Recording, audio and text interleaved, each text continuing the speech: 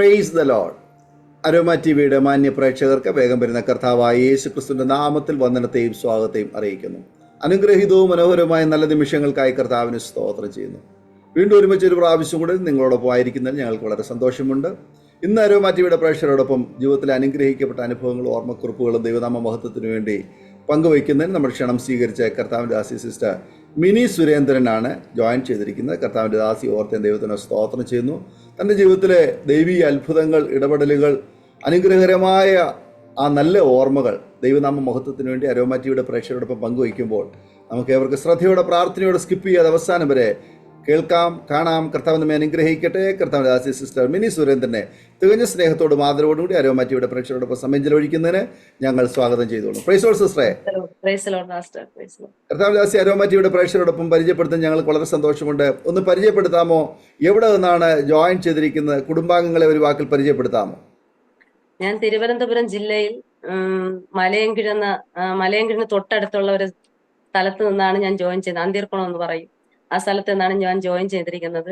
എനിക്ക് 2 കുഞ്ഞുങ്ങളും കർത്താവിന്റെ ദാസനും, ഞങ്ങൾ 4 പേരും അടങ്ങുന്ന കുടുംബമാണ് എൻ്റെ കുടുംബം. ഇങ്ങനെ ഈ ദേശത്തായിരുന്നു ഞങ്ങൾ കർത്താവിന്റെ വേല ചെയ്യുന്നു. ഓക്കെ, കർത്താവിന്റെ ദാസിയെ പരിചയപ്പെടുത്തിൽ വളരെ സന്തോഷമുണ്ട്. കർത്താവ് അനുഗ്രഹിക്കട്ടെ. കുടുംബമായി കർത്താവിന് വേണ്ടി ഏറെ പ്രയോജനപ്പെടുക. ദൈവം നിങ്ങളെ സഹായിക്കട്ടെ എന്ന് ആശംസിക്കുന്നു, പ്രാർത്ഥിക്കുന്നു. അരോമ ടി വിയുടെ പ്രേക്ഷകരോടൊപ്പം കർത്താവിന്റെ ദാസിക്ക് പറയുവാൻ ആഗ്രഹിക്കുന്ന കാര്യങ്ങൾ, ബാല്യകാലം മുതൽ ഇന്നേ വരെ നടത്തിയതായ ദൈവീയ അനുഭവങ്ങൾ, നല്ല ഓർമ്മകൾ ദൈവം നമ്മ മഹത്വത്തിന് വേണ്ടി തുടർമാനമായി സംസാരിക്കാം. ദൈവനാമത്തിന് മാത്രം ഉണ്ടാകട്ടെ. എനിക്ക് ഈ പകൽക്കാലം അരോമ ടി വിയുടെ ആ ചാനലുമായിട്ട് എൻ്റെ ദൈവത്തിന്റെ സന്നിധിയിലായിരുന്നു. കർത്താവും ചെയ്ത അത്ഭുതങ്ങളും അടിയന്റെ ജീവിതത്തിൽ ചെയ്ത ഓരോ നല്ല കാര്യങ്ങളൊക്കെ പറയുവാൻ എൻ്റെ ജീവിതത്തിൽ ദൈവം ഒരുക്കി തന്ന നല്ല അവസരത്തിനായിട്ട് ഞാൻ ദൈവത്തിന് നന്ദി പറയുന്നു. അതിനായിട്ട് എനിക്ക് അങ്ങനെ ഒരു അവസരം ഒരുക്കി തന്ന ഡാനിയൽ പാസ്റ്ററിനും കുടുംബത്തിനും എൻ്റെ നന്ദിയെ ഞാൻ അറിയിക്കുന്നു. ദൈവനാമം ഇന്ന് പകൽക്കാലം മഹത്വപ്പെടുവാൻ സഹായിക്കട്ടെ. എൻ്റെ ജീവിതത്തിലെ എൻ്റെ സാക്ഷ്യം അത് മറ്റുള്ളവർക്ക് ഒരു അനുഗ്രഹമായി തീരുമെന്നുള്ള ആ വിശ്വാസത്തോടെ ഇന്ന് പകൽക്കാലം ഞാൻ എൻ്റെ ജീവിതാനുഭവങ്ങളെ ദൈവസന്നിധിയിൽ പങ്കുവയ്ക്കുന്നു. എൻ്റെ കുട്ടിക്കാലത്തെ ജീവിതം എന്ന് പറയുന്നത്, ഞാൻ ജനിച്ച് ഓർമ്മ വെച്ച നാൾ മുതൽ എൻ്റെ പിതാവ് ഒരു തികഞ്ഞ മദ്യപാനിയായിട്ടാണ് ഞാൻ കണ്ടു വളർന്നത്. എൻ്റെ അമ്മ എന്നോട് പറഞ്ഞിട്ടുണ്ട്, ഞാൻ ജനിച്ച് 9 മാസം ആകുന്നത് വരെ എൻ്റെ പിതാവ് കുടിക്കുകയില്ലായിരുന്നു, മദ്യപിക്കില്ലായിരുന്നു. അത് കഴിഞ്ഞിട്ട് നല്ല മദ്യപാനിയായി എൻ്റെ പിതാവ് മാറുവാനിടയായി തീർന്നു. അപ്പോ എൻ്റെ പിതാവിന്റെ കുടുംബം എന്ന് പറഞ്ഞാൽ അവർ ഹിന്ദു കുടുംബമാണ്. അതുകൊണ്ട് അവര് ദൈവത്തെ ഒന്നും അറിഞ്ഞിട്ടില്ല. എൻ്റെ മാതാവിന്റെ കുടുംബം അവര് ക്രിസ്ത്യാനിയാണെങ്കിലും അങ്ങനെ പണ്ട് കാലങ്ങൾ അറിയാമല്ലോ, അങ്ങനെ ദൈവത്തെ അധികമായിട്ടൊന്നും പ്രസാദിപ്പിക്കാനോ അങ്ങനെ ദൈവത്തെ ആരാധിക്കാൻ പോകുന്ന ഒരു കുടുംബമല്ലായിരുന്നു. എന്നാൽ എൻ്റെ അമ്മ സഹോദരങ്ങൾ 8 പേരാണ്. എൻ്റെ അമ്മ കുഞ്ഞിലെ, അമ്മയ്ക്ക് 4 വയസ്സുള്ളപ്പോൾ തന്നെ അവർ മരണപ്പെടുവാനിടയായി. പിന്നെ എൻ്റെ അപ്പൂപ്പനാണ് ഈ 8 മക്കളെയും വളർത്തി അവരെ കെട്ടിച്ചയക്കുകയൊക്കെ ചെയ്തു. അതുകൊണ്ട് അന്നത്തെ ആ സാമ്പത്തിക സ്ഥിതിക്ക് അനുസരിച്ച് അങ്ങനെയുള്ളൊരു കുടുംബത്തിലേക്ക് അങ്ങനെയൊന്നും ആദ്യമൊന്നും ആ നാളുകളിലൊന്നും അങ്ങനെയൊന്നും അല്ലായിരുന്നു. അതുകൊണ്ട് അങ്ങനെയൊക്കെ വിവാഹം കഴിച്ച് അയക്കുവാൻ ഇടയായി തീർന്നു. എന്നാൽ അവിടെ ചെന്ന് 9 മാസം വരെ അസമാധാനമൊന്നും ഇല്ലാത്ത ഒരു ഭവനമായിരുന്നു. എന്നാൽ അത് കഴിഞ്ഞ് പണ്ടൊക്കെ അവർ സ്വന്തമായിട്ട് മദ്യം ഉണ്ടാക്കി വിറ്റും കുടിക്കുന്ന ഒരു കുടുംബമായിരുന്നു. അതൊക്കെ പിന്നീടാണ് ഇവർക്കൊക്കെ അറിയാൻ കഴിഞ്ഞത്. അപ്പൂപ്പന്റെ ആ കഷ്ടപ്പാടിന്റെ നടുവിൽ ഇത്രയും 5 പെൺമക്കളും 3 ആൺമക്കളുമാണ്. അപ്പൊ അതിനുള്ള സാമ്പത്തിക സ്ഥിതിയൊന്നും ഇല്ലാത്തത് കൊണ്ട് അവർക്ക് പിന്നെ ഉള്ളത് കൊടുത്ത് കെട്ടിച്ചു കൊടുക്കാൻ ഇടയായി തീർന്നു. അങ്ങനെ എന്നെ പ്രസവിച്ച് 9 മാസത്തോളം എന്റെ മാതാവ് സമാധാനം അനുഭവിക്കാൻ ഇടയായി തീർന്നു. അത് കഴിഞ്ഞ് അസമാധാനത്തിന്റെ നാളുകളായിരുന്നു. അപ്പോൾ എന്റെ കുട്ടിക്കാലം എന്ന് പറഞ്ഞാൽ ഓർമ്മ വെച്ച നാൾ മുതൽ എൻ്റെ പിതാവ് ഭവനത്തിനകത്തൊരു സന്തോഷമോ സമാധാനമോ എൻ്റെ മാതാവിന് കൊടുക്കാത്തത് കണ്ട് വളർന്നാണ് ഞാൻ വളർന്നു വന്നത്.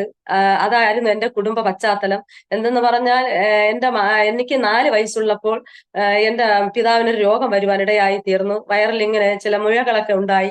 അപ്പൊ അതുവരെയും പിതാവ് നല്ലൊരു മേസ്തിരി, കെട്ടിടപ്പണി ചെയ്യുന്ന ഒരാളായിരുന്നു. അപ്പോൾ നല്ല പണികളൊക്കെ ഉള്ള സമയം അവർക്കൊക്കെ അപ്പോഴൊക്കെ 250 രൂപയൊക്കെയാണെന്ന് തോന്നുന്നു ശമ്പളമുള്ളത്. അതിൽ നിന്ന് 15 രൂപയാണ് എൻ്റെ അമ്മയ്ക്ക് ഒരു ദിവസത്തെ ചെലവിന് വേണ്ടി കൊടുക്കുന്നത്. അതുകൊണ്ട് എല്ലാം വാങ്ങിച്ച് ഭവനത്തിൽ എല്ലാ ആഹാരം ഉണ്ടാക്കണം. എന്നാൽ ആ സമയത്തൊക്കെ എന്റെ പിതാവിന് എനിക്ക് 4 വയസ്സ്, ഞാൻ 4ാം ക്ലാസ്സിൽ പഠിക്കുമ്പോൾ എന്റെ പിതാവിന് ഒരു രോഗം വരുവാനിടയായി തീർന്നു. അങ്ങനെ ആശുപത്രിയിലായി ഓപ്പറേഷൻ ഒക്കെ കഴിഞ്ഞ് ഭവനത്തിൽ വന്നപ്പോൾ ഞങ്ങൾക്ക് എന്റെ അനുജത്തിയും ഞാനുമായിട്ട് 1.5 വയസ്സിന്റെ വയസ്സ് വ്യത്യാസമേ ഉള്ളൂ. എനിക്കൊരു അനുജത്തി ഉണ്ട്. അപ്പൊ അങ്ങനെ വന്നപ്പോ ഞങ്ങൾക്ക് ആഹാരം തരുവാനെന്നുള്ള ഒരു സാമ്പത്തിക സ്ഥിതി ഒന്നും ഇല്ലാത്തതുകൊണ്ട് എന്റെ മാതാവ് ജോലിക്ക് ഇറങ്ങുവാൻ ഇടയായി തീർന്നു. മേസ്തിരിമാരുടെ കൂടെ തന്നെ, കെട്ടിടപ്പണിക്കാരുടെ കൂടെ തന്നെ അവര് കയ്യാള് ജോലിക്കായിട്ട് ഇങ്ങനെ പോകാൻ തുടങ്ങി. അപ്പൊ എന്റെ പിതാവിനെ നോക്കിയത് ഞാനാണ്.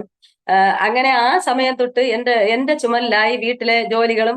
കുഞ്ഞുനാളിലെ ഞാൻ എല്ലാ ജോലികളും, അടുക്കള പണികളൊക്കെ എനിക്ക് പറഞ്ഞു തന്നു എന്റെ അമ്മ എന്നെ പഠിപ്പിക്കാൻ ഇടയായി തീർന്നു. പക്ഷെ അന്നൊക്കെ ഞങ്ങൾ ആ ദേശത്തൊന്നും ആരാധനാലയങ്ങളില്ല. CSI എന്നിട്ട് ഒരു കത്തോലിക്ക ചർച്ച് ഉണ്ട്, അവിടെ പോകും. അതൊന്നും പോയതായിട്ടൊന്നും എനിക്ക് ഓർമ്മയില്ല, ആ ചർച്ചിൽ പോയതായിട്ടൊന്നും.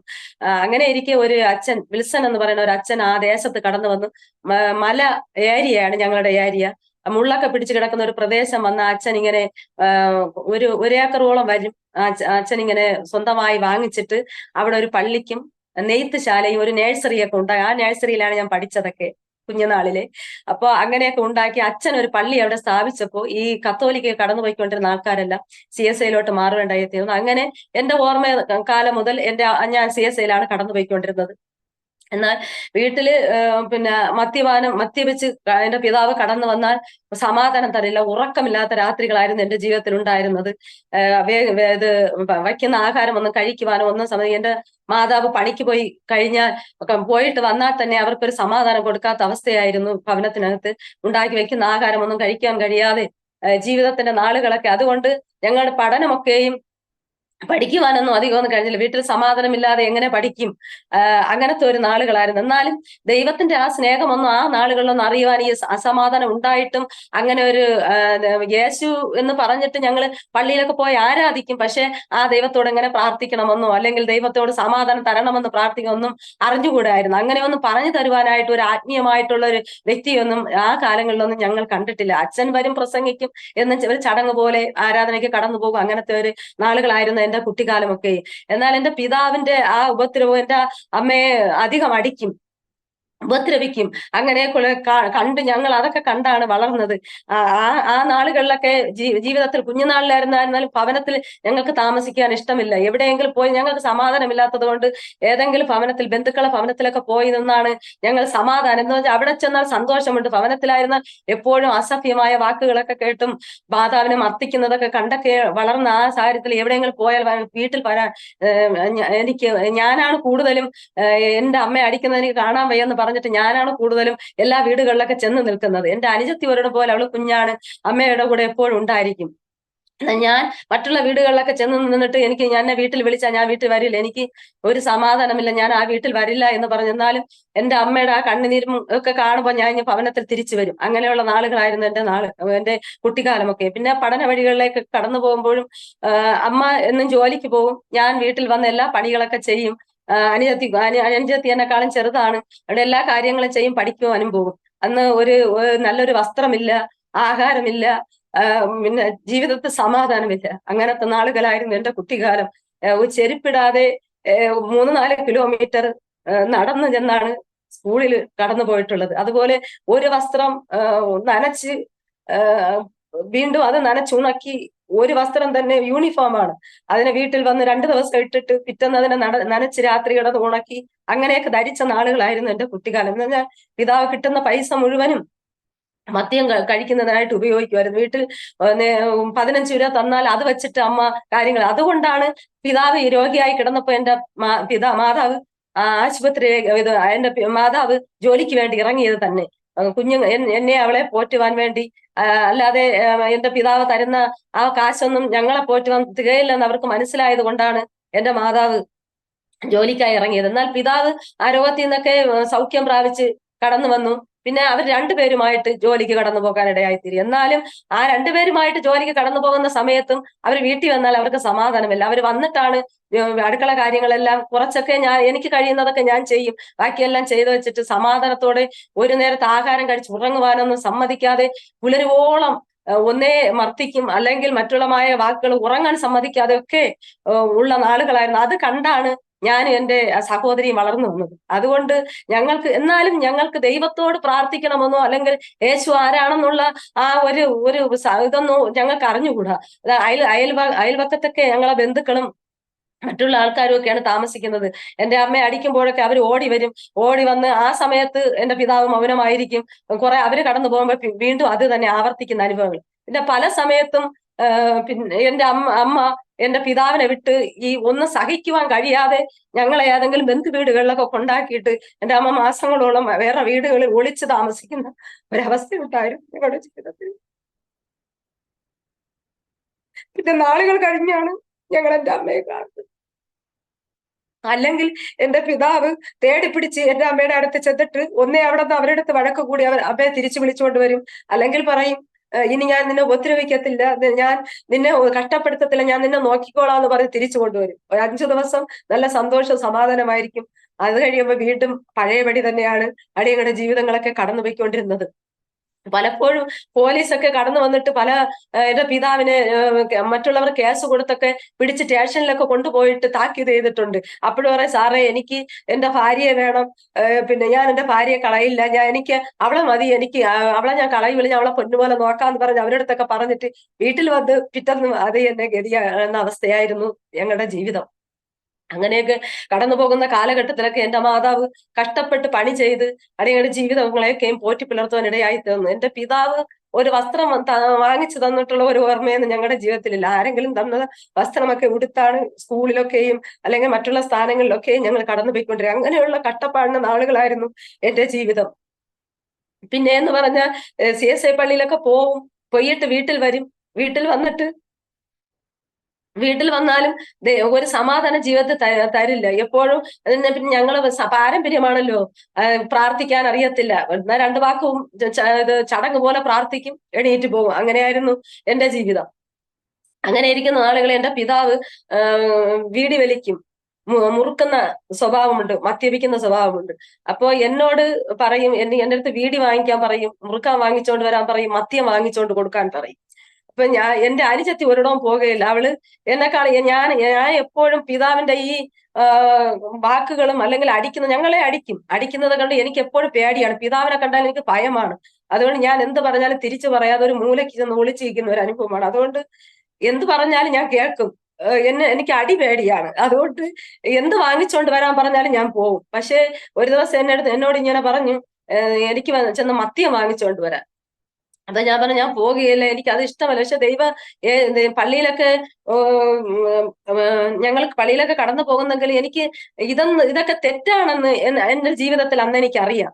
ഈ ചെയ്യുന്നതൊക്കെ, ഈ മുറുക്കുന്നതും വീടി വലിക്കുന്നതും മദ്യപിക്കുന്നതൊക്കെ തെറ്റാണ്, അത് പാവമാണെന്ന് എനിക്കറിയാം. അത് എന്റെ കൈ കൊണ്ട് പോലെ എനിക്ക് തൊടുന്നത് ഇഷ്ടമല്ലായിരുന്നു. അതൊന്ന് എടുത്തുകൊണ്ട് വരാൻ പറഞ്ഞാൽ പോലെ ഞാൻ മനസ്സിനകത്ത് ഭാരപ്പെട്ട് വേദനിച്ചുമൊക്കെയാണ് കൈ കൊണ്ട് എടുത്തുകൊണ്ട് കൊടുക്കുന്നത് തന്നെ. ദൂരെ ഇരുന്നിട്ട് പറയാം, മുറുക്കാനിങ്ങടാ, വീടി ഇങ്ങടെന്നൊക്കെ പറഞ്ഞിട്ട് പറയുമായിരുന്നു. അങ്ങനെ ഒരു ദിവസം എന്നെ ഇങ്ങനെ മദ്യം വാങ്ങിക്കാനായിട്ട്, ഒരു ദിവസമല്ല പല ദിവസം പറഞ്ഞു. ഞാൻ കരഞ്ഞുകൊണ്ട്, ഞാൻ മദ്യം വാങ്ങിക്കാൻ പോകുന്നത് കുപ്പിയൊന്നും എടുത്തോണ്ടല്ല, തൂക്കുപാത്രവുമായിട്ടാണ് റോഡിലൂടെ കടന്നത്. തൂക്കുപാത്രം കൊണ്ട് പോകുന്നതെന്ന് പറഞ്ഞാൽ ആൾക്കാർ ചോദിക്കും എവിടെ പോകുന്നതെന്ന്. അപ്പൊ പറയാം, ഞാൻ ചായ വാങ്ങിക്കാൻ പോവുകയാണ് എന്ന് പറയും. എന്ന് വെച്ചാൽ ചായ അല്ല, മദ്യം വാങ്ങിക്കാൻ പോകണമെന്ന് പറഞ്ഞാൽ മറ്റുള്ളവർ പറഞ്ഞാൽ നാണക്കേടല്ലേ. അതുകൊണ്ട് എന്റെ അമ്മ പറയും, നീ തൂക്കുപാത്രം എടുത്തോണ്ട്, അതുകൊണ്ട് ആരും ചോദിക്കുകയില്ല ചായ, അല്ലെങ്കിൽ നിന്നെ അടിക്കും എന്ന് പറയും. അങ്ങനെ ഞാൻ ഇങ്ങനെ തൂക്കുപാത്രമായിട്ട് ഞാൻ കരഞ്ഞുകൊണ്ട് ഈ തൂക്കുപാത്രവുമായിട്ട് അങ്ങറ്റം തൊട്ട് ഇങ്ങറ്റം വരെ കരഞ്ഞുകൊണ്ട് ഈ തൂക്കുപാത്രമായിട്ട് ഞാൻ ഭവനത്തിൽ കടന്നു വരും. അങ്ങനെ പല നാളുകൾ. അങ്ങനെ ഒരു ദിവസം എന്നാലും ഞാൻ എന്റെ യേശുവിനോട് യേശുവിനോട് സ്നേഹമില്ലെങ്കിലും യേശുവിനെയാണല്ലോ പ്രാർത്ഥിക്കുന്നതെന്ന് പറഞ്ഞൊക്കെ എന്റെ മനസ്സിൽ പ്രാർത്ഥിക്കും, ദൈവമേ എന്റെ കഷ്ടപ്പാട് അല്ലെങ്കിൽ എന്റെ കുടുംബത്തിന്റെ കഷ്ടപ്പാട് എന്ന് ഞങ്ങളുടെ ജീവിതത്തിൽ തീരും എന്നൊക്കെ ഇങ്ങനെ മനസ്സിലൊക്കെ ചിന്തിച്ച് ഭാരപ്പെട്ട് വേദനപ്പെട്ട് റോഡിലൂടെയൊക്കെ കരഞ്ഞുകൊണ്ട് നടക്കുന്ന ഒരു കുട്ടിക്കാലം ഉണ്ടായിരുന്നു എന്റെ ജീവിതത്തിൽ. എന്റെ അയൽപക്കങ്ങളിലെ കുടുംബങ്ങളിലൊക്കെ എന്റെ അമ്മയുടെ സഹോദരിമാരൊക്കെയാണ് ചുറ്റും താമസിക്കുന്നത്. എന്റെ ഭവനത്തിലൊക്കെ വഴക്കും പ്രശ്നങ്ങളൊക്കെ നടക്കുമ്പോൾ ചിലപ്പോഴൊക്കെ അവരൊക്കെ ചിരിക്കും. ആരും ഒരു വിളി കേട്ടാൽ പോലും വരാത്ത അനുഭവം ഉണ്ടായിരുന്നു ജീവിതത്തിന്റെ ഓരോ നിമിഷവും. അങ്ങനെയൊക്കെ സമാധാനമില്ലാത്ത നാളുകളൊക്കെ എന്റെ ജീവിതത്തിൽ കടന്നു വന്നു. അപ്പോൾ ഞാൻ ഒരു ദിവസം ഇങ്ങനെ ഞാൻ മദ്യം സ്ഥിരം വാങ്ങിക്കാൻ പോകുന്നത് അതൊരു കാട്ടിന്റെ മധ്യത്തിലാണ് ആ മദ്യം ഇങ്ങനെ ഒഴിക്കുന്നത്. അവിടെ വന്ന് അനേക പുരുഷന്മാരൊക്കെ ഇങ്ങനെ വന്ന് മദ്യം കുടിക്കുവാനായിട്ട് കടന്നു വരും. അങ്ങനെ ഒരു ദിവസം ആ മത്തി ഒഴിക്കുന്ന ആള് തന്നെ എന്റെ വീട്ടിൽ കടന്നു വന്നിട്ട് പറഞ്ഞു, ദൈവമായിരിക്കും അയാളുടെ മനസ്സിലങ്ങ് തോന്നിച്ചത്. വന്നിട്ട് പറഞ്ഞു, എന്റെ പിതാവിനെ വിളിച്ചിട്ട് പറഞ്ഞു, അണ്ണാ ഇനി ഒരിക്കലും ഈ കൊച്ചിനെ പറഞ്ഞ് ഇന്ന് മദ്യം വാങ്ങിക്കുവാൻ വിടരുത്, അവിടെ പല തരത്തിലുള്ള ആൾക്കാരാണ് കടന്നു വരുന്നത്, ഇനി മേലാല് ഈ കൊച്ചിനെ പറഞ്ഞ് അങ്ങോട്ട് വിടരുതെന്ന് പറഞ്ഞ് വഴക്ക് പറഞ്ഞിട്ട് പോകാനിടയായി തീർന്നു. അതിനുശേഷം പിന്നെ എന്നെ പറഞ്ഞു വിടില്ല, പിതാവ് പോയി മദ്യപിക്കും. അങ്ങനെയൊക്കെയുള്ള നാളുകളായിരുന്നു. പിന്നെ രാത്രി ഉണ്ടാക്കി വെക്കുന്ന ആഹാരം കഴിക്കാൻ സമ്മതിക്കില്ല. ഞങ്ങളെ വീട് ഒരു കൊച്ചു വീടാണ്, ഒരു കൊച്ചുമുറി, ഒരു കൊച്ചടുക്കളയും ഓലപ്പുരയായിരുന്നു ഞങ്ങളുടെ വീട്. മഴ വന്നാൽ ആ ഓലയുടെ ഇറുക്കൽ മാത്രം കാണുന്ന ഒരു അനുഭവത്തിലും ഒരു വാതിൽ പോലും ഇല്ലാതെ എന്റെ നല്ല കുട്ടിപ്രായത്തിലും എന്റെ യൗവനകാലത്തിലൊക്കെ ഞാൻ ജീവിക്കുവാനിടയായി തീർന്നു. എന്നാൽ ആ ആ ഒരു അടുക്കളയുടെ ഒരു ഭാഗത്ത് ഒരു വാതിലാണ്, അതിന്റെ താഴ്ഭാഗത്ത് കിണറാണ്. അപ്പൊ ഞങ്ങളെ വീട് ഉയർന്നാണ് ഇരിക്കുന്നത്, കിണർ താഴ്ന്നാണ് ഇരിക്കുന്നത്. കലത്തോടെ എടുത്ത് ആ ചോറെല്ലാം വെള്ളമില്ലാതിരിക്കുന്ന സമയങ്ങളുണ്ട് കിണറ്റില്. ആ കലത്തോടെ മൺകലത്തിലാണ് ചോറ് വെക്കുന്നത്. അത് കലത്തോടെ എടുത്ത് ചിലപ്പോൾ പിതാവ് കഴിക്കും, ചിലപ്പോൾ കഴിക്കുകയില്ല. അതോടെ എടുത്ത് അതിനകത്ത് ഇടുന്ന ഒരു അനുഭവങ്ങൾ ഉണ്ടായിരുന്നു. ചിലപ്പോൾ നമുക്ക് കഴിക്കാൻ കഴിയത്തില്ല, അങ്ങനത്തെ അനുഭവങ്ങളായിരുന്നു. പിന്നെ ഉറക്കമില്ല, ഉറങ്ങാതെ വിളകളിലൊക്കെ ചെന്നിരുന്ന് നേരം വെളുപ്പിക്കുന്ന അനുഭവങ്ങൾ എന്റെ അമ്മയുടെ, എന്റെ കുഞ്ഞനുജത്തിയുടെ ഒക്കെ നാളുകളായിരുന്നു ഞങ്ങളുടെ ജീവിതത്തിൽ അസമാധാനത്തിന്റെ നാളുകൾ. പക്ഷെ അപ്പോഴൊന്നും ഒരിക്കൽ പോലും മരിക്കണമെന്നുള്ള ചിന്ത ജീവിതത്തിൽ കടന്നു വന്നിട്ടില്ല. ആത്മഹത്യ, അതൊക്കെ പേടിയായിരുന്നു ജീവിതത്തിൽ. പലരും ആത്മഹത്യയൊക്കെ, പണ്ടൊക്കെ ആത്മഹത്യ എന്ന് പറഞ്ഞാൽ ഒന്നോ രണ്ടോ ഒക്കെ കേൾക്കത്തുള്ളൂ. പക്ഷെ ഇന്ന് അങ്ങനെയല്ല. ഇന്ന് ലോകം മൊത്തവും എന്തെങ്കിലും ഒരു ചെറിയ പ്രശ്നങ്ങൾ, നിസ്സാര കാര്യങ്ങൾ വന്നാലും ആത്മഹത്യയിലേക്ക് നയിക്കുന്ന ഒരു പ്രവണതയാണ് ഇപ്പോഴുള്ളത്. പക്ഷെ അന്നൊക്കെ ഈ കഷ്ടതകളും ഭാരങ്ങളൊക്കെ ജീവിതത്തിലൊക്കെ ഒരുപാട് ജീവിതത്തിൽ കൊണ്ടിട്ടുണ്ട്. ഒരു കാരണവും ഇല്ലാതെ ചിലപ്പോ മാതാവിനെ അടിക്കുമ്പോഴായിരിക്കും ചെന്ന് പിടിക്കുന്നത്, അല്ലെങ്കിൽ നിസാര കാര്യങ്ങൾ പറഞ്ഞായിരിക്കും ഉപദ്രവിക്കുന്നത്. അങ്ങനെയൊക്കെയുള്ള നാളുകൾ. എന്നാൽ ആ സമയത്തും ചിന്തിക്കും, ജീവിതത്തിൽ ഒരു സമാധാനമില്ലല്ലോ എന്ന് മാത്രം ചിന്തിച്ച് ആരോട് പ്രാർത്ഥിക്കുക, അങ്ങനെ യേശുവിനോട് പ്രാർത്ഥിക്കുക, ദൈവത്തെ അറിഞ്ഞിട്ടില്ലല്ലോ, അല്ലെങ്കിൽ അതൊക്കെ പറഞ്ഞു തരാൻ, സമാധാനം തരുന്ന ഒരു ദൈവമുണ്ടെന്ന് പറഞ്ഞു തരുവാനായിട്ട് ആരും ആ നാളുകളില്ലായിരുന്നു. CSI കടന്നു പോകും, അവരൊരു വചനമെടുത്ത് എന്നും പ്രസംഗിക്കും പോലെ പ്രസംഗിക്കും, അത് കേൾക്കും, വീട്ടിൽ വരും. പക്ഷെ വീട്ടിൽ വന്നാൽ പഴയപടി എന്നെ ജീവിതത്തിന്റെ അവസ്ഥകളൊക്കെ. എന്നാലും അപ്പോഴൊന്നും മരിക്കണമെന്ന് അല്ലെങ്കിൽ ആത്മഹത്യ ചെയ്യണമെന്നൊന്നും ഒരു ചിന്തയും ഞാൻ 8ലും 9ലും 10ാം ക്ലാസ്സിലൊക്കെ പഠിക്കുമ്പോഴൊക്കെ ഉള്ള ആ കാലത്തൊന്നും, അപ്പോഴൊക്കെ വീട്ടിൽ അസമാധാനമാണ്. പക്ഷെ അങ്ങനെ ഒരു ചിന്ത എന്റെ ജീവിതത്തിൽ കാണാൻ, അതൊക്കെ ദൈവത്തിന്റെ പ്രവൃത്തിയായിരിക്കാം. അല്ലെങ്കിൽ എന്നെ ഈ ലോകത്തുനിന്ന് മൺമറഞ്ഞു പോകേണ്ടതായിരുന്നു. കർത്താവിന്റെ ആ സ്നേഹം, അല്ലെങ്കിൽ എന്നെ ദൈവത്തിന് ഉദ്ദേശം, ഒരു പദ്ധതിക്ക് വേണ്ടി ദൈവം കണ്ടിരുന്നത് കൊണ്ടാണ് ദൈവം ആ നാളുകളിൽ എന്നെ നിർത്തിയതെന്ന് ഞാൻ എന്ന് നന്ദിയോടെ ഓർക്കുന്നു. ആ ദൈവത്തിന് എത്ര നന്ദി പറഞ്ഞാലും മതി വരാത്ത ആ ദൈവ സ്നേഹം എന്നെ ആ നാളുകളിൽ താങ്ങി നിർത്തിയത് ഓർത്ത് ഞാൻ ദൈവത്തിന്, കർത്താവിന്റെ വചനം പറഞ്ഞതുപോലെ, നീ എന്നെ അറിയാതിരിക്കെ ഞാൻ നിന്നെ ഓമന പേര് ചൊല്ലി വിളിച്ചിരിക്കുന്നു. ദൈവത്തിന്റെ വചനം പറഞ്ഞതുപോലെ കർത്താവിനെ അറിയാത്ത കാലത്തിലും ആ ദൈവത്തെ എന്നെ മാറോടടച്ച ആ സ്നേഹം ഇന്ന് ഞാൻ പലപ്പോഴും ചിന്തിച്ച് എന്റെ ജീവിതത്തിൽ ഞാൻ കരയാറുണ്ട്. പഴയകാല ഓർമ്മകളൊക്കെ ഞാൻ ഒരിക്കലും മറക്കുകയില്ല. എപ്പോഴും ഞാൻ ദൈവത്തിൽ ചെന്നിരിക്കുമ്പോൾ എന്റെ മുൻപിൽ കടന്നു വരുന്നതൊക്കെ എന്റെ ആ കുട്ടിക്കാലവും എന്റെ യൗവനകാലവും ഒക്കെ ഞാൻ അനുഭവിച്ച കഷ്ടതകളൊക്കെ എന്റെ മുൻപിൽ എന്റെ ദൈവം കൊണ്ടുവരും. ഒന്നുകൂടെ ഓർത്ത് ദൈവത്തെ മഹത്വപ്പെടുത്തുവാനും സ്തുതിക്കുവാനും ഒക്കെ ദൈവം എന്റെ ജീവിതത്തെ സഹായിച്ചിട്ടുണ്ട്. എന്റെ മാതാവ് പറഞ്ഞ ഒരു അനുഭവം എനിക്കറിയാം. എന്റെ മാതാവിന്റെ അമ്മ നല്ലൊരു ദൈവഭക്തയായിരുന്നു. അവര് ഞങ്ങൾക്ക് CSI ചർച്ചിൽ, അവർ അന്ന് CSI ചർച്ച് കടന്ന ഒരു ചർച്ചയുള്ളത് മലയങ്കീഴ് എന്ന് പറയുന്ന ഒരു സ്ഥാനത്താണ്. അവിടെ ഒരു 5-6-7 കിലോമീറ്റർ പോകണം. പക്ഷെ ആ മാതാവ് എല്ലാ ഞായറാഴ്ചയും പള്ളിയിൽ പോകും. മരുന്ന് ഉപയോഗിക്കത്തില്ല. അവര് ഈ നമ്മുടെ തിരുവനന്തപുരത്തെ ചാലയിൽ നടന്നാണ് കച്ചവടവും പുളിക്കച്ചവടമാണ് അവർ നടത്തി മക്കളെ വളർത്തിയതൊക്കെ. അപ്പൊ അമ്മ പറയും, അവര് എല്ലാ വെള്ളിയാഴ്ചയും ഉപവസിക്കും. പിന്നെ അവര് നല്ലൊരു ഭക്തിയായിരുന്നു, മരുന്ന് ഉപയോഗിക്കത്തില്ല. പക്ഷെ അമ്മയുടെ 4ാമത്തെ വയസ്സിൽ അവർ മരണപ്പെടുവാൻ ഇടയായി തീർന്നു. അപ്പോൾ ഞാൻ ഇങ്ങനെയൊക്കെ അത് കഴിഞ്ഞ് എന്റെ ഈ 10ാം ക്ലാസ്സിലെ പഠനം, 10ാം ക്ലാസ്സിലൊക്കെ ആ സമയത്തൊക്കെ ജീവിതത്തിൽ ഒരു സമാധാനമില്ല, പഠിക്കുവാൻ കഴിയത്തില്ല. നമ്മൾ ഈ കുട്ടിക്കാലം മുതലേ ഇതൊക്കെ കണ്ടു വളർന്നത് കൊണ്ട് നമ്മുടെ ജീവിതത്തിലൊക്കെ ഒരു മരവിപ്പാണ്, അല്ലെങ്കിൽ ഒരു മടുത്ത ജീവിതം. അതുകൊണ്ട് പഠനത്തോടോ അതിനോടൊന്നും ഒരു താല്പര്യമില്ലാത്ത നാളുകളായിരുന്നു ജീവിതമൊക്കെ. അതുകൊണ്ട് 10ാം ക്ലാസ് വരെ എനിക്ക് പഠിക്കാനായിട്ട് പറ്റിയുള്ളൂ. അത് കഴിഞ്ഞ് ഞാൻ എന്റെ പഠനമൊക്കെ നിർത്തി. അങ്ങനെ ജീവിതത്തിൽ മുന്നോട്ട് പോയിക്കൊണ്ടിരിക്കുന്ന നാൾ എന്റെ അമ്മ എപ്പോഴും പറയും. അപ്പൊ ഞാൻ ഇങ്ങനെ CSI പള്ളിയിലൊക്കെ പോകുമ്പോൾ ഒരു ദിവസം ഒരു പാസ്റ്റർ ബ്രദർ എന്നാണ് അവർ പറഞ്ഞത്, ഒരു ദിവസം പ്രസംഗിക്കാനായിട്ട് ഒരു ബ്രദർ ആ ചർച്ചിൽ കടന്നു വന്നിട്ട് അന്നാണ് എന്റെ ജീവിതത്തിൽ ഞാൻ ഏറ്റവും, അപ്പൊ അതിനു മുമ്പായിട്ട് 8ലും 9ലും ഒക്കെ പഠിക്കുമ്പോൾ അവിടെ ആദ്യമായിട്ട് ഞങ്ങൾ ആ ദേശത്ത് ഒരു ബ്രദറൻ സഭ വന്നു. അവിടെ സഭാരാധനയൊന്നുമില്ല, എല്ലാ ആഴ്ചയിലും ബൈബിൾ ക്ലാസ്.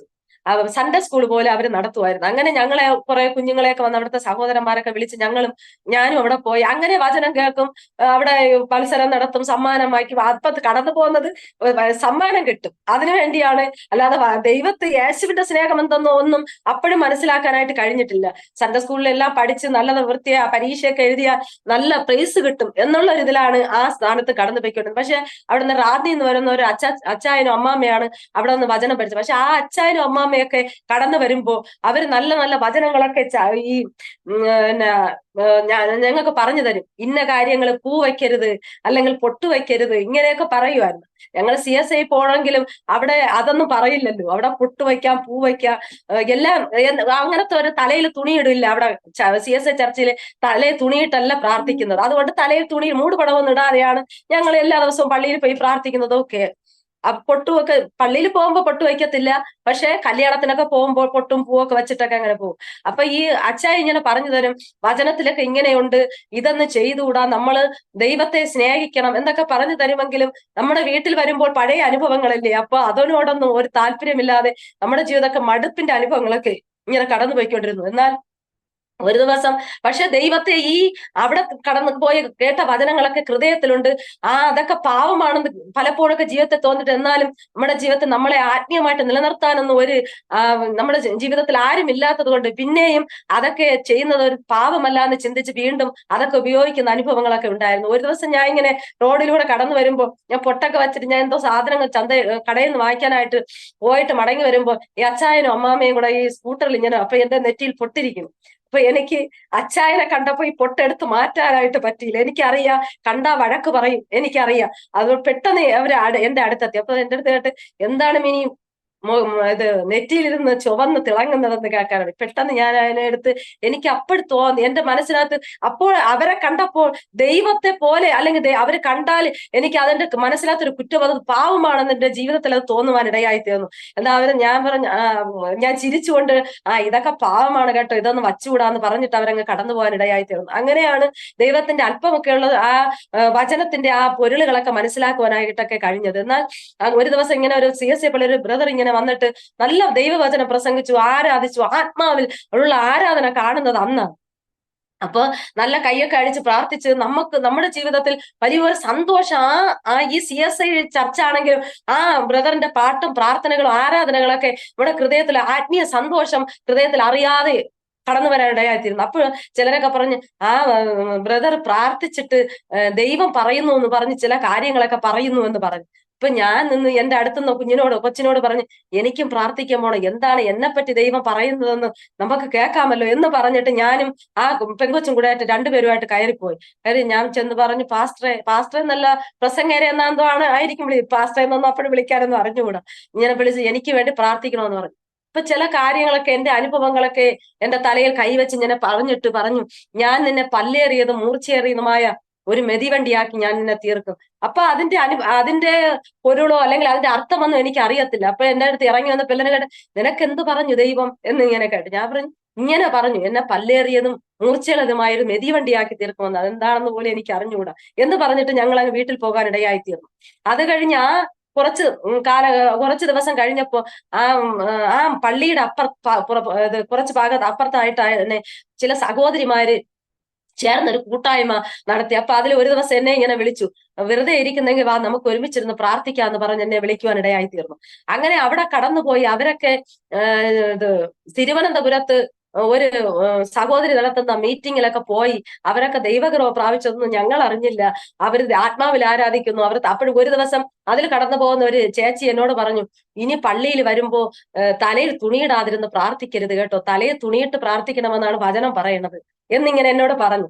അതുവരെയും നമ്മൾ വചനം വായിക്കും, പക്ഷെ എന്നോട് പള്ളിയിലൊക്കെ ഒരു സുവിശേഷ വേദഭാഗമൊക്കെ തന്ന ഞാൻ വിറച്ചുകൊണ്ടാണ് പള്ളിയിൽ അവിടെ ചെന്ന് വായിക്കുന്നത്. എന്റെ അമ്മ എപ്പോഴും പറയും, എന്നാണ് നീ വായിക്കുന്നത്? അമ്മയും വരും പള്ളിയിൽ, പിതാവ് വരികയില്ല, എന്നാണ് നീ വായിക്കുന്നത്? ഞാൻ കഴിച്ചു പോകുമ്പോ കാലും കൈയൊക്കെ വിറച്ചിട്ടാണ് അവിടെ ചെന്ന് നിന്ന് വിക്കിയാണ് 2 വാക്ക് വായിച്ചിട്ട് തിരിച്ചു വരുന്നത്. അപ്പൊ എന്നോട് പറഞ്ഞു, നീ ഇനി എല്ലാ ഞായറാഴ്ചയും വരുമ്പോ അല്ലെങ്കിൽ പ്രാർത്ഥനയ്ക്ക് വരുമ്പോ തലയിൽ തുണിയൊക്കെ ഇട്ട്, അതാണ് ദൈവം വചനത്തിൽ പറയുന്നതെന്ന് പറയും. അങ്ങനെ ആ ചേച്ചി അന്ന് പറഞ്ഞതിന്റെ അന്ന് മുതൽ ഞാൻ തലയിൽ എന്ന് പോയാലും ഒരു ഷാള് പോലൊരു ഒരു തുണി എടുത്ത് എന്റെ തോളിൽ കൂടെ ഇട്ടിരിക്കും. അതും കൊണ്ടുപോയി ഞാൻ തലയിൽ തുണിയിട്ട് പ്രാർത്ഥിക്കുമായിരുന്നു.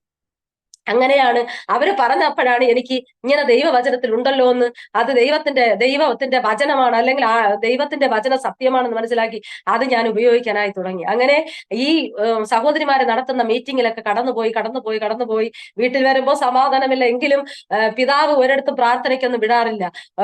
ഭവനത്തിൽ കിടന്ന് എവിടെ ഇത്രയും നേരം പോയിരുന്നു ഒന്നേ അടിക്കും, അല്ലെങ്കിൽ വേണ്ടാത്ത വാക്കുകളൊക്കെ പറഞ്ഞ് മനസ്സ് വേദനിപ്പിക്കും.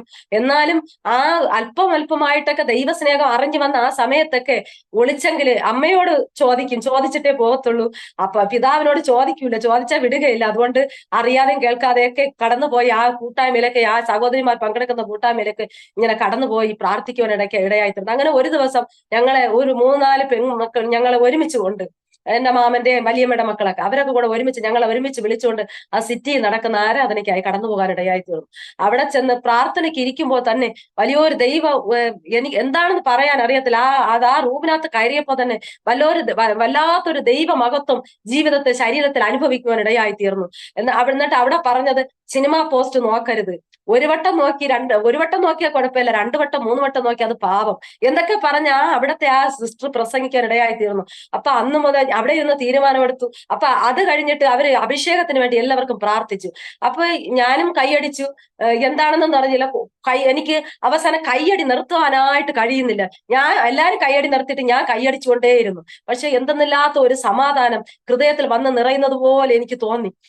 ഞാൻ പറഞ്ഞു, എനിക്ക് ഇനിയും ഈ കൂട്ടായ്മയിൽ കടന്നു വരും ചേച്ചി, എന്നെ ഇനിയും പോകുമ്പോ വിളിക്കണമേ എന്ന് ആ ചേച്ചിയോട് ഞാൻ പറയാനിടയായി തീർന്നു. അപ്പൊ പറഞ്ഞ്, വിളിക്കാം മോളെ വിളിക്കാം, നീ വന്നാ മതി എന്ന് പറഞ്ഞിട്ട് അവര് കടന്നു പോകാൻ ഇടയായി തീർന്നു. എന്നിട്ട് അപ്പൊ ഇനി സിനിമാ പോസ്റ്റർ ഒന്ന് നോക്കിക്കൂടെ. അപ്പൊ ഞാനാണെങ്കിൽ പണ്ടൊക്കെ എന്റെ ആ കുട്ടിക്കാലത്തൊക്കെ എവിടെയെങ്കിലും ഒരു TV കാണും, ഒരു ബ്ലാക്ക് ആൻഡ് വൈറ്റ്, അവിടെ എല്ലാവരും കൂടെ പോവും. അവിടെ ഈ തിയേറ്റർ പോലെയാണ് ഇരുന്ന് സിനിമ കാണുന്നത്. അങ്ങനത്തെ ഒരു കാലഘട്ടമായിരുന്നു എന്റെ കുട്ടിക്കാലം. വീട്ടിൽ വരുമ്പോ അടി ഇഷ്ടം പോലെ കിട്ടും. പോവലെന്ന് പറഞ്ഞാലും അന്നത്തെ സിനിമ കാണുന്നത് 6 മണിക്കാണ്, വൈകുന്നേരം 6 മണിക്കാണ് സിനിമാ പ്രദർശനം ദൂരദർശനിൽ നിന്ന് കാണുന്നത്. അപ്പോഴും വീട്ടിൽ വരുമ്പോ 8 മണി 9 മണി ആ സമയത്തൊക്കെയാണ്. ആ വീട്ടിൽ വരുമ്പോ പോവലെന്ന് പറഞ്ഞില്ലേ എന്ന് പറഞ്ഞിട്ട് ഇഷ്ടം പോലെ അടി കിട്ടി ഉറങ്ങിയ സമയങ്ങളുണ്ട്. എന്നാൽ പിറ്റേ ഞായറാഴ്ച ആകുമ്പോൾ നമുക്ക് അത് കാണണമെന്നൊരാഗ്രഹം, വീട്ടിലെ സമാധാനമില്ല, ഇതെങ്കിലും കണ്ട് അല്പസമയം ചിരിക്കാന്ന് പറഞ്ഞിട്ടൊക്കെ ആയിരിക്കും കടന്നു പോകുന്നത്. അന്നൊന്നും ഇത് പാവമെന്ന് പറഞ്ഞു തരുവാൻ ആരുമില്ല. പക്ഷെ അവിടെ കടന്നു പോയപ്പോ ഇത് പറഞ്ഞ്, സിനിമ കാണുന്നത് പാവം, സിനിമ പോസ്റ്റർ നോക്കുന്നത് പാവം എന്നൊക്കെ പറഞ്ഞു തരുവാൻ ഇടയായിരുന്നു. അതുകൊണ്ട് റോഡേക്ക് പോകുമ്പോ ഒന്ന് നോക്കി അടുത്ത് നോക്കി, അയ്യോ കർത്താവിന് ഇത് ഇഷ്ടമല്ല, അല്ലെങ്കിൽ യേശുവിന് ഇഷ്ടമല്ല, പാവം എന്ന് പറയും. പിന്നെ അങ്ങനെയുള്ള കൂട്ടായ്മയൊക്കെ അവര് പോവാതായപ്പോ ഞങ്ങളും പിന്നെ പോവാതായി. പിന്നെ പഴയപടിയായി അടങ്ങി. എന്നാലും രക്ഷിക്കപ്പെട്ടിട്ടൊന്നുമില്ല. ആ ദൈവ സാന്നിധ്യം അല്പമൊന്ന് അനുഭവിച്ചപ്പോ യേശു ഉണ്ട് എന്നുള്ളത് മാത്രം മനസ്സിലാക്കി കടന്നു പോകുന്ന നാളുകളായിരുന്നു എന്റെ ആ യൗവനകാലം. 10ാം ക്ലാസ്സും കഴിഞ്ഞ് 15-16 വയസ്സുകളിലൊക്കെ ആ സമയത്ത്. അപ്പൊ എന്റെ അനുജത്തി 10ാം ക്ലാസ്സിൽ പഠിച്ചുകൊണ്ടിരിക്കുന്നു. ഞാൻ 10ാം ക്ലാസ് കഴിഞ്ഞു. വീട്ടിൽ വെറുതെ നിൽക്കുന്ന ആ സമയത്ത് എന്റെ അനുജത്തിയെ ഒരു വിവാഹാലോചന വന്നു 10ാം ക്ലാസ്സിൽ പഠിച്ചുകൊണ്ടിരിക്കുമ്പോൾ. അപ്പോ വന്നിട്ട് എന്റെ അമ്മ പറഞ്ഞു, എന്റെ അമ്മയ്ക്ക് അവർക്ക് സ്ത്രീധനം കൊടുക്കാനായിട്ട് ഒന്നുമില്ല. പിന്നെ എന്റെ അപ്പൂപ്പൻ കൊടുത്തത് 20 സെന്റ് സ്ഥലം, അതിന് 6 സെന്റ് എന്റെ പിതാവ് വിറ്റു കുടിച്ചു, മദ്യപിച്ച്. അത് അന്ന് 300 രൂപ ഒരു സെന്റിനുള്ളൂ.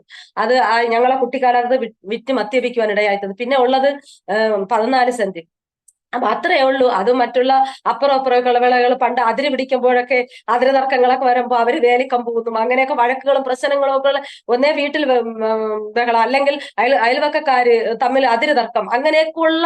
പക്ഷെ ഞാനും എന്റെ അനുജത്തിയും ഏത് വഴക്ക് നടന്നാലും വീടിനകത്തൊന്നും വെളിയിൽ ഇറങ്ങൂല. ഞങ്ങൾ പേടിച്ച് ഏതെങ്കിലും റൂമിൽ കയറിയിരിക്കും. അവര് ആ പിതാവും മാതാവും അവരുമായിട്ടൊക്കെ വഴക്കുകളൊക്കെ ഇങ്ങനെ കൂടി ആ സമയത്ത് പിറ്റന്ന് ഞങ്ങളുടെ പറയാം, ആ വീട്ടിൽ പോകരുത്, ഞങ്ങൾ പിണക്കോണ് എന്ന് പറഞ്ഞാലും ഞാനും എന്റെ അനിയത്തിയും അമ്മയും പപ്പയും കാണാതെ ആ വീട്ടിൽ പോകും. അവരോട് സ്നേഹം, നമുക്ക് ആരോടും പിണക്കമില്ല, അന്നുമില്ല ഇന്നുമില്ല, ആരോടും പിണക്കമില്ല. വഴക്ക് കൂടി ശത്രു എന്നാലും അവർ കാണാതെ അവരോട് സംസാരിക്കാനും ഉണ്ടാനൊക്കെ കടന്നു പോകുന്ന അനുഭവങ്ങളായിരുന്നു. അങ്ങനെ 14 സെന്റ്. എന്റെ അമ്മ പറഞ്ഞു, അവള് കൊച്ചാണ്, അവൾക്ക് 15 വയസ്സ് കഴിഞ്ഞ് 16ാമത്തെ വയസ്സാണ്, അവളെ ഇപ്പൊ അയക്കത്തില്ല, മൂത്ത ഒരു മകളുണ്ട്, അവളെ വിവാഹം കഴിഞ്ഞാൽ മാത്രമേ അവളെ കെട്ടിച്ചു കൊടുക്കുള്ളൂ എന്ന് പറയാനിടയായി. അപ്പോഴും അവര് 2 വർഷം കഴിഞ്ഞിട്ട് അനുജത്തി അയക്കാം എന്ന് പറഞ്ഞ് എന്റെ കല്യാണം അതിന്. അപ്പൊ ഈ 2 വർഷം അവര് പറഞ്ഞ 2 വർഷം കഴിഞ്ഞു, എന്നിട്ട് എന്റെ വിവാഹം നടന്നില്ല. ഒന്നേ സാമ്പത്തികമായിട്ടുള്ള പ്രശ്നങ്ങൾ, അല്ലെങ്കിൽ എന്നെ ഇഷ്ടപ്പെടാതെയൊക്കെ കടന്നു വന്നിട്ട് കണ്ടിട്ട് പോയ അങ്ങനെയൊക്കെ ആയിരുന്നു. അപ്പൊ ഞാൻ 2 വർഷം കഴിഞ്ഞപ്പോ എന്റെ അനുജത്തിയെ വന്ന് അവര് വീണ്ടും കേൾക്കുവാനിടയായി. അപ്പൊ ഞാൻ എന്റെ അമ്മയോട് പറഞ്ഞു, അമ്മ ഉള്ളത് കൊടുത്ത് അനുജത്തി വിവാഹം കഴിച്ച് അയക്കണം.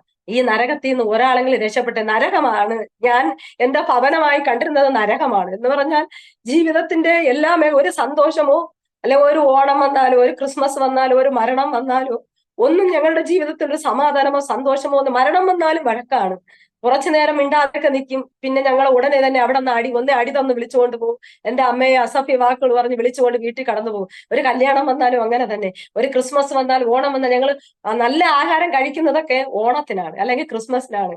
എന്റെ അമ്മ പണ്ടത്തെ 1/2 കിലോ ഗോതമ്പ് മാവ് 5 രൂപയോ 6 രൂപയോ എന്റെയാണ്, അത് വാങ്ങിക്കും.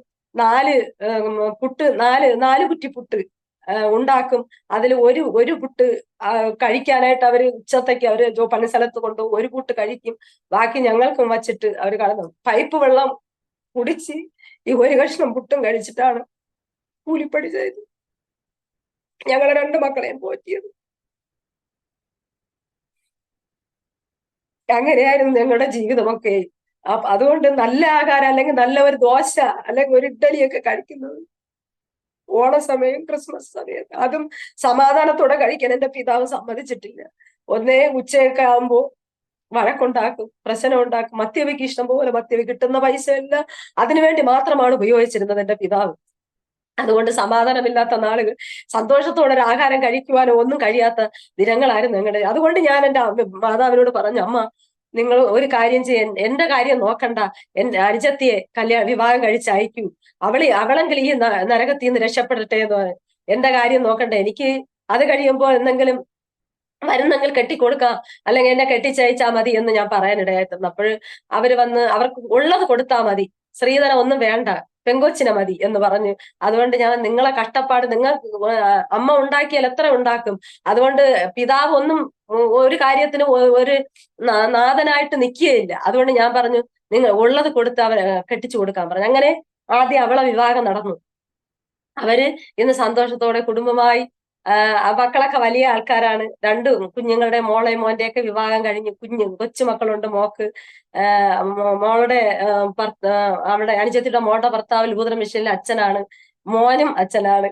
അവര് കുടുംബമായി സന്തോഷമായി ലൂഥറൻ മിഷനിലാണ് അവർ ആരാധിക്കുന്നത്. അവര് സന്തോഷമായി ജീവിക്കുന്നു, ഒരു കുഴപ്പവുമില്ല. അതുകൊണ്ട് നമ്മൾ അനുഭവിച്ച ആ സമാധാനമില്ലാത്ത നാളുകളൊക്കെ ദൈവം കുടുംബജീവിതത്തിലേക്ക് പ്രവേശിച്ചപ്പോ സന്തോഷത്തിന്റെ നാളുകളാക്കി അവളെ ജീവിതവും ദൈവം തീർക്കുവാനിടയായി തീർന്നു. പക്ഷെ എനിക്ക് ആർക്കും ലഭിക്കാത്ത ഒരു ഭാഗ്യമാണ് എന്റെ ജീവിതത്തിൽ ദൈവം എനിക്ക് തന്നത്.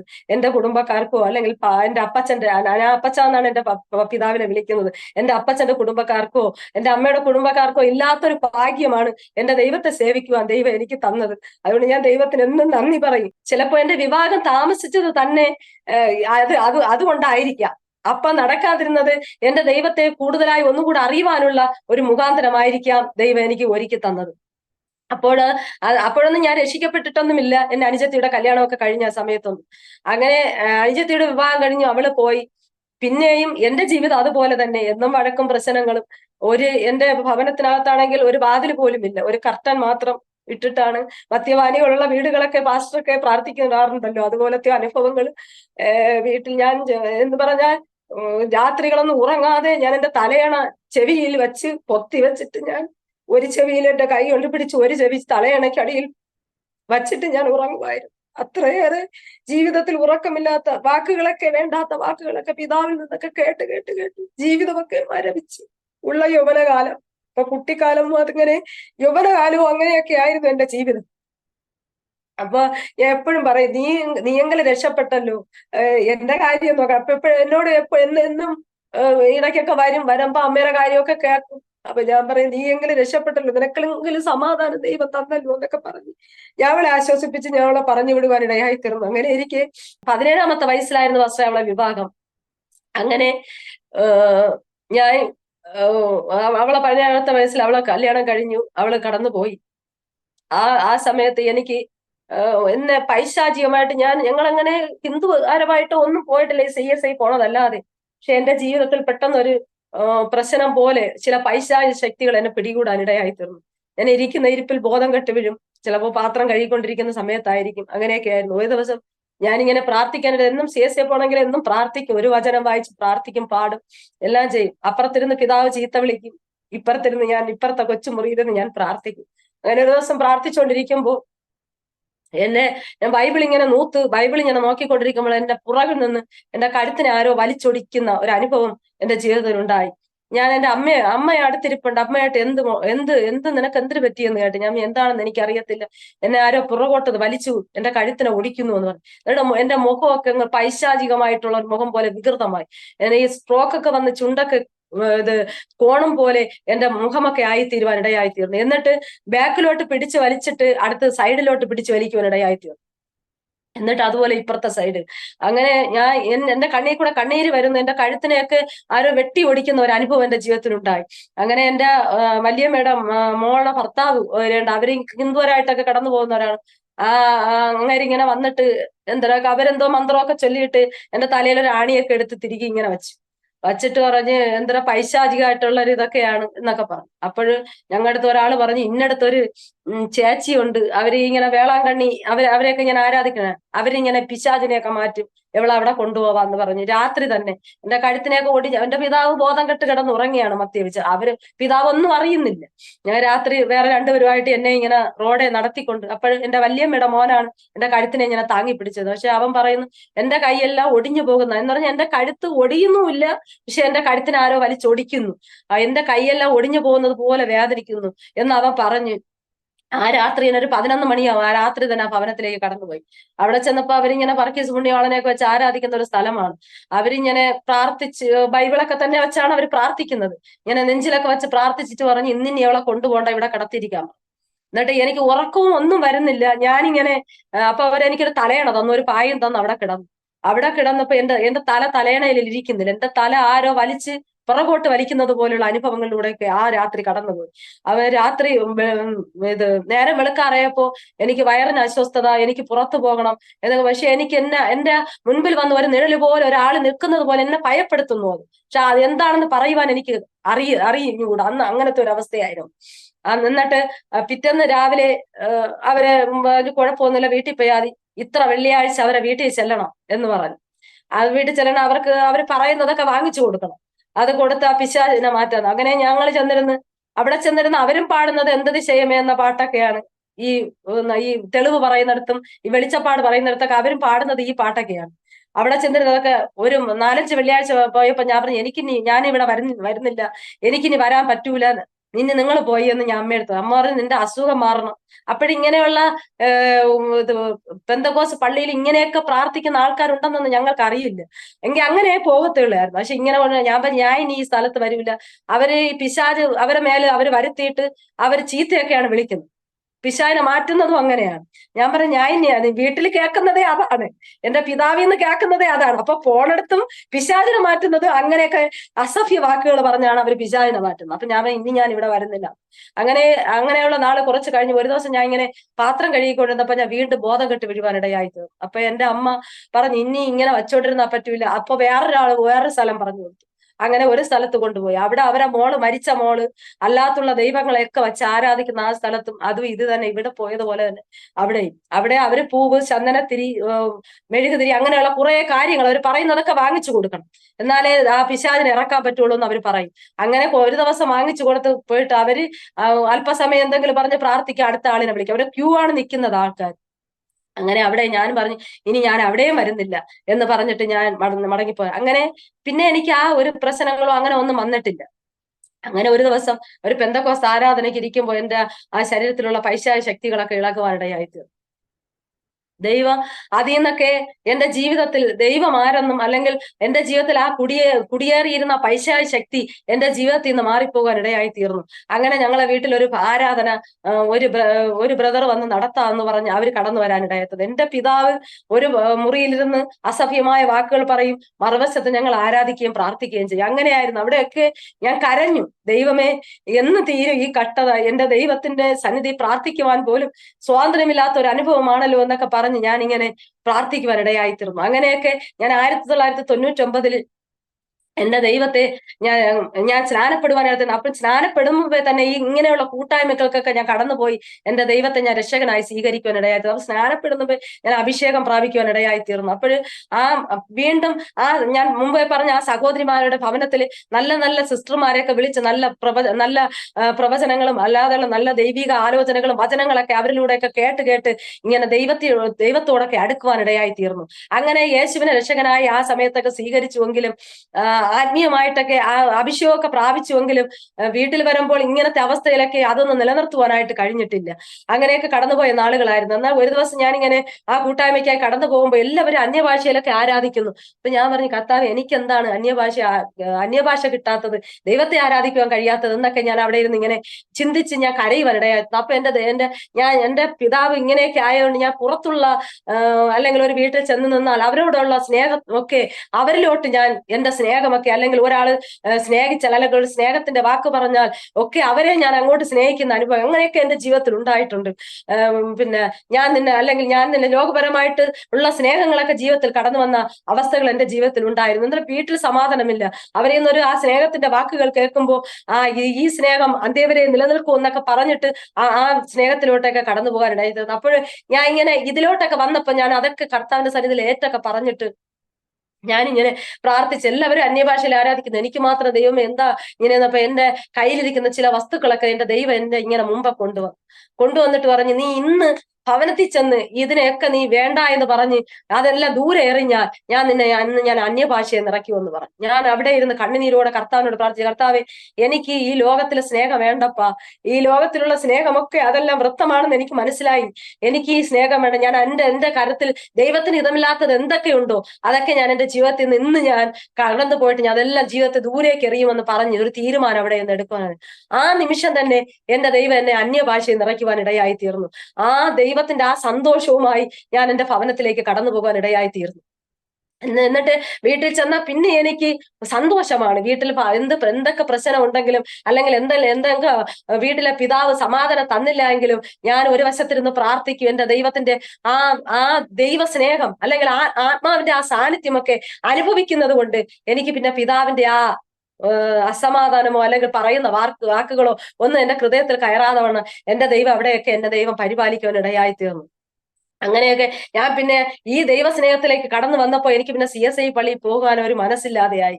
എനിക്ക് അവിടെ ചെന്ന് വെറുതെ ഇരിക്കുന്നു, വെറുതെ ചടങ്ങെന്ന പോലെ ഇരിക്കുന്നു, ഭവനത്തിൽ വരുന്നു, അങ്ങനത്തെ ഒരു അവസ്ഥ. അപ്പൊ ഞാൻ എന്റെ അമ്മയോട് പറഞ്ഞു, അമ്മ, എനിക്കിനി ആരാധനയ്ക്ക് എനിക്കിനി പോണ്ട, ഞാൻ ഏതെങ്കിലും നല്ല ആത്മീയ ആരാധനയ്ക്ക് കടന്നു പോകുന്നു പറയുവാനിടത്ത് ഇടയായിരുന്നു. അപ്പൊ എന്റെ അമ്മയുടെ ഇളയ മാമനും ഭാര്യയും കുടുംബമൊക്കെ അവർ പെന്തക്കോസ്തിലാണ് പോകുന്നത്. പക്ഷെ ഇവരൊക്കെ തമ്മിലൊക്കെ പണ്ടത്തെ ആൾക്കാർ എപ്പോഴും വഴക്കാണ്. അവിടെ അതിന് പ്രശ്നം എന്ന് പറഞ്ഞിട്ട് വഴക്കാണ്. എന്നിട്ട് പരസ്പരം അവർ മിണ്ടാറില്ല. പക്ഷെ ആ മാമിയോട് ഞാൻ ആരോടും പിണക്കമില്ല, അതുകൊണ്ട് അവരെ കാണുമ്പോ ഒക്കെ ഞാൻ സംസാരിക്കും. അപ്പൊ അവരെപ്പോഴും എന്റെ അടുത്ത് ഇങ്ങനെ യേശുവിനെ കുറിച്ചൊക്കെ അവർ പറയും. പക്ഷെ നമുക്ക് ഇത്രത്തോളം അങ്ങോട്ടൊന്നും അടുക്കുവാനോ അല്ലെങ്കിൽ ഈ ദൈവസ്നേഹം ലോകസ്നേഹവുമായിട്ടും ഈ വീട്ടിൽ സമാധാനമില്ലാതെയൊക്കെ നടക്കുമ്പോ അതൊന്നും ചിന്തിക്കാറില്ല.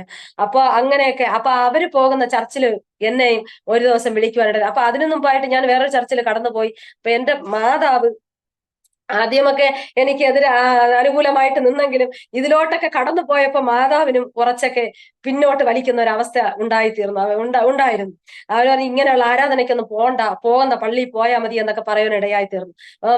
പിതാവിന്റെ വാക്കുകളൊക്കെ കേട്ട് കടന്നു പോകെങ്കിൽ മാതാവ് അനുകൂലമായിട്ടുണ്ടല്ലോ എന്നൊരു സന്തോഷം ഉണ്ടായിരുന്നു. പക്ഷെ മാതാവും കുറച്ച് സമയം കഴിഞ്ഞപ്പോൾ അവരും എതിരായി തീരുവാനിടയായിരുന്നു. എങ്കിലും അതൊന്നും ഞാൻ അതൊക്കെ അവഗണിച്ച് വീട്ടിൽ വന്ന് എന്തൊക്കെ കേട്ടാലും കുഴപ്പമില്ല, എന്റെ യേശുവിനെ എനിക്ക് ആരാധിക്കണമെന്നൊക്കെ പറഞ്ഞ് ഞാനിങ്ങനെ പോകുന്നവരോട് കൂടെയൊക്കെ ഇങ്ങനെ കടന്നു പോകാൻ ഇടയായിത്തീരുന്നു. അങ്ങനെ ഒരു ദിവസം എന്റെ ഒരു അനുഭവമാണ്. ഞാൻ പോളിയോ ഹോമിൽ ഒരു ദൈവദാസ് ആരാണെന്ന് എനിക്ക് ഓർമ്മയില്ല, അവിടെ കടന്നു വന്നു. എനിക്ക് എന്റെ ദൈവത്തോട് അത്രമാത്രം സ്നേഹം എന്റെ ഹൃദയത്തിനകത്ത് നിറഞ്ഞ് കവിയുന്ന ആ കാലമാണ്, ആ സമയമാണ്. അപ്പോൾ അങ്ങനെ കടന്നു പോകുമ്പോ ഇങ്ങനെ പറയാനിടയിൽ ഈ നടത്തുന്ന 21 ദിവസത്തെ ഉപവാസമാണെന്ന് തോന്നുന്നു. ഇങ്ങനെ നടത്തുന്ന ഇതിന് ശരിക്ക് ചെലവുകളുണ്ട്, നിങ്ങൾക്കുള്ളത് എന്താണോ ഉണ്ട്. അപ്പോൾ എനിക്ക് ആഭരണങ്ങളൊന്നും, ഞാൻ ആഭരണമാണ് പക്ഷെ ആഭരണങ്ങൾ ഇല്ല.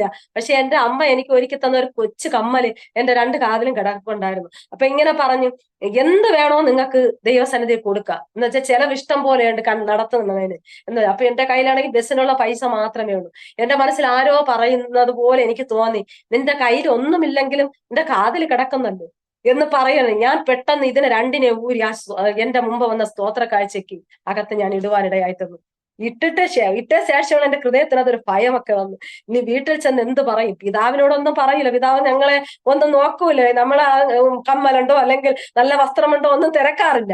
അതുകൊണ്ട് പിതാവിനെ പേടിയില്ല. എന്റെ മാതാവിന് എന്ത് പറയും? അവർ കഷ്ടപ്പെട്ട് ഒരുക്കി തന്നതല്ലേ എന്നൊക്കെ ചിന്തിച്ച് ഇങ്ങനെ ഞാൻ എന്താ പറഞ്ഞാലും കുഴപ്പമില്ല. എനിക്ക് അത് ഇട്ട് കഴിഞ്ഞപ്പോ എന്റെ ഹൃദയത്തിൽ എന്നെ തന്നെ ഞാൻ എന്റെ ദൈവത്തിനായിട്ട് കൊടുത്തതുപോലെ ഉള്ളൊരു സംതൃപ്തിയോടെ ഞാൻ വീട്ടിലേക്ക് മടങ്ങി വരുവാൻ ഇടയായി തീർന്നു. ഞാൻ ഇന്ന് അതൊക്കെ ഓർക്കുന്നു. ദൈവത്തിന് വേണ്ടി ആ ചെയ്ത ഒരു കാര്യം അനവധി നന്മകളാണ് എന്റെ ദൈവം എന്നെ അലങ്കരിച്ചിരിക്കുന്നത് പോലെ അർഹതയില്ലാത്ത സ്ഥാനത്ത് അർഹിക്കാത്ത നന്മകളെയൊക്കെ തന്ന ദൈവം ഈ ദിവസങ്ങളൊക്കെ നടത്തുന്ന ആ ദൈവത്തിന് എത്ര നന്ദി പറഞ്ഞാലും മതി വരും. ആ ദൈവത്തിന് കൊടുത്ത ആ കൊച്ചു കാര്യം ദൈവം എന്റെ ജീവിതത്തിൽ വലുതാക്കി തീർത്തതിന് ഓർത്ത് ഞാൻ ദൈവത്തിന് നന്ദി പറയുന്നു. ഞാൻ എന്നിട്ട് ഭവനത്തിൽ വന്നപ്പോ ഞാൻ അമ്മയോട് പറഞ്ഞു, അമ്മ എനിക്ക് ഒന്നും കാണിക്കിടാനൊന്നും ഒന്നും ഇല്ലായിരുന്നത് കൊണ്ട് ഞാൻ ഇതൊക്കെ എനിക്ക് ഈ ദൈവസ്നേഹം പറഞ്ഞപ്പോ എന്നെ ആഭരണം ഒന്നും ധരിക്കുന്നത് എനിക്ക് ഇഷ്ടമല്ല. പിന്നെ 1999 ഞാൻ സ്നാനപ്പെട്ടു. പക്ഷെ എന്റെ മാതാവ് എതിരായിരുന്നു എന്ന് ഞാൻ പറഞ്ഞു. ആ മാതാവിനെ ഞാൻ എന്നും പ്രാർത്ഥിക്കും, ദൈവമേ ഒരു ഭവനത്തിൽ ഒരു വ്യക്തിയെങ്കിലും അനുകൂലമായിരുന്ന നമുക്ക് സപ്പോർട്ടാണ്. ഞാൻ ആ മാമന്റെ ഭാര്യ എന്നെ വന്ന് വിളിക്കും. ഞങ്ങൾ വിളകളിലൊക്കെയാണ് ഇരുന്ന് പ്രാർത്ഥിക്കുന്നത്. മണിക്കൂറോളം ദൈവസന്നിധിയിൽ പ്രാർത്ഥിക്കും, ആരാധിക്കും. ആരും ഇരിക്കുന്നൊന്നും ഒന്നും നോക്കില്ല. വിളയിലൊക്കെയാണ് ഇരുന്ന് ദൈവത്തെ ആരാധിക്കുക. അവരും എനിക്ക് സപ്പോർട്ടായിരുന്നു. പക്ഷെ അമ്മ അപ്പോഴൊക്കെ എതിരായ അവരെ കൂടെ പ്രാർത്ഥിക്കാനൊന്നും പോണ്ട എന്നൊക്കെ പറഞ്ഞ് ഭയങ്കര എതിരിന്റെ ഒരു അനുഭവമായിരുന്നു അമ്മ. അങ്ങനെ കുറേശ്ശെ അമ്മയെയും എന്റെ കൂടെ ഇങ്ങനെ ആരാധനാലയത്തിലേക്ക് കടന്നു വരുവാൻ ഇടയായി തീർന്നു. അവിടുത്തെ പാസ്റ്ററും നല്ല സപ്പോർട്ടായി പ്രാർത്ഥിക്കുകയൊക്കെ ഞങ്ങൾക്ക് വേണ്ടി ചെയ്തു. വീട്ടിൽ വരും, പ്രാർത്ഥിക്കും. എന്റെ പിതാവിനോട് സുവിശേഷമൊക്കെ പറയുമായിരുന്നു. പക്ഷെ എന്റെ പിതാവ് പാവമാണ് കേട്ടോ. അപ്പൊ ഇത്രയൊക്കെ ക്രൂരത ചെയ്തിട്ടും എന്റെ പിതാവിനോട് എനിക്ക് ഇന്ന് സ്നേഹമാണ്. എന്തെന്ന് പറഞ്ഞാൽ കുടിക്കാതിരുന്നാൽ അല്ലെ മദ്യവയ്ക്കാതിരുന്ന എന്റെ പിതാവ് നല്ലൊരു മനുഷ്യനാണ്. അപ്പോഴേ നമുക്കറിയാം പൈശാചികനാണ് പിതാവിനെ കൊണ്ട് ഇതൊക്കെ ചെയ്യിക്കുന്നതും. നാട്ടുകാർക്കൊന്നും ഒരു ശല്യമല്ല. നാട്ടുകാർക്കെല്ലാം പ്രിയപ്പെട്ടവനാണ്. വീട്ടിൽ മാത്രമാണ്, മക്കളോട് ഭാര്യയോട് മാത്രമാണ് ഇങ്ങനെയൊക്കെ ചെയ്യുന്നത്. പക്ഷെ പിതാവ് ഇതൊക്കെ ചെയ്യുന്നു. ഇന്ന് ഈ സാക്ഷി പറയുന്നത് കൊണ്ട് മാത്രം എന്റെ പിതാവിനെ കുറിച്ച് ഞാൻ പറയുന്നത്, അല്ലാതെ ഞാൻ എന്റെ പിതാവിനെ കുറിച്ച് ഒരു കുറ്റമോ ഒന്നും പറയാറില്ല. ഇന്നും ഇന്ന് ഞാൻ എന്റെ പിതാവിനെ എനിക്ക് സ്നേഹമാണ്. എന്തെന്ന് പറഞ്ഞാൽ ഇന്ന് ജീവിച്ചിരിപ്പുണ്ട്. പക്ഷെ ദൈവഭാഗത്തേക്ക് വന്ന ഒരു അവസരം ഉണ്ടായിരുന്നു. വീണ്ടും കൂട്ടുകാരൊക്കെ കൂടി പിന്മാറി പോയി ഇരിക്കുന്ന ഒരു അനുഭവമാണ്. ദൈവം പല ഘട്ടമൊക്കെ മരണം കൊണ്ടുപോയിട്ട് തിരിച്ചു വന്നതാണ് എന്റെ പിതാവ് എത്ര ഘട്ടമെന്ന് അറിഞ്ഞുകൂടാ. അറ്റാക്കൊക്കെ എത്രയോ കടന്നു വന്നു. പക്ഷെ ഇന്നും ജീവിച്ചിരിപ്പുണ്ട്. ഞാനെപ്പോഴും ചിന്തിക്കും, ദൈവമേ നശിച്ചു പോകരുത്, ആ നിത്യരാജ്യത്തിൽ അവകാശിയാക്കി തീർക്കണം എന്ന് ഞാൻ ഇന്നും പ്രാർത്ഥിക്കും. അതുകൊണ്ടായിരിക്കാം ദൈവം ഇന്നും ജീവനോടെ അവർ കൂടെ ഉള്ളവരെല്ലാവരും, എന്റെ മാതാവിന്റെ സഹോദരിയുടെ ഭർത്താക്കന്മാരെല്ലാവരും ഈ ലോകത്തുനിന്ന് മൺമറഞ്ഞു. ഇന്ന് എന്റെ പിതാവ് മാത്രമാണ് ഉള്ളത്. അപ്പൊ ദൈവത്തിനൊരു ഉദ്ദേശം കാണുമെന്നുള്ള ആ വിശ്വാസത്തോടെ ഇന്നും ഞാൻ പ്രാർത്ഥിക്കുന്നു. അങ്ങനെയൊക്കെ കടന്നുപോയ സ്ഥാനം 1999 ഞാൻ സ്നാനപ്പെടുവാൻ ഇടയായി തീർന്നു.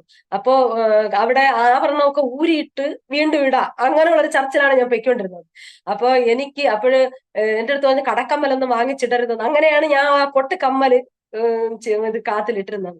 അപ്പൊ എനിക്കിതൊന്നും ഇഷ്ടമില്ല. അപ്പൊ ഞാൻ ഇത് ഊരി കളഞ്ഞപ്പോ ഞാൻ പറഞ്ഞു, ഇനി ആഭരണം ഒന്നും ഇടുന്നില്ല.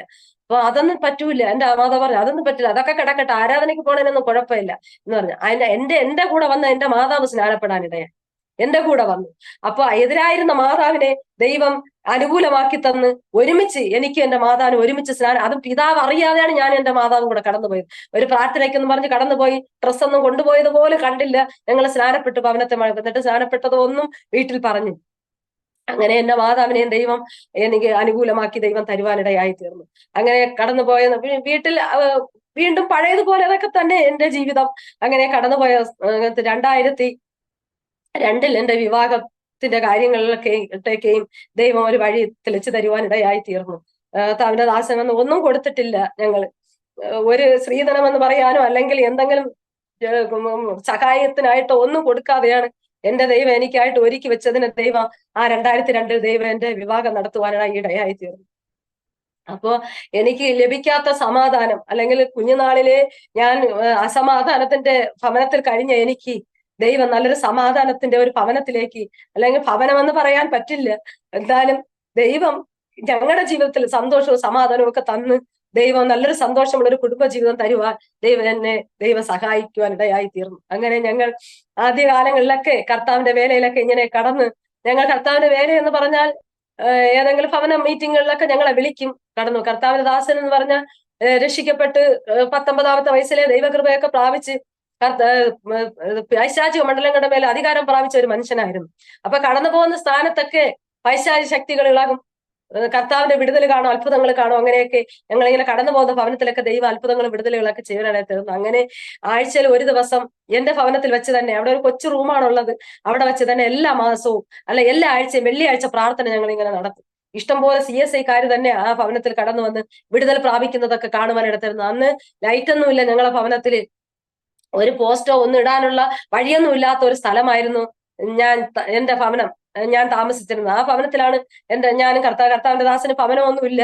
ഞങ്ങളെ വിവാഹം കഴിഞ്ഞ് എന്റെ ഭർത്താവിന്റെ ചേട്ടന്റെ അവിടെയാണ് കൊണ്ടുപോയത്, പാസ്റ്ററുടെ കൊണ്ടുപോയത്. എന്നിട്ട് ഞങ്ങൾ അവിടെ എന്റെ ഭവനത്തിൽ കടന്നു. അവിടെ വന്നിട്ടും പിതാവ് മദ്യപിച്ചിട്ട് വന്നിട്ട് ഭയങ്കര പ്രശ്നങ്ങളും ഒക്കെ ഉണ്ടാക്കുമെങ്കിലും അതിന്റെ നടുവിൽ ഞങ്ങൾ സന്തോഷത്തോടെ സമാധാനത്തോടെ ദൈവത്തെ പ്രാർത്ഥിച്ചൊക്കെ ജീവിക്കുവാൻ ഇടയായി തീർന്നു. അങ്ങനെ അവിടെ എല്ലാ ആഴ്ചയിലും വെള്ളിയാഴ്ച ഒരു പ്രാർത്ഥന വെച്ച് അനേക ജീവിതങ്ങൾ കടന്നു വന്ന് വിടുതൽ പ്രാപിക്കുന്നതൊക്കെ കാണുവാനായി തീർന്നു. വിളക്ക് കത്തിച്ചിട്ട്, മണ്ണെണ്ണ വിളക്ക് കത്തിച്ച് വെച്ചിട്ടാണ്, 3-4 കത്തിച്ച് വെച്ചിട്ടാണ്, അതിന്റെ വെട്ടത്തിലാണ് ദൈവത്തെ ആരാധിക്കുന്നതും ദൈവത്തിന്റെ വിടുതലുകളൊക്കെ ആ ദിവസങ്ങളിലൊക്കെ കാണുവാനായി ഇടയായി തീർന്നത്. അങ്ങനെ കടന്നു പോകുന്ന നാളുകൾ ഒരു വ്യക്തിക്ക് ഇങ്ങനെ പൈശാചിക ശക്തി ഇളകി അത് വിട്ടുപോയത് കൊണ്ട് അവരൊരു പെട്രോമാക്സ് ലൈറ്റ് വാങ്ങിച്ചു തരുവാനിടയായി തീർന്നു. പിന്നെ അത് കത്തിച്ചു വെച്ചിട്ടാണ് ദൈവത്തെ പ്രാർത്ഥിക്കുവാനൊക്കെ ഇങ്ങനെ ഞങ്ങളുടെ ജീവിതത്തിൽ നാളുകളായി ഇങ്ങനെ കടന്നു ഇടയായി തീർന്നു. അങ്ങനെ എന്ന സമയത്ത് ഞങ്ങളെ വീട്ടിന്റെ തൊട്ട് താഴെ അപ്പൊ ഇങ്ങനെ പിന്നെ മാസം തോറും 3 ദിവസത്തെ പ്രാർത്ഥനകളൊക്കെ ഇങ്ങനെ നടത്തിക്കൊണ്ടിരുന്നു. ഇഷ്ടം പോലെ ജീവിതങ്ങൾ, CSI തന്നെ കത്തോലിക്കക്കാരായിട്ടുള്ള ജീവിതങ്ങളൊക്കെ കടന്നു വന്ന് വിടുതൽ പ്രാപിക്കുന്നതൊക്കെ കണ്ട് സന്തോഷിപ്പാൻ ദൈവം സഹായിച്ചു. അങ്ങനെയൊക്കെ കടന്നു പോകുന്ന സ്ഥലത്ത് ഒരു പാസ്റ്റർ ഞങ്ങളോട് വന്നിട്ട് പറഞ്ഞു, ഇത്രയൊക്കെ ആത്മാക്കളൊക്കെ കടന്നു വരുന്നല്ലോ. അപ്പൊ ആദ്യ നാളുകൾ ഞങ്ങൾ പരസ്യങ്ങളായിരുന്നു കൂടുതൽ നടത്തിയിരുന്നത്. ഓരോ സ്ഥാനത്ത് ചെന്ന് സ്ഥലം കണ്ടുപിടിക്കും, രാത്രി 3-4 രാത്രി ആണ് ആരാധന. രാത്രിയാകുമ്പോൾ എല്ലാവരും കടന്നു വരും. രാത്രിയാണ് പരസ്യയോഗം പോലെ ആരാധനകൾ നടത്തിയിരുന്നത്. ആരാധനയിലൊക്കെ വലിയ വിടുതലുകളൊക്കെ ദൈവം ചെയ്യുന്നത് കാണുവാൻ അടിയങ്ങളെ ദൈവം സഹായിച്ചിട്ടുണ്ട്. വീട്ടിലൊക്കെ ഇരുന്ന് ഇവിടെ ഒരിടത്തിരുന്ന് പ്രസംഗിക്കുകയും പ്രാർത്ഥിക്കുകയൊക്കെ ചെയ്യുമ്പോൾ വീട്ടിലൊക്കെ ഇരിക്കുന്ന ജീവിതങ്ങൾക്ക് പൈശാചിക ശക്തികളൊക്കെ ഇളകി അവർ കടന്നു വന്ന് വിടുതൽ പ്രാപിക്കുന്നതൊക്കെ കാണുവാൻ ഇടയായി തീർന്നു. അങ്ങനെയുള്ള ശുശ്രൂഷകളായിരുന്നു ആദ്യ നാളുകൾ. പിന്നെയാണ് ഈ ഭവനത്തിൽ തന്നെ അല്ലെങ്കിൽ ഇങ്ങനെയൊക്കെ പ്രാർത്ഥനകളൊക്കെ നടത്തിക്കൊണ്ടിരുന്ന, മാസം തോറും 3 ഉപവാസ പ്രാർത്ഥനകളൊക്കെ നടത്തിക്കൊണ്ടിരുന്ന ആ കാലഘട്ടത്തിൽ ഒരു പാസ്റ്റർ ഞങ്ങളുടെ ഒരു ആത്മീയ പിതാവെന്ന് പറയാം, ഇങ്ങനെ വന്നിട്ട് പറഞ്ഞു, പാസ്റ്ററെ ഇങ്ങനെ ശരിക്കും ആൾക്കാരൊക്കെ നിങ്ങളൊരു സൺഡേ ആരാധന കൂടെ തുടങ്ങ് എന്ന് ഇങ്ങനെ പറയാൻ ഇടയായി തീർന്നു. ആത്മാക്കളൊക്കെ ഉണ്ടല്ലോ എന്നൊക്കെ പറഞ്ഞു. അങ്ങനെ ഞങ്ങൾ സൺഡേ ആരാധന തുടങ്ങി. 2 ആഴ്ച കഴിഞ്ഞപ്പോ കടന്നു വന്നവരാരും പിന്നെ വരാതെയായി. അപ്പൊ അവര് വിടുതലിന് വേണ്ടി മാത്രമാണ്, അല്ലെങ്കിൽ ദൈവത്തിൽ നിന്നുള്ള ആ അത്ഭുതങ്ങളും അടയാളങ്ങളും കാണുവാൻ വേണ്ടി മാത്രം വന്നവരായിരുന്നു. ദൈവത്തെ വേണമെന്ന് പറഞ്ഞവർ കുറച്ചവർ ഞങ്ങളുടെ കൂടെ നിൽക്കുവാൻ ഇടയായി തീർന്നു. അങ്ങനെ ആ ഭവനത്തിൽ ഇരിക്കുവാൻ പറ്റാതെ സ്ഥലമില്ലാതെ ആയപ്പോൾ എനിക്ക് 5 സെന്റ് സ്ഥലം എനിക്ക് എഴുതി തരുവാനിടയായി. ആ സ്ഥലത്ത് തന്നെ ഒരു കൊച്ചു ഷെട്ട് പോലെ, ഓല ഷെട്ടായിട്ട് ആലയം പോലെ വച്ചിട്ട് ഷെട്ടടിച്ചിട്ട് അവിടെ ഇങ്ങനെ പ്രാർത്ഥനകളും ആരാധനകളൊക്കെ ഇങ്ങനെ നടത്തുവാനിടയായി തീർന്നു. കുറെ കാലം കഴിയുമ്പോൾ ഓലയൊക്കെ ഇങ്ങനെ മഴ പെയ്ത് അതൊക്കെ ചെത്ത് ചീത്തയായിട്ട് അത് മഴ പെയ്യുമ്പോൾ ഒരു സ്ഥലത്ത് പോലും ഇരുന്ന് ആരാധിക്കാൻ പറ്റാത്ത അനുഭവങ്ങളായിരുന്നു ഞങ്ങളുടെ ആദ്യ നാളുകളിൽ, ആദ്യ കാലത്തിലെ ശുശ്രൂഷകളിലൊക്കെ ഉണ്ടായിരുന്നത്. മഴ പെയ്ത് ഒരു സൈഡിലൂടെ വെള്ളം വരുമ്പോൾ ഞങ്ങളെല്ലാം മറു സൈഡിൽ ചെന്നിരുന്ന ദൈവത്തെ ആരാധിക്കും. അങ്ങനെയൊക്കെ ആയിരുന്നു ഞങ്ങളുടെ ആദ്യ നാളുകളിലെ ശുശ്രൂഷകളൊക്കെ. കറണ്ട് ഇല്ല, ഈ പെട്രോമാക്സ് വെച്ചിട്ട് തന്നെ ദൈവത്തെ ആരാധിക്കും. അങ്ങനെ ചുറ്റുപാടുള്ളവരൊക്കെ ആരാധനയ്ക്കായിട്ടൊക്കെ കടന്നു വന്നു. അവരുടെ ജീവിതത്തിലൊക്കെ അനേകം വിടുതലുകളൊക്കെ ജീവിതത്തിൽ ചെയ്യുവാൻ ഇടയായി തീർന്നു. അങ്ങനെ ഞങ്ങൾ കറണ്ടിന് വേണ്ടിയൊക്കെ ഇങ്ങനെ വഴി സൗകര്യമില്ല, കടന്നു വരുന്ന ഒരു കൊച്ചു വഴിയാണ്. അവിടെ ഒരാളിന് പോലും കടന്നു വരാൻ, ഒരു സാധനം പോലും കൈ പിടിച്ചുകൊണ്ട് കടന്നു വരാൻ പറ്റാത്ത ഒരു വഴിയായിരുന്നു ഞങ്ങൾ ആ ചർച്ചിരുന്ന സ്ഥലം. അങ്ങനെ അവിടെ കൂടെ കടന്നു വരുന്ന, അവിടെ ഒരു കാരണവശാലും അവിടെ ഒരു പോസ്റ്റോ ഒന്നും വരാൻ സാധ്യതയില്ല. അങ്ങനെയായിരുന്നു. അങ്ങനെ ഒരു ദിവസം എന്റെ ബന്ധുവായിട്ട് തന്നെ ഒരു പയ്യൻ, അവൻ ഞങ്ങളെ കൂട്ടായ്മ വന്നു രക്ഷിക്കപ്പെട്ടു. എന്ത് കാരണമെന്നല്ല, നിസ്സാര കാര്യത്തിന് അവൻ എന്തോ പറഞ്ഞ് ഞങ്ങളെ ചർച്ചയിൽ നിന്ന് മാറിപ്പോവാൻ ഇടയായി. അങ്ങനെ അവൻ പിന്നെ ചർച്ചിലൊന്നും വരാതെയായി. ആ സമയത്ത് ഞങ്ങളെ വീട്ടിൽ താഴെയായിട്ട് ഒരു മിലിറ്ററിയിൽ ഒരു ജോലിയുള്ള ഒരു സഹോദരൻ ഉണ്ടായിരുന്നു. അപ്പൊ അവർക്ക് ഈ പോസ്റ്റൊക്കെ ഫ്രീ ആയിട്ട് കൊടുത്തു. അപ്പൊ ഞങ്ങളടുത്തല്ല കേട്ട, ആ പയ്യന്റെ അടുത്താണ് ആദ്യം ചെന്ന് കേട്ടത്, ആ വഴിയിൽ പോസ്റ്റ് ഇടാം, നടുക്കൂടെ പോകണം, എന്നാലേ അവരുടെ വീട് അല്പം താഴെയാണ്. അപ്പൊ അവിടെ പോകണമെങ്കിൽ നടുക്കൂടെ, വീട്ടിന്റെ വേറെ വിളയുടെ നടുക്കൂടെ പോയാൽ മാത്രമേ അവർക്ക് പോസ്റ്റ് ഇടാൻ പറ്റുള്ളൂ. അപ്പൊ ആ പയ്യൻ പറഞ്ഞു ഞാൻ കൊടുക്കത്തില്ല, വഴി തരൂല, സ്ഥലം തരൂല എന്നൊക്കെ പറഞ്ഞു. അപ്പൊ ആ സഹോദരൻ വന്ന് ഞങ്ങളെടുത്ത് കേട്ടു, നിങ്ങളെ വീട്ടിന്റെ നടുക്ക് ഒരു പോസ്റ്റ് വെക്കാൻ സ്ഥലം തരുമോ എന്ന്. നമുക്ക് സന്തോഷമായി. എന്ന് പറഞ്ഞാൽ ഞങ്ങള് ഇരുട്ട് വർഷങ്ങൾ കൊണ്ട് ഇരുട്ടിനകത്താണ് കിടക്കുന്നത്. അപ്പൊ ഒരു വെളിച്ചം ദൈവം തരുമല്ലോ എന്ന് ഞാൻ എവിടെ വേണമെങ്കിലും പോസ്റ്റ് വെക്കാം. അങ്ങനെ ആ ഓലപ്പുര ആ ഷെട്ടിന്റെ തൊട്ടടുത്ത് തന്നെ ആ ഇത് പോസ്റ്റ് ഇട്ടിട്ട് ഞങ്ങൾക്കും കറണ്ട് കിട്ടി. പക്ഷെ ആ പറഞ്ഞ വ്യക്തിക്ക് കറണ്ടും കിട്ടിയില്ല, ഒന്നും കിട്ടിയില്ല. അവര് പിന്നെ ഞങ്ങൾ കൊടുക്കാമെന്ന് പറഞ്ഞ ശേഷം വന്ന് പറഞ്ഞു കൊടുക്കുക. അപ്പൊ പറഞ്ഞ് അവര് തരാമെന്ന്, നിങ്ങളുടെ അടുത്തല്ലേ ആദ്യം വന്ന് കേട്ടത്, അവര് തരാമെന്ന് പറഞ്ഞു അവരെ വിളയിൽ പോസ്റ്റ്. പിന്നെ അവർക്ക് എത്രയോ പൈസ ചെലവാക്കിയാണ് അവര് പോസ്റ്റ് എടുക്കേണ്ടതായിട്ട് വന്നത്. അപ്പൊ ദൈവം നമ്മുടെ ആഗ്രഹങ്ങളെ അറിയുന്ന ദൈവമാണ്. പ്രാർത്ഥിക്കുന്ന വിഷയങ്ങളെ ദൈവം ഇന്നല്ലെങ്കിൽ നാളെ നമ്മുടെ ജീവിതത്തിൽ അത്ഭുതങ്ങളെ ചെയ്ത് തരുവാൻ കഴിവുള്ള ഒരു ദൈവത്തെയാണ് ആരാധിക്കുന്നതെന്ന് മനസ്സിലാക്കുവാനായിട്ട് കഴിഞ്ഞു. അങ്ങനെ ആ ആരാധനയുടെ നാളുകളിലൊക്കെ ഇങ്ങനെ കടന്നു പോകുമ്പോൾ ഈ മഴയൊക്കെ പെയ്ത് ആ ഷെട്ടൊക്കെ ഇങ്ങനെ ചെത്ത് വീഴാറായിരുന്ന സമയത്ത് ഒരു കത്തുദാസനെ, അവര് സിറ്റിയിലാണ് താമസിക്കുന്നത്, ജോലിയുള്ള ഒരു സഹോദരനാണ്. ഞങ്ങളെ ചർച്ചിൽ അവര് ഡൈവേഴ്സ് ആയി പോകേണ്ട ഒരു കുടുംബത്തെ ദൈവം ഞങ്ങളെ അവിടേക്ക് അയച്ചു. അവരെ കുടുംബത്തെ ഒരുമിച്ച് ചേർക്കുവാൻ ഇടയായി തീർന്നു. അങ്ങനെ അതിന് പ്രകാരം അവര് ആരാധനയ്ക്ക് കടന്നു വന്നു. അവർ ഈ ആലയത്തിന്റെ ഈ അവസ്ഥകൾ, ശോഷിച്ച അവസ്ഥകളൊക്കെ കണ്ടിട്ട് അതിനെയൊക്കെ മാറ്റിയിട്ട് അവര് തകര ഷീറ്റും ചുറ്റൊക്കെ കുറച്ച് അല്പം കെട്ടിയടച്ചിട്ട് ഒരു ചർച്ച് പോലെ ഫ്രണ്ടിൽ വാതിലൊക്കെ ഇട്ടിട്ട് അങ്ങനെയുള്ളൊരു ഇതാ അല്പം കട്ടയൊക്കെ കെട്ടി ഫ്രണ്ടിൽ ഒരു വാതിലൊക്കെ വെച്ചിട്ടൊക്കെ ഉള്ള ഒരു സംവിധാനം അവരെ പൈസ ചെലാക്കി അവർ ചെയ്യുവാനിടയായി തീർന്നു. അങ്ങനെ ഞങ്ങൾ അവിടെ ദൈവത്തെ ആരാധിച്ച് ദൈവത്തെ പ്രാർത്ഥിച്ച് സന്തോഷത്തോടെ ആയിരിക്കുന്ന അനുഭവം. പക്ഷെ അവിടെ ആയിരുന്നപ്പോഴും ചില എതിർപ്പുകളൊക്കെ അവിടെയൊക്കെ മിക്കവാറും കൂടുതലുള്ള കത്തോലിക്കക്കാരാണ്. ഈ ആരാധനകളൊക്കെ കേൾക്കുമ്പോൾ, ആത്മാവിലുള്ള ആരാധനകളൊക്കെ കേൾക്കുമ്പോൾ അവർക്ക് അവിടെ ഇരിക്കാൻ കഴിയാതെ ഇതൊക്കെ നിർത്തണം എന്നൊക്കെ പറഞ്ഞ് പ്രതിസന്ധികളൊക്കെ അടിക്കുവാനൊക്കെ ചർച്ചിനകത്ത് കയറി വന്നിട്ടുണ്ട്. അത് എന്റെ അമ്മയുടെ ബന്ധുക്കളായിട്ടുള്ളവരൊക്കെ തന്നെയാണ് കടന്നു വന്ന് പ്രാർത്ഥിച്ചുകൊണ്ട് ഇഷ്ടം പോലെ ഇരുന്ന് നിറച്ച ആൾക്കാർ ഇരുന്ന ബൈബിളൊക്കെ ചവിട്ടി മറിച്ച് കടന്നു വന്ന് നിർത്തണം അതിന്റെ പ്രാർത്ഥന എന്നൊക്കെ പറഞ്ഞ് ഒരുപാട് പ്രശ്നങ്ങളും പ്രതിസന്ധികളൊക്കെ ആ സ്ഥാനത്ത് അനുഭവിക്കുവാൻ ഇടയായി തീർന്നു. എന്നാൽ അവിടെ ഒന്നും താഴ്ന്നു പോകാതെ നിൽക്കുവാൻ ദൈവം സഹായിച്ചു. വർഷക്കാലം ഞങ്ങൾ ആരാധിച്ചു. 2012 ഞങ്ങൾ ആ സ്ഥാനത്ത് നിന്ന് ദൈവാത്മാവ് പറഞ്ഞത് മൂലം അവിടെ നിന്ന് ഞങ്ങൾ ഇറങ്ങുവാൻ ഇടയായി തീർന്നു. അതുവരെയും അവിടെ തന്നെ ദൈവത്തെ ആരും വന്നാലും വന്നില്ലെങ്കിലും അവിടെ 21, 14, 7, 3 ഒക്കെ ഉപവാസ പ്രാർത്ഥനകൾ വെച്ച് ദൈവത്തെ ആരാധിക്കുവാനും ദൈവത്തെ മഹത്വപ്പെടുത്തുവാനൊക്കെ അനേക ആത്മാക്കൾ വന്ന് വിടുതൽ പ്രാപിക്കുന്നതും കർത്താവിനെ രക്ഷകനായി സ്വീകരിക്കുന്നതും പൈശാചി ശക്തികളൊക്കെ വിട്ടുപോകുന്നതൊക്കെ കാണുവാൻ ദൈവം സഹായിച്ചു. മെന്റലായി കടന്നു വരുന്ന എന്റെ അമ്മായിയമ്മയ്ക്ക് മെന്റലായിരുന്നു, 26 വർഷം മെന്റലായിരുന്നു. അവരെ ദൈവം പ്രാർത്ഥനയിലൂടെ വിടുവിച്ചത് മുഖാന്തരം തുടർന്ന് കടന്നു വരുന്ന എല്ലാ മെന്റൽ രോഗികളും അനേക ജീവിതങ്ങൾ കടന്നു വന്ന് അവിടെ സൗഖ്യമാണ്. ബോധമില്ലാതെ കിണറ്റിൽ ചാടി എത്രയോ വട്ടം ചാടി ഇവരൊക്കെ കടന്നു വന്ന് അവർ ഒരുമിച്ച് ദൈവത്തെ ആരാധിക്കുവാൻ സൗഖ്യം പ്രാപിച്ച് കർത്താവിനെ സ്തുതിക്കുന്നത് കാണാനൊക്കെ ദൈവം ആ ദേശത്തായിരുന്നപ്പോഴൊക്കെ ദൈവം അത്ഭുതങ്ങളെ ചെയ്യുവാൻ ഇടയായി തീർന്നു. അപ്പോൾ എന്റെ അനുഭവം എന്ന് പറഞ്ഞാൽ 2 കുഞ്ഞുങ്ങളുണ്ട്. മൂത്ത മോന്റെ പേര് ഡാനിയൽ, രണ്ടാമത്തെ മോന്റെ പേര് സാമുവൽ. അവർ രണ്ടുപേരും കുഞ്ഞാണ്. അവരെ ഞാൻ അവരെ കാര്യങ്ങൾ ചെയ്ത് 21, 14 വയ്ക്കുമ്പോ വെള്ളമില്ല, ചെമിട്ട് വെള്ളമാണ്, കോരിയാണ് ഞങ്ങളെ വീട്ടിൽ ആവശ്യത്തിനൊക്കെ എടുക്കുന്നത്. അപ്പൊ 21 ഉപവസിക്കണം, ബാൻഡ് അടിക്കണം, പാടണം, കുഞ്ഞുങ്ങളെ കാര്യങ്ങളൊക്കെ നോക്കണം. എല്ലാം ചെയ്തിട്ട് ഞാൻ സന്തോഷത്തോടെ വന്നിരുന്ന് ബാൻഡ് അടിച്ച് പാടി എന്റെ കർത്താവിനെ ഞാൻ ആരാധിക്കും. എനിക്ക് അതൊക്കെ ഒരു സന്തോഷമായിരുന്നു. എന്റെ ജീവിതത്തിൽ കിട്ടാത്ത സന്തോഷവും സമാധാനമൊക്കെ ഞാൻ എന്റെ 22 വയസ്സ് തികഞ്ഞ് 23-ാമത്തെ വയസ്സിലായിരുന്നു എന്റെ വിവാഹം, 2002. ആ സമയത്ത് ഇതുവരെ കിട്ടാത്ത, ആ 22 വർഷക്കാലം കിട്ടാത്ത സന്തോഷം എന്റെ ദൈവം എനിക്ക് തരുമ്പോ എന്റെ ദൈവത്തെ എങ്ങനെ ആരാധിക്കാതെ മഹത്വപ്പെടുത്താതെ ഇരിക്കും.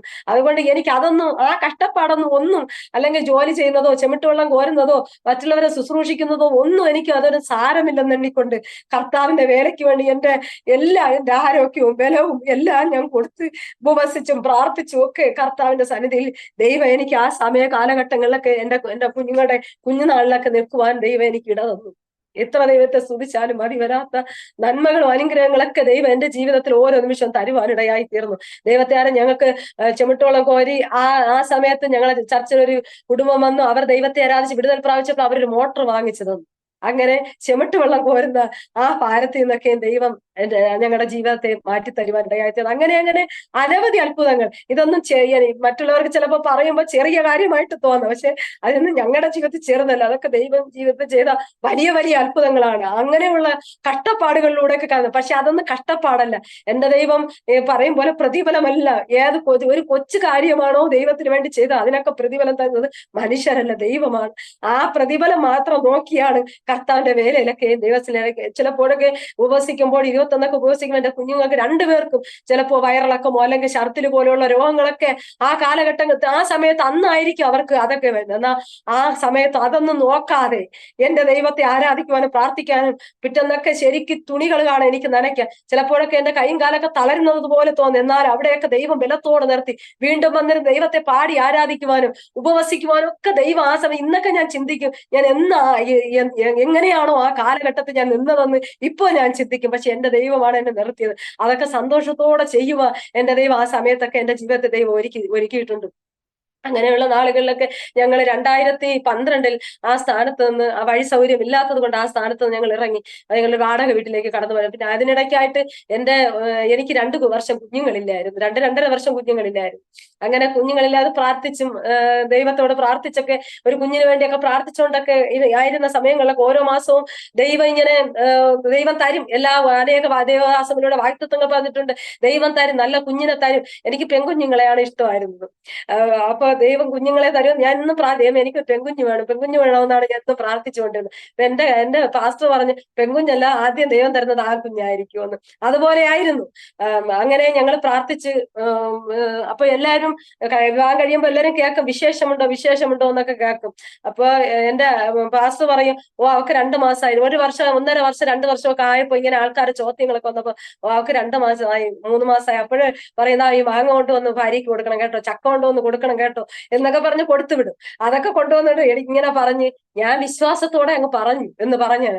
എന്നാലും പിറ്റേ മാസമൊക്കെ സങ്കടവും നിരാശകളും ഒക്കെ ജീവിതത്തിൽ കടന്നു. എന്നും എനിക്ക് വെള്ളം പ്രാർത്ഥിച്ചു തരും. എന്റെ വയറിൽ കൈ വെച്ച് പ്രാർത്ഥിക്കും, ദൈവം തലമുറയെ തരണം എന്നൊക്കെ പ്രാർത്ഥിക്കുമായിരുന്നു. അങ്ങനെ പ്രാർത്ഥന അപ്പോൾ ഞങ്ങളെ ചർച്ചിലൊക്കെ കടന്നു. എന്റെ ബന്ധുക്കളാണ് കൂടുതലും. ഞങ്ങൾ ആ ചർച്ചിലായിരുന്നപ്പോ, എന്റെ സ്ഥലത്തായിരുന്ന ആ ചർച്ചിലായിരുന്നപ്പോ വന്നുകൊണ്ടിരുന്നത്. അപ്പൊ അവർക്ക് ചിലപ്പോ അവര് പാരമ്പര്യത്തിൽ പോണവരാണ്. വിവാഹങ്ങളൊക്കെ നടക്കാതെ വരുമ്പോ ഇപ്പൊ 2 വ്യക്തികൾ വന്നാൽ, 2 പെൺകുഞ്ഞുങ്ങൾ വന്നാൽ ഒരാളെ വിവാഹം നടക്കുമ്പോൾ മറ്റുള്ളവർക്ക് വേണ്ടി പ്രാർത്ഥിച്ചില്ല എന്ന് പറഞ്ഞ് അതുകൊണ്ടാണ് അവരെ വിവാഹം നടക്കുന്നില്ല എന്ന് പറഞ്ഞിട്ടൊക്കെ നിസ്സാര കാര്യങ്ങൾ മാറിപ്പോയവരുണ്ട്.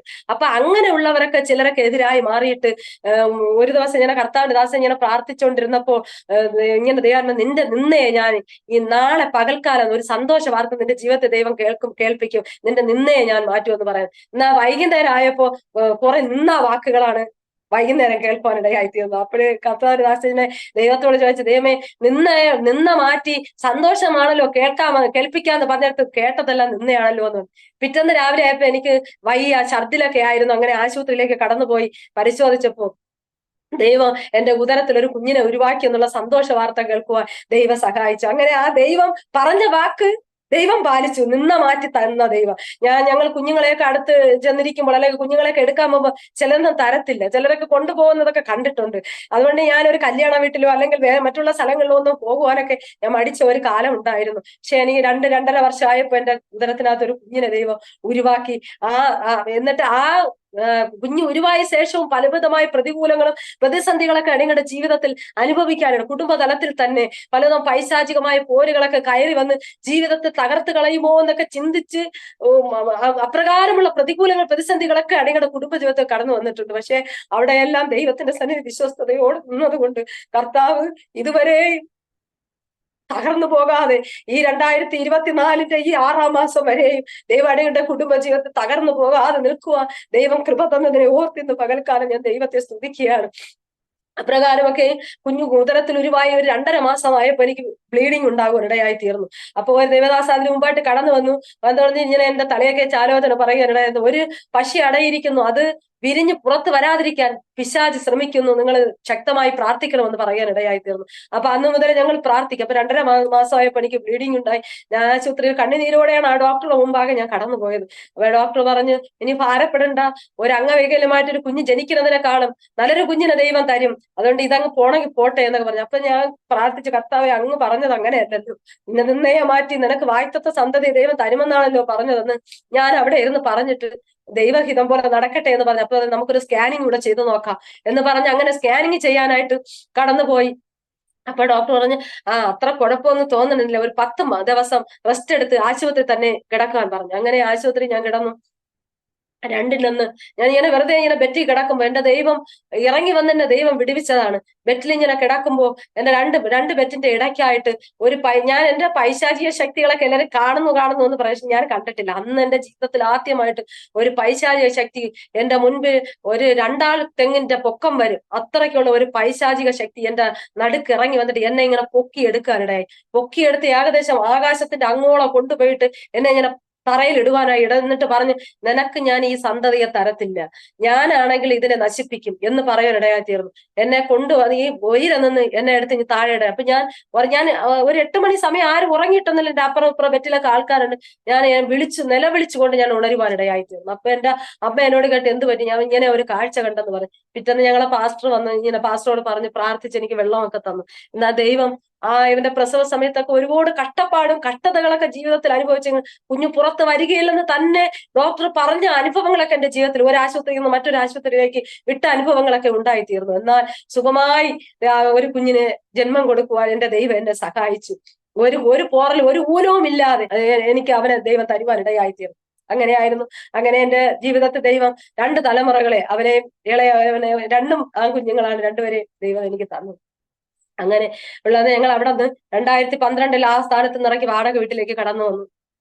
അവിടെ ആ വാടക വീട്ടിൽ തന്നെ ഞങ്ങൾ താമസിച്ച് അവിടെ ദൈവത്തെ ആരാധിക്കും. അവിടെയും ശരിക്കും ആൾക്കാരായിട്ടൊക്കെ ഇങ്ങനെ കടന്നു വന്ന് ദൈവത്തെ ആരാധിച്ചു. ഒരു കൂട്ടം ആത്മാക്കളെ ദൈവം ഞങ്ങൾക്ക് തന്നു. ദൈവത്തെ ആരാധിക്കുവാൻ ഞങ്ങളോട് കൂടെ ചേർന്ന് ആത്മാർത്ഥതയോടെ നിൽക്കുവാനൊക്കെ ഉള്ള ആത്മാക്കളെ ദൈവം ഞങ്ങൾക്ക് തന്നു. ഒരുമിച്ച് ദൈവത്തെ ആരാധിച്ച് മഹത്വപ്പെടുത്തുവാനൊക്കെ ദൈവം സഹായിച്ചു. എന്നാൽ ചില സമയങ്ങളിലൊക്കെ നല്ലതെന്ന് പറഞ്ഞാൽ മാനസാന്തരത്തിന്റെ കാര്യങ്ങളൊക്കെ ഉള്ളതുപോലെ പറയുമ്പോഴൊന്നും ചിലപ്പോൾ ചിലർക്കൊന്നും അതൊന്നും ഏറ്റെടുക്കാൻ, അല്ലെങ്കിൽ ഇങ്ങനെയാണോ പറയുന്നത്, ഇതൊന്നും ഇങ്ങനെയൊന്നും അല്ല, അല്ലെങ്കിൽ നല്ല വസ്ത്രം നേരായ വസ്ത്രം ധരിക്കണം, മാന്യമായ വസ്ത്രം ധരിക്കണം, മാന്യമായ രീതിയിൽ നടക്കണം എന്നൊക്കെ പറയുന്നതൊക്കെ ചിലപ്പോൾ ചില വ്യക്തികൾക്കൊന്നും ഇഷ്ടപ്പെടുക. അങ്ങനെയൊക്കെ ഉള്ള ചില പ്രസംഗങ്ങൾ അല്ലെങ്കിൽ ദൈവവചനങ്ങളൊക്കെ പറയുമ്പോൾ ചിലരൊക്കെ എതിരായി മാറിയിട്ടുണ്ട്. അങ്ങനെയൊക്കെ ഉള്ള പലവിധമായ വേദനകളും ഭാരങ്ങളൊക്കെ തകർന്ന് തരിപ്പണമായി പോകുമോ, ഈ സ്ഥാനത്ത് നിൽക്കുമോ എന്നൊക്കെ ചിന്തിച്ചു പോയ ഒരു കാലഘട്ടം 2012 വർഷം. ആ വർഷത്ത് ഞങ്ങള് അപ്പോഴവിടെ ഇറങ്ങിയില്ല. ആ സമയത്ത് ഞങ്ങൾ ആത്മാർത്ഥതയോടെ നിന്ന ഒരു കുടുംബം എല്ലാ കാര്യത്തിനും ആത്മഹത്യ ചെയ്യാനിരുന്ന ആ മോള് 16, 15 വയസ്സിൽ 17 വയസ്സിൽ പറഞ്ഞ പ്രവചനം അവളെ ജീവിതത്തിൽ നിവർത്തീകരിച്ചത് കൊണ്ട് അവള് ഞങ്ങളെ ചർച്ചിൽ ആരും പറയാതെ വന്നു. ഞങ്ങൾ ഒരുമിച്ച് 8 വർഷം ദൈവത്തെ ആരാധിച്ചു. പക്ഷെ അവളുടെ ആ ഓരോ കാര്യങ്ങളൊക്കെ കണ്ടിട്ട് ഓരോന്ന് പറയുന്നതൊക്കെ അവളുടെ ജീവിതത്തിൽ അപ്പോഴപ്പോഴാ സംഭവിക്കും. അതൊക്കെ അവരുടെ ജീവിതത്തിൽ പിന്നെ അതൊരു ഭാരമായി തോന്നിയിട്ട് പലവിധമായ പ്രശ്നങ്ങളും പ്രതിസന്ധികളൊക്കെ ഉണ്ടായ ഒരു കാലഘട്ടം. അന്നത്തെ ആ ജീവിതത്തിൽ ഈ ലോകത്ത് തന്നെ നിൽക്കുമോ, അല്ലെങ്കിൽ കുടുംബമായി ഞാനും കുടുംബവും അല്ലെങ്കിൽ നമ്മൾ തലമുറകളൊക്കെ നശിച്ചു പോകുമോ എന്ന് ചിന്തിച്ച സ്ഥാനത്തൊക്കെ ദൈവം നിർത്തുവാൻ ഇടയായി തീർന്നു. അവരോടൊന്നും എനിക്ക് ഒരു പിണക്കമോ അല്ലെങ്കിൽ ഇന്ന് ഞാൻ അവരെ കോർത്ത് ആരൊക്കെ ഞങ്ങളുടെ കൂടെ ഉണ്ടായിരുന്നുവോ അവരെയൊക്കെ ഓർത്ത് ഇന്ന് ഞാൻ പ്രാർത്ഥിക്കും. ദൈവമേ, ഞങ്ങളുടെ കൂടെ ഇല്ലെങ്കിൽ അവരെവിടെയെങ്കിലും ഒക്കെ ദൈവത്തെ ആരാധിക്കുന്നുണ്ട്, ആത്മാവിന് സത്യത്തിൽ ആരാധിക്കുന്നുണ്ട്. ആവരണത്തെ പറ്റി പറഞ്ഞ് എതിരായി മാറിയവരുണ്ട്. യഥാർത്ഥ സത്യ സ്നാനത്തെ കുറിച്ച് പറഞ്ഞ് എതിരായവരുണ്ട്. അവരൊക്കെ ഇന്ന് ആവരണമൊക്കെ മാറ്റി സത്യസഭയിൽ ചെന്ന് ആരാധിക്കുന്നത് കാണുമ്പോൾ അതൊക്കെ വലിയ സന്തോഷമാണ്. ഞങ്ങളുടെ കൂടെ ഒരുമിച്ചില്ലെങ്കിലും അവര് ദൈവത്തെ ആരാധിക്കുന്നല്ലോ, നിത്യതയെ വരുമ്പോൾ ഒരുമിച്ച് കാണാം എന്നുള്ള ഇന്ന് ഞാൻ പറഞ്ഞു. കർത്താ, ഒരു കൊച്ചു കുഞ്ഞാണോ ഞങ്ങളുടെ കൂടെ വന്ന് ദൈവത്തെ ആരാധിച്ചിട്ട് ഒരു ദിവസമാണോ വന്നിട്ട് പോയിട്ട് അവരാരും നശിച്ചു പോകല്ലേ കർത്താവെ, അവർ നിത്യതയെ കാണണം, അവർ നിത്യരാജ്യത്ത് എത്തുമ്പോൾ അവരെ കണ്ട് സന്തോഷിക്കാൻ ഒരു കൃപ തരണമേന്ന് എന്നും ഞാൻ പ്രാർത്ഥിക്കും. എനിക്ക് ആരോടും നമ്മുടെ കർത്താവ് തന്നെ പറയുന്നു, നിന്നെ വിടക്കം തന്നെ തള്ളുമ്പോ നീ സന്തോഷിക്കണം, നീ സന്തോഷിച്ച് തുള്ളണം, എന്നാൽ നിന്റെ പ്രതിഫലം സ്വർഗത്തിൽ വളരെ ആകുമെന്ന്. അപ്രകാരമുള്ള അപവാദങ്ങളും നിന്ദകളൊക്കെ ജീവിതത്തിൽ അനവധി കേട്ടിട്ടുണ്ട്. പറയും പോലെ ഇസബേൽ എന്ന് പറയുന്ന ആ പൈശാച ശക്തി ജീവിത മണ്ഡലത്തിലൊക്കെ കയറി വന്ന് അവിടെ കുടുംബ ജീവിതത്തെയൊക്കെ തകർത്ത് തരിപ്പണമാക്കാൻ നോക്കിയ സാഹചര്യങ്ങൾ ഉണ്ടായിട്ടുണ്ട്. അവിടെയെല്ലാം ദൈവത്തിന്റെ പരിശുദ്ധാത്മാവ് എന്നെ നിർത്തി. അതൊന്നും അതൊന്നും പറഞ്ഞറിയിക്കുവാൻ കഴിയാത്ത ജീവിതത്തിലെ വേദനകളൊക്കെ ജീവിതത്തിലുണ്ട്. എന്നാലും അവിടെയല്ല എന്റെ ദൈവം എന്നെ നിർത്തി. ഞാൻ പലപ്പോഴും ചിന്തിക്കും, കർത്താവേ ഞാൻ എങ്ങനെ നിന്നു എന്ന് എനിക്ക് അറിയത്തില്ല. ജീവിതത്തിന്റെ ഓരോ ഭാരങ്ങളും പ്രയാസങ്ങളൊക്കെ ജീവിതത്തിൽ കടന്നു വരുമ്പോൾ ആരും ഒന്ന് ആശ്വസിപ്പിക്കുവാൻ പോലും ഇല്ലാതെ പോട്ടെ, സമാധാനപ്പെട്, ഞങ്ങളുണ്ട് കൂടെ എന്നൊക്കെ പറയുവാൻ പോലും ആരുമില്ലാത്ത ആ സാഹചര്യത്തിൽ എന്റെ ദൈവം എന്റെ കൂടെ ഇരുന്നു. ദൈവം പറഞ്ഞത് മനുഷ്യരിൽ ആശ്രയിക്കുന്നതിനേക്കാൾ യഹോവയിൽ ആശ്രയിക്കുന്നത് നല്ലത്. മനുഷ്യരാരും എല്ലാവരും കൈവിട്ടാലും കൈവിടാതെ കരത്തി പിടിച്ച് നടത്തുന്ന ഒരു ദൈവം എന്റെ ജീവിതത്തിൽ ഓരോ നിമിഷം, ആ ദൈവത്തെ ഒരിക്കലും എന്റെ ജീവിതത്തിൽ ഞാൻ ഈ ലോകത്തു നിന്ന് മാറ്റപ്പെടുന്നത് വരെ എന്റെ ദൈവത്തെ വിട്ടു പോകാൻ എനിക്ക് കഴിയത്തില്ല എന്ന് പറഞ്ഞാൽ അത്രയേറെ ജീവിതത്തിൽ വേദനകളും പ്രയാസങ്ങളൊക്കെ കടന്നു വന്ന സ്ഥാനത്ത്, ഈ ആത്മീയ കോണത്തിൽ വന്ന സ്ഥാനത്തൊക്കെ ദൈവത്തിന്റെ ആ കരവും കരുതലും ഒക്കെ ജീവിതത്തിൽ ഉണ്ടായിരുന്നത് കൊണ്ടാണ് ഇന്ന് ഈ ഭൂമിയിൽ നിലനിൽക്കുവാനും ദൈവത്തെ മഹത്വപ്പെടുത്തുവാനൊക്കെ കഴിയുന്നത്. എല്ലാവരും മാറിപ്പോയ ഒരു കാലഘട്ടമുണ്ട്, ഈ കൊറോണ കാലഘട്ടം. ആ കാലഘട്ടത്തിലൊക്കെ കൂടെ ഉണ്ടാകുമെന്നും കൂടെ ഇരിക്കുമെന്നൊക്കെ പറഞ്ഞ ജീവിതങ്ങളൊക്കെ പല കാരണങ്ങളൊക്കെ പറഞ്ഞ് ഒരു കാരണവുമില്ലാതെയൊക്കെ മാറിപ്പോയ അനേക ജീവിതങ്ങളുണ്ട്. അവരെയൊക്കെ ഓർത്ത് ഞാൻ അവരെയൊക്കെ എന്നും ഞാൻ അനുഗ്രഹിച്ച് പ്രാർത്ഥിക്കും. ദൈവമേ, അവരെവിടെയായിരുന്നാലും നന്നായിരിക്കണം, അവരെ നിത്യതയെ കാണണം. അങ്ങനെയാണ് എന്റെ പ്രാർത്ഥന. ദൈവത്തിനറിയാം എന്റെ ഹൃദയം എന്താണ്. അപ്രകാരമൊക്കെ ഓരോ ദിവസവും ഞാൻ പ്രാർത്ഥിക്കുന്നു. അപ്പൊ ആ കാലഘട്ടത്തിൽ അല്ല മനുഷ്യരെല്ലാം മാറിപ്പോയ സ്ഥാനത്തും എല്ലാവരും കൈവിട്ട സ്ഥാനത്തൊക്കെ ദൈവം ജീവിതത്തിൽ താങ്ങായി തുണയായി ഓരോ നിമിഷവും കൂടെ ഇരുന്നു. ഞാൻ നിന്നോട് കൂടെയുണ്ട്, ഭയപ്പെടേണ്ട, ഞാൻ നിന്റെ വലം കൈ പിടിച്ചിരിക്കുന്നു എന്ന് പറഞ്ഞതുപോലെ ദൈവത്തിന് ജീവിതത്തിന്റെ ഓരോ മേഖലകളിലും ഓരോ താങ്ങും തണലുമായി ദൈവം കൂടെ ഇരുന്ന ആ വിധങ്ങളെയൊക്കെ ഓർത്ത് ഞാൻ ഇന്ന് ദൈവത്തെ മഹത്വപ്പെടുത്തുകയും സ്തുതിക്കുകയൊക്കെ ചെയ്യുന്നു. അങ്ങനെ ആ വാടക വീട്ടിലൊക്കെ ഇങ്ങനെ പ്രാർത്ഥിച്ചും ആരാധിച്ചും കടന്നു പോകുമ്പോ അവിടുത്തെ ആ സഹോദരനാണെങ്കിൽ ഇത് ശ്വാസം മുട്ടലിന്റെ ഒരു പ്രയാസത്താലാണ് ഒരു ദിവസം അവിടെ പ്രാർത്ഥിക്കുന്നത്. ശ്വാസം മുട്ടൽ എന്ന് പറഞ്ഞാൽ വെറുതെ പറയുന്ന ശ്വാസം മുട്ടലല്ല, ഈ ശ്വാസം മുകളിലോട്ട് വലിച്ചാൽ താഴോട്ട് വരണം, കണ്ണെല്ലാം മുൻപിൽ തള്ളിയിട്ടാണ് ആ സഹോദരൻ ഇരിക്കുന്നത്. നമ്മൾ നോക്കുമ്പോ തോന്നും മരിച്ചിരിക്കുന്ന ഒരു വ്യക്തിയെ പോലെയാണ് ഇരിക്കുന്നത്. അപ്പോഴൊക്കെ ഞങ്ങളെ 2 കുഞ്ഞുങ്ങളും കുഞ്ഞാണ്. അവരെ ഞങ്ങൾ ഒരു ദിവസം ഉറക്കി കിടത്തിയിട്ട്, 2 മക്കളും ഉണ്ട്, ഉറക്കി കിടത്തിയിട്ട് പാതിരാത്രി 12 മണിക്ക് ഈ സഹോദരന് സുഖമില്ലെന്ന് പറഞ്ഞാണ് ഞാനും എന്റെ പാസ്റ്ററും കൂടെ കടന്നു പോകാൻ ഇടയായി തീർന്നു. മണിക്കൂറോളം ഞാൻ പ്രാർത്ഥിച്ചിട്ട് പറഞ്ഞു, കർത്താവേ ഞങ്ങൾ കടന്നു വരുന്നത് വരെ കുഞ്ഞുങ്ങൾ ഉണരരുതേ എന്ന് പ്രാർത്ഥിച്ചിട്ടാണ് വന്നത്. ആരുമില്ല, വീട്ടിൽ നോക്കാൻ വേറെ ആരുമില്ല, കതവ് കൂട്ടി താക്കോലെടുത്ത് കടന്നു പോകാൻ ഇടയായി തീർന്നു. ആ മരണം, ആ സഹോദരൻ ആ മരിച്ച ആ അവസ്ഥയിൽ ഇരുന്ന അവസ്ഥയിൽ നിന്നൊക്കെ 1 മണിക്കൂറോളം ആ സഹോദരന് വേണ്ടി പ്രാർത്ഥിക്കാൻ ഇടയായി തീർന്നു. അങ്ങനെ ആ സഹോദരന്റെ മരണത്തിൽ നിന്ന് വിടുവിച്ച് ആ സഹോദരൻ CSIയിലാണ്. ആ സഹോദരൻ കടന്നു വന്ന് രക്ഷിക്കപ്പെട്ടു, സ്നാനപ്പെട്ടു, ദൈവത്തെ ആരാധിക്കണേ. അങ്ങനെ അവരെ വീട്ടിൽ പക്ഷെ ആ സഹോദരി CSIയിലാണ് പോണത് കൊണ്ട് സ്നാനത്തിനൊക്കെ ഭയങ്കര എതിരായിരുന്നു. അങ്ങനെ അവരെ വീട്ടിലാണ് ഞങ്ങള് ആദ്യം വേറൊരു വീട്ടിൽ വാടകയ്ക്ക് താമസിച്ചു. അവിടെ നിന്ന് ഞങ്ങള് ആ ഭവനത്തിൽ അപ്പോഴും ഞങ്ങൾ ആ ചർച്ചിൽ ചെന്ന് ആരാധന നടത്തുന്നുണ്ട്, അവിടെ നടത്തും. പിന്നെയാണ് അവിടെ നിന്ന് നമ്മൾ മാറിയിട്ട് ഈ സഹോദരന്റെ വീട്ടിൽ ആരാധന തുടങ്ങിയത് തന്നെ. അങ്ങനെ ആ സഹോദരി അനുകൂലമല്ലെങ്കിലും ആരാധനയ്ക്കൊക്കെ കടന്നു വന്നിരിക്കും. അങ്ങനെയുള്ള അവസ്ഥകളായിരുന്നു. എന്നാൽ ആ സഹോദരൻ ഒരു കാരണവുമില്ലാതെ മാറിപ്പോയി. പക്ഷെ കണ്ടാലൊക്കെ മിണ്ടും. ആരോടും ഒരു പിണക്കമില്ലല്ലോ, നമ്മൾ ദൈവമക്കളല്ലേ, കർത്താവിന്റെ സന്നിധിയിൽ ഒരുമിച്ച് എത്തേണ്ടവൻ. അതുകൊണ്ട് എന്നും പ്രാർത്ഥിക്കും. അത് അങ്ങനെ അവരുടെ വീട്ടിലാണ് ഞങ്ങൾ ആരാധനയൊക്കെ നടത്തിക്കൊണ്ടിരുന്നത്. പിന്നെ ഞങ്ങൾ അവിടെ ഇരുന്നിട്ടാണ് ഇവിടെ എന്റെ ആ സ്ഥലം വഴി സൗകര്യമില്ലാത്തോണ്ട് കൊടുത്തിട്ടാണ് ഞങ്ങൾ ഇപ്പോൾ ആയിരിക്കുന്ന ഈ സ്ഥാനത്ത് ദൈവം ഒരു നല്ലൊരു ഭവനം തന്നു.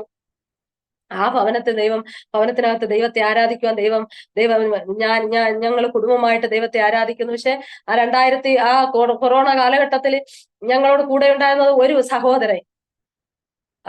സഹോദരൻ എന്ന് പറഞ്ഞാൽ ഒരു അമ്മയുടെ വയറ്റിൽ വന്ന അതേ അനുഭവമായിരുന്നു. എല്ലാ കാര്യത്തിനും പാസ്റ്റർ എല്ലാ കാര്യത്തിനും എവിടെ പോയാലും കൊണ്ടുവരാനും ചെന്ന് വിളിച്ചുകൊണ്ടുവരാനും ഒക്കെ ഞങ്ങൾക്ക് സഹോദരങ്ങളെ പോലെ ഞങ്ങളെ കൂടെ ഉണ്ടായിരുന്ന ഒരു സഹോദരൻ പെട്ടെന്ന് മരണപ്പെടുവാനിടയായി തീർന്നു. അത് പിന്നെ ജീവിതത്തിൽ ഏറ്റവും ദുഃഖകരമായിരുന്ന ആശാരി കുടുംബമാണ്. അതിൽ നിന്ന് രക്ഷിക്കപ്പെട്ട് വന്നതാണ്. കയ്യിലൊക്കെ ദേഹത്തൊക്കെ ഈ വെള്ളപ്പാണ്ട് പോലെ അവന്റെ ശരീരത്തിൽ വന്നിട്ട് വിവാഹമൊന്നും കഴിയാതെ അങ്ങനെയൊക്കെ ആയിരുന്നു. അവന്റെ ഭവനത്തിനകത്ത് അവരെല്ലാം ഹിന്ദുക്കളാണ്. അങ്ങനെ അവൻ പെട്ടെന്ന് അതും പാസ്റ്റർ തന്നെ അവന് നോക്കി ആലോചന പറഞ്ഞ കാര്യമാണ്. പക്ഷെ അവനാണെങ്കിൽ എപ്പോഴും പറയുമായിരുന്നു, പാസ്റ്റർ മരിക്കുന്നു, ഇപ്പൊ എന്നെ പറഞ്ഞു വിടണേ പാസ്റ്ററെ, എനിക്ക് ഞാൻ പാസ്റ്റർ മരിച്ചാ പിന്നെ എനിക്ക് അവിടെയൊന്നും വരാൻ പറ്റൂല. അവിടെ എന്നെ എപ്പോഴും അങ്ങനെ പറയുമായിരുന്നു. പക്ഷെ അവനിങ്ങനെ തലയിലൊക്കെ എപ്പോഴും തലപ്പെരുപ്പും തലയിലൊക്കെ വരുമ്പോൾ പറയും ആശുപത്രി ചെന്ന്, അവന് ഒരിടവും പോകത്തില്ല, അവന് എപ്പോഴും സ്വയമായിട്ട് ഇങ്ങനെ ചികിത്സിച്ചുകൊണ്ട് നടക്കും. അങ്ങനെ ഒരു ദിവസം സ്ട്രോക്ക് വന്നു, ഭവനത്തിൽ കിടന്നു. അന്ന് ഞങ്ങളെ വീട്ടിൽ എല്ലാ ദിവസവും പ്രാർത്ഥിക്കാൻ വരും, ഞങ്ങൾ ഇവിടെ ആരാധന നടത്തുന്നിടത്ത്. അന്ന് മാത്രം അത് എണീക്കാത്തതുകൊണ്ട് എന്റെ അമ്മ വിളിച്ചപ്പോ സ്ട്രോക്ക് വന്ന്. പക്ഷെ അപ്പോഴവരൊന്നും ആശുപത്രിയിൽ കൊണ്ടുപോയില്ല, അവർ താമസിച്ചൊക്കെയാണ് കൊണ്ടുപോയത്. അങ്ങനെ അവനെ ഒന്ന് കാണുവാൻ പോലും ഭവനക്കാരെ അനുവദിച്ചില്ല.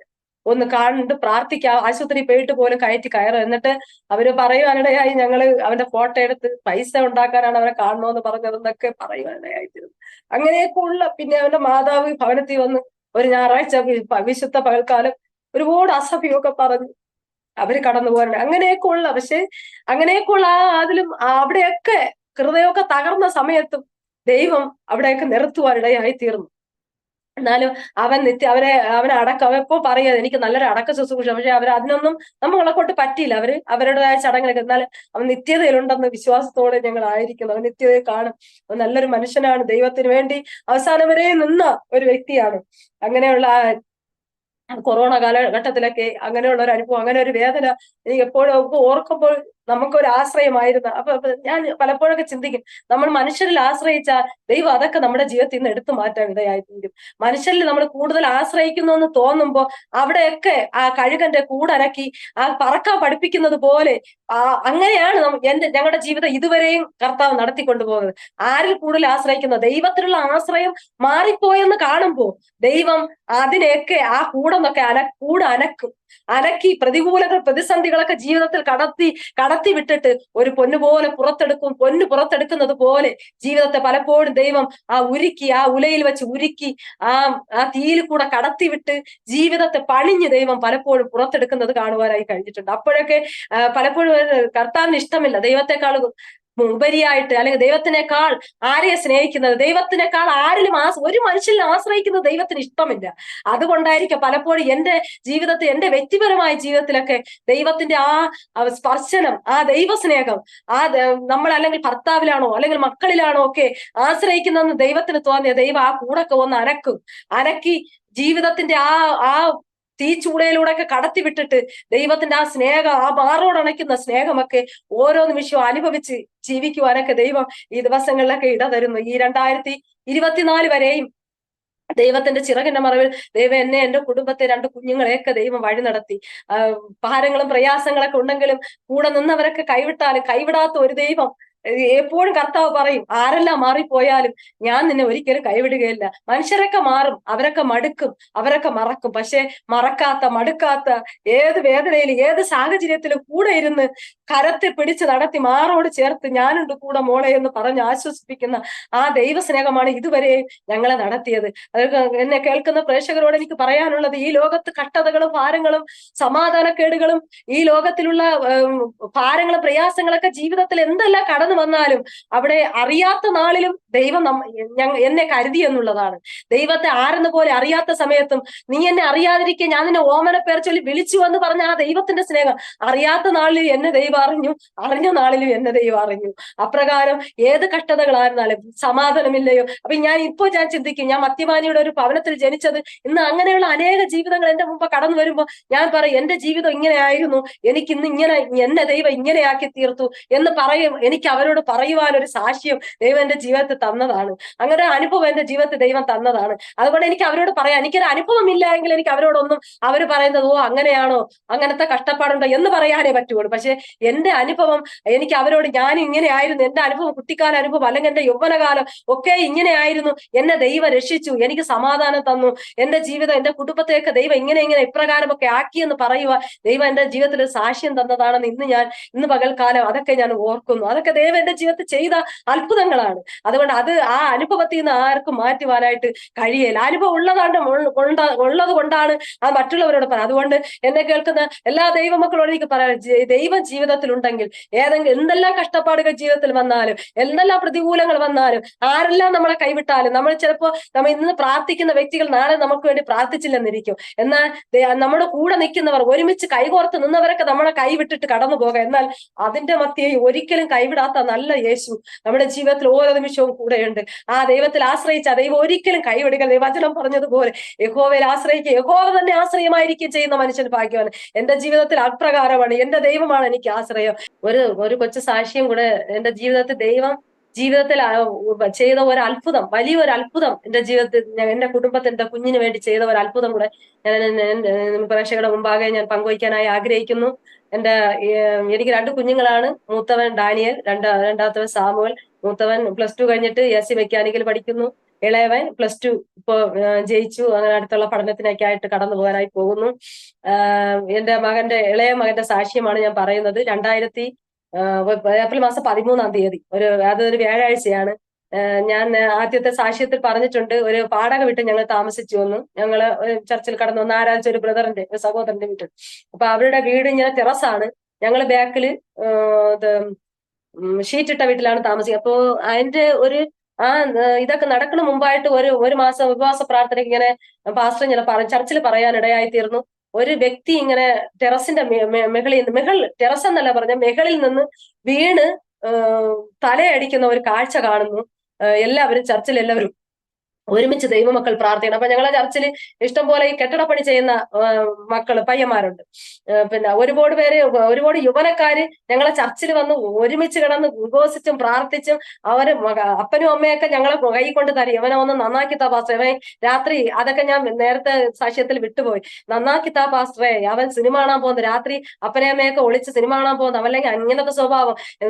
ഞങ്ങളെ വീട്ടിൽ നിർത്തി, ആ കൊച്ചു വീട്ടിൽ ഒരു മുറിയും ഒരടുക്കള വെച്ച് ഒരു കൊച്ചു കാണുള്ള വീട്ടിൽ നിർത്തി അവരെയൊക്കെ കർത്താവിന്റെ സ്നേഹത്തെ പറഞ്ഞ് അനേക യുവനക്കാര് കർത്താവിന് വേണ്ടി നേടുക. പിന്നെ അവരുടെ മാതാപിതാക്കളിൽ നിന്നൊക്കെ അതൊക്കെ കഴിയുമ്പോൾ അവരൊരു നല്ല ഇതൊക്കെ ആവുമ്പോ കല്യാണത്തിന് പോലും വിളിക്കാത്തവരുണ്ട്. മക്കളെ വലുതായി പിന്നെ അവരെ ഭവനത്തിലൊക്കെ കൊണ്ടുപോയിട്ട് അവരുടെ നല്ല കാര്യം വരുമ്പോൾ അതിലൊന്നും വിഷമമില്ല.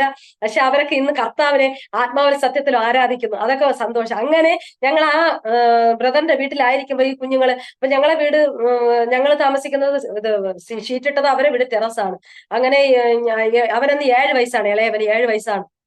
അപ്പൊ കർത്താവിന്റെ ദാസൻ അന്ന് എന്റെ വൈകുന്നേരം എന്റെ കയ്യിൽ ഒരു പാല് കൊണ്ട് തന്നിട്ട് പറഞ്ഞു, നീ ചായ ഇട്, കുടിച്ചിട്ട് എനിക്ക് 1 മണിക്കൂർ 2 മണിക്കൂർ പ്രാർത്ഥിക്കണമെന്ന് പറഞ്ഞു. അപ്പൊ ഞാനിങ്ങനെ ചായ ഇടാനായിട്ട് എല്ലാം വച്ചിട്ട് ഗ്യാസിൽ വെച്ചു. അപ്പൊ മൂത്തയാളും ഇളയവനും കൂടെ, അവര് തമ്മിൽ 1.5 വയസ്സിന്റെ വ്യത്യാസമേ ഉള്ളൂ.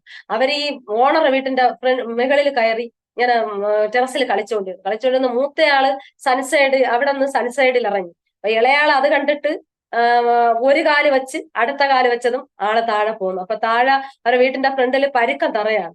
അപ്പൊ അന്ന് താഴെ വിടുന്നു. അപ്പൊ ഞങ്ങളിതൊന്നും അറിയുന്നില്ല. ഞാൻ ചായ ഇടുന്നു, കർത്താവിന്റെ ദാസൻ അവിടെ നിൽക്കുന്നു പ്രാർത്ഥിക്കാനായിട്ട് ഒരുക്കത്തില്. അപ്പൊ ഞാൻ അപ്പൊ എന്തോ ഒരു സൗണ്ട് മാത്രം, ഒരു ശബ്ദം കേട്ടു. അപ്പൊ അപ്പുറത്തെ വിളയിൽ ചക്ക ശരിക്കും നിൽക്കും. അപ്പൊ ഞാൻ ചക്ക പഴുത്താറ്റ വിടുന്നതായിരിക്കും എന്ന് ചിന്തിച്ചു. അപ്പൊ ആ ഓണറെ ഒരു മോളെയുള്ളു. ആ ഓടി വന്നിട്ട് പറഞ്ഞു, പാസ്റ്റർ അങ്കിളെ ഡാനി എന്ന് പറഞ്ഞു. ഡാനി വീണോ എന്ന് പറഞ്ഞിട്ട് ഞങ്ങൾ രണ്ടുപേരും കൂടെ, അപ്പോഴവള് പേര് മാറിപ്പോയി, സാമുവലാണ് വീണത്, ഡാനി എന്ന് പറഞ്ഞു. ഓടി വന്നപ്പോ മൂത്തവൻ ചിരിച്ചോണ്ടിരിക്കുന്നു, യവനും കുഴപ്പമൊന്നുമില്ല, ഇവനിങ്ങനെ കരഞ്ഞുകൊണ്ട് മാത്രം നിൽക്കുന്നു. അപ്പൊ ഞങ്ങൾ കേട്ട്, എന്താ അത്, ഒയിരെന്ന് വന്ന് താഴെ വിടുന്നു എന്ന് പറഞ്ഞു.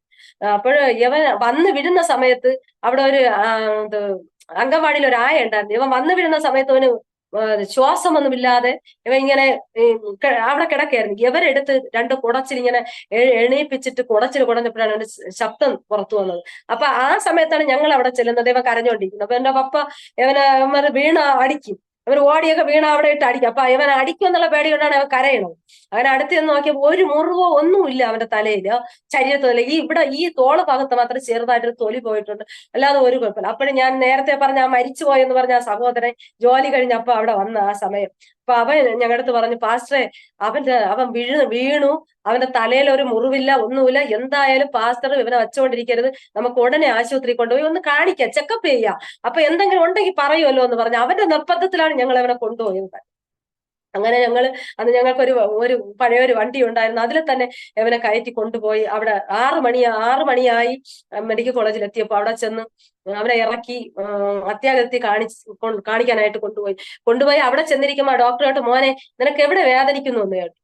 അപ്പോഴും 7 വയസ്സാണ്. അപ്പോഴേ 2ാം ക്ലാസ് 1ാം ക്ലാസ്സിൽ നിന്ന് ജയിച്ച് 2ലോട്ടാവുന്ന ആ സമയം എന്ന് വെച്ചാൽ അവിടെ ഈ വെക്കേഷൻ സമയം ഏപ്രിൽ മാസം. അപ്പോഴും എവിടെ വേദനിക്കുന്നതായിട്ട് പറഞ്ഞ് തല വേദനിക്കുന്നു എന്ന് പറഞ്ഞു. അപ്പോഴും ഡോക്ടർ പറഞ്ഞു ഉടനെ സ്കാനിങ് ചെയ്യാനായിട്ട് കൊണ്ടുപോകാൻ പറഞ്ഞു. അങ്ങനെ സ്കാനിങ് ചെയ്യാനായിട്ട് പരിശോധിക്കാൻ 3ാമത്തെ നിലയിലാണ് പോയത്. ഇവന്റെ പപ്പ ഇവനെ എടുത്ത് കൊണ്ടുപോയി അവര് ഇങ്ങനെ പരിശോധിച്ചിട്ട് കണ്ടിരിക്കുമ്പോ അപ്പൊ കാറിൽ വെച്ച് മറ്റേ സഹോദരൻ പറഞ്ഞു അവൻ ഉറങ്ങാതെ നോക്കണേ സഹോദരി, എപ്പോഴെപ്പോഴും അവനെ തട്ടിക്കൊണ്ടേ, അവനെ ഒന്ന് അടിച്ചൊക്കെ നോക്കണേ എന്ന് പറഞ്ഞു. അങ്ങനെ ഞാൻ ഇടയ്ക്കിടയ്ക്ക് അവനെ വിളിക്കും. പക്ഷെ അവന്റെ കണ്ണൊന്നും അവൻ തുറക്കുന്നില്ല. ഇങ്ങനെ ഇങ്ങനെ നോക്കും, ചെറുതായിട്ടൊന്ന് നോക്കും, വീണ്ടും അവന് ഒരു ബോധമില്ലാത്തവരാണ്. അതുവരെ അങ്ങനെ അവിടെ നിന്ന് എടുത്ത് നമ്മൾ കൊണ്ടുപോയി സ്കാനിങ് ചെയ്യണമെന്ന് പറഞ്ഞ് പരിശോധിക്കാനായിട്ട് കൊണ്ടുപോകുമ്പോൾ അവിടെ അവര് പരിശോധിച്ചുകൊണ്ടിരിക്കുന്ന അവൻ ഛർദ്ദിക്കാൻ തുടങ്ങി. അങ്ങനെ ഛർദ്ദിക്കുന്നു. അപ്പോഴും പറഞ്ഞു ഉടനെ എമർജൻസിയാണ്, സ്കാനിങ്ങിനായിട്ട് കൊണ്ടുപോകണമെന്ന് പറഞ്ഞു. സ്കാനിങ്ങിന് ചെന്നപ്പോൾ ക്യൂ ആയിട്ട് നിൽക്കുകയാണ് ആൾക്കാർ. പക്ഷേ ഈ എമർജൻസി എന്ന് പറഞ്ഞതുകൊണ്ട് ഇവനെ അകത്ത് കയറ്റി സ്കാനിങ് ചെയ്തു. സ്കാനിങ് റിപ്പോർട്ട് ഡോക്ടറെ കയ്യിൽ കൊടുത്തു. ഉടനെ എമർജൻസി ആയിട്ട് ഓപ്പറേഷൻ വേണം എന്ന് പറഞ്ഞു. ഞങ്ങളുടെ അടുത്ത് വേറെ ഒന്നും പറഞ്ഞില്ല. ഇവൻ ഇങ്ങനെ ഛർദ്ദിച്ചുകൊണ്ടേയിരിക്കുന്നു. ഇവനെ കൊണ്ടുവന്ന് ബെറ്റി കിടത്തി. ഇവൻ കണ്ണൊന്നും തുറക്കുന്നില്ല. അപ്പോഴും ഒരു നേഴ്സിനെ ഇങ്ങനെ ഇവന്റെ തലവേലിലെ മുടിയൊക്കെ എടുക്കാനായിട്ട് ഇവനെ ഇങ്ങനെ തുടങ്ങി. അവിടെ നേഴ്സല്ല, അവിടെ അറ്ററായിട്ട് നിന്ന് മൂർച്ചയില്ലാത്ത ബ്ലൈഡൊക്കെ കുറെ നേരം ഇങ്ങനെ വലിച്ചിട്ട് ഈ മുടികളൊന്നും വരുന്നില്ല. കുറെ കഴിഞ്ഞപ്പോ അവര് പറഞ്ഞു എനിക്ക് ഇവിടെ നിൽക്കാൻ വയ്യ, എനിക്ക് വല്ലാതെ വരുന്നു, ഞാൻ ബോധം കെട്ടി ഇപ്പം വീഴുമെന്ന് പറഞ്ഞിട്ട് അവര് ബ്ലൈഡും എല്ലാം വെച്ചിട്ട് അവര് പോകട്ടെ. അത് പിന്നെ ഇഞ്ചക്ഷൻ എടുക്കുന്ന നേഴ്സാണ് കുറച്ച് മുടി ഒക്കെ എടുക്കും. ഇതിനിടയ്ക്ക് ഡോക്ടറെ അപ്പോഴും തന്നെ ഓപ്പറേഷൻ കഴിഞ്ഞ സീനിയർ ഡോക്ടർ വീട്ടിൽ പോയി. ഡോക്ടർമാരൊന്നും ഇല്ലാത്ത സമയം 6 മണി സമയം ഉടനെ തന്നെ ആ ഡോക്ടറെ വീട്ടിൽ പോയി ആ സീനിയറായ ഡോക്ടറെ വിളിച്ച് വരുത്തുവാനിടയായി തീർന്നു. ആ ഡോക്ടർ വരുമ്പോ അപ്പോഴപ്പോഴാ വന്ന് ഡോക്ടർമാര് വേറെ അസിസ്റ്റന്റ് ആയിട്ട് നിൽക്കുന്ന ഡോക്ടർമാരെ അടിച്ചു നോക്കും, നുള്ളി നോക്കും. അപ്പോഴേ അല്പം പതുക്കെ ഒന്ന് കാൽ വലിക്കും, പിന്നെ ഒരു ബോധമില്ല. അത് കണ്ണിന്റെ കൃഷ്ണമണി ഒന്നും കാണാനില്ല, വെള്ളം മാത്രം കാണാം. അങ്ങനെ ആ ഡോക്ടർ ഓടി വന്നിട്ട് റിപ്പോർട്ടൊക്കെ നോക്കിയപ്പോൾ തലച്ചോറിനകത്ത് എല്ല് പൊട്ടി, ബ്ലഡ് ക്ലോട്ട് ചെയ്ത് കഴിഞ്ഞു. ഇനി ഒരു ഗ്യാരണ്ടി ഇല്ല. അതൊക്കെ പിന്നെയാണ് ഇതൊന്നും ഞങ്ങളടുത്ത് പറഞ്ഞില്ല. അപ്പൊ ഈ ഡോക്ടർ ഈ റിസൾട്ട് നോക്കിയിട്ട് ഓടി വന്നിട്ട് പറഞ്ഞ് ഇത്രയും സീരിയസ് ആയ കുഞ്ഞിനെയാണ് ഇങ്ങനെ ഇട്ടിരിക്കുന്നത്, ഇനി മുടിയൊന്നും കൊടുക്കണ്ട, നിങ്ങൾ അങ്ങോട്ട് മാറെന്ന് പറഞ്ഞ് അവരെയൊക്കെ തള്ളി മാറ്റിയിട്ട് അപ്പൊ ഇതിനിടയ്ക്ക് പാസ്റ്റർ ഇവനെ താഴെ എവിടെയൊക്കെ കൊണ്ടുപോകാൻ പറ്റുമോ അവിടെ എല്ലാം എടുത്തോണ്ടാണ് പോകുന്നത്. അപ്പൊ കാലെല്ലാം പന്ത് പോലെ നീരായി, മുകളിലും താഴെയൊക്കെ കയറിയത്. ലിഫ്റ്റിലൊന്നും കയറാനൊന്നും അപ്പോഴൊന്നും നമുക്കതൊന്നും ഓർമ്മയില്ല. അങ്ങനെ എടുത്തോണ്ട് താഴെ വരെയൊക്കെ വന്നു. അപ്പൊ ഈ ഡോക്ടർ വന്നിട്ട് പറഞ്ഞു എമർജൻസി ആയ കൊച്ചിനാണ് ഇങ്ങനെ ഇട്ടിരിക്കുന്നത്, നിങ്ങൾ അങ്ങോട്ട് മാറാന്ന് പറഞ്ഞിട്ട് ഈ ഡോക്ടർ തന്നെ സ്ട്രെച്ചറിൽ ഇവനെ എടുത്ത് ഉടനെ തന്നെ കിടത്തി പിന്നെ കൊണ്ട് ലിഫ്റ്റിനകത്ത് കയറി. ഡോക്ടറും കൂടെ കയറി. അങ്ങനെ അങ്ങനെയൊന്നും ഒരു ഡോക്ടറും വരില്ല കൂടെയൊന്നും. അവർ ആ സമയത്ത് ഓപ്പറേഷൻ ആ സ്ഥാനത്ത് വരും. പക്ഷെ ഈ ഡോക്ടർ ലിഫ്റ്റിൽ കൂടെ കയറി, ആംബുലൻസിൽ കൂടെ കയറി, അവിടെ കയറിയിട്ട് ഓപ്പറേഷൻ നടത്തുന്ന ആ സ്ഥലത്തേക്ക് കടന്നു വന്നിട്ട് മോന്റെ പപ്പയാണ്, പാസ്റ്ററാണ് ഇത് സ്ട്രെച്ചർ തള്ളുന്നത്. ഒരു വശത്ത് തള്ളുമ്പോ അപ്പൊ ഒരു കൺട്രോൾ എല്ലാം പോയി നിൽക്കണം. അപ്പോഴും പെട്ടെന്ന് ഡോക്ടർ താങ്കൾ അങ്ങോട്ട് മാറും, താങ്കൾ കൺട്രോൾ എല്ലാം പോയിട്ടാണ് നിൽക്കണം, ഞാൻ തള്ളാം എന്ന് പറഞ്ഞ് ഈ ഡോക്ടർ സീനിയറായ ഡോക്ടറാണ്. ഈ ഡോക്ടർ വാങ്ങിച്ച് സ്ട്രെച്ചർ തള്ളി അകത്ത് കൊണ്ട് കയറിപ്പോവാൻ ഇടയായി തീർന്നു. എന്നിട്ടാണ് ഞങ്ങളുടെ അടുത്ത് ഈ പേപ്പർ കൊണ്ടുവരുന്നത്. ഇങ്ങനെയാണ് കൊച്ചിന്റെ വിഷയങ്ങൾ, ഇങ്ങനെയാണ്, സീരിയസ് ആണ്, ഉടനെ എമർജൻസി ആയിട്ട് ഓപ്പറേഷൻ വേണം. ഇപ്പൊ നെഗറ്റീവാണ് എന്റെ ബ്ലഡ്. അവന്റെ പപ്പയ്ക്ക് അതാണ് ബ്ലഡ്, അതാണ്, പക്ഷെ ഷുഗർ ആയതുകൊണ്ട് എടുക്കാൻ പറ്റൂല. അങ്ങനെ ബ്ലഡിന് വേണ്ടി കടന്നുപോയി. അവിടെ ചെന്നപ്പോൾ ബ്ലഡ് ഇല്ല, ബ്ലഡ് ബാങ്കിലില്ല. അവര് വേറെ ആർക്കോ കൊടുക്കാൻ വെച്ചിരുന്ന ഒരു ബ്ലഡേ ഉള്ളൂ.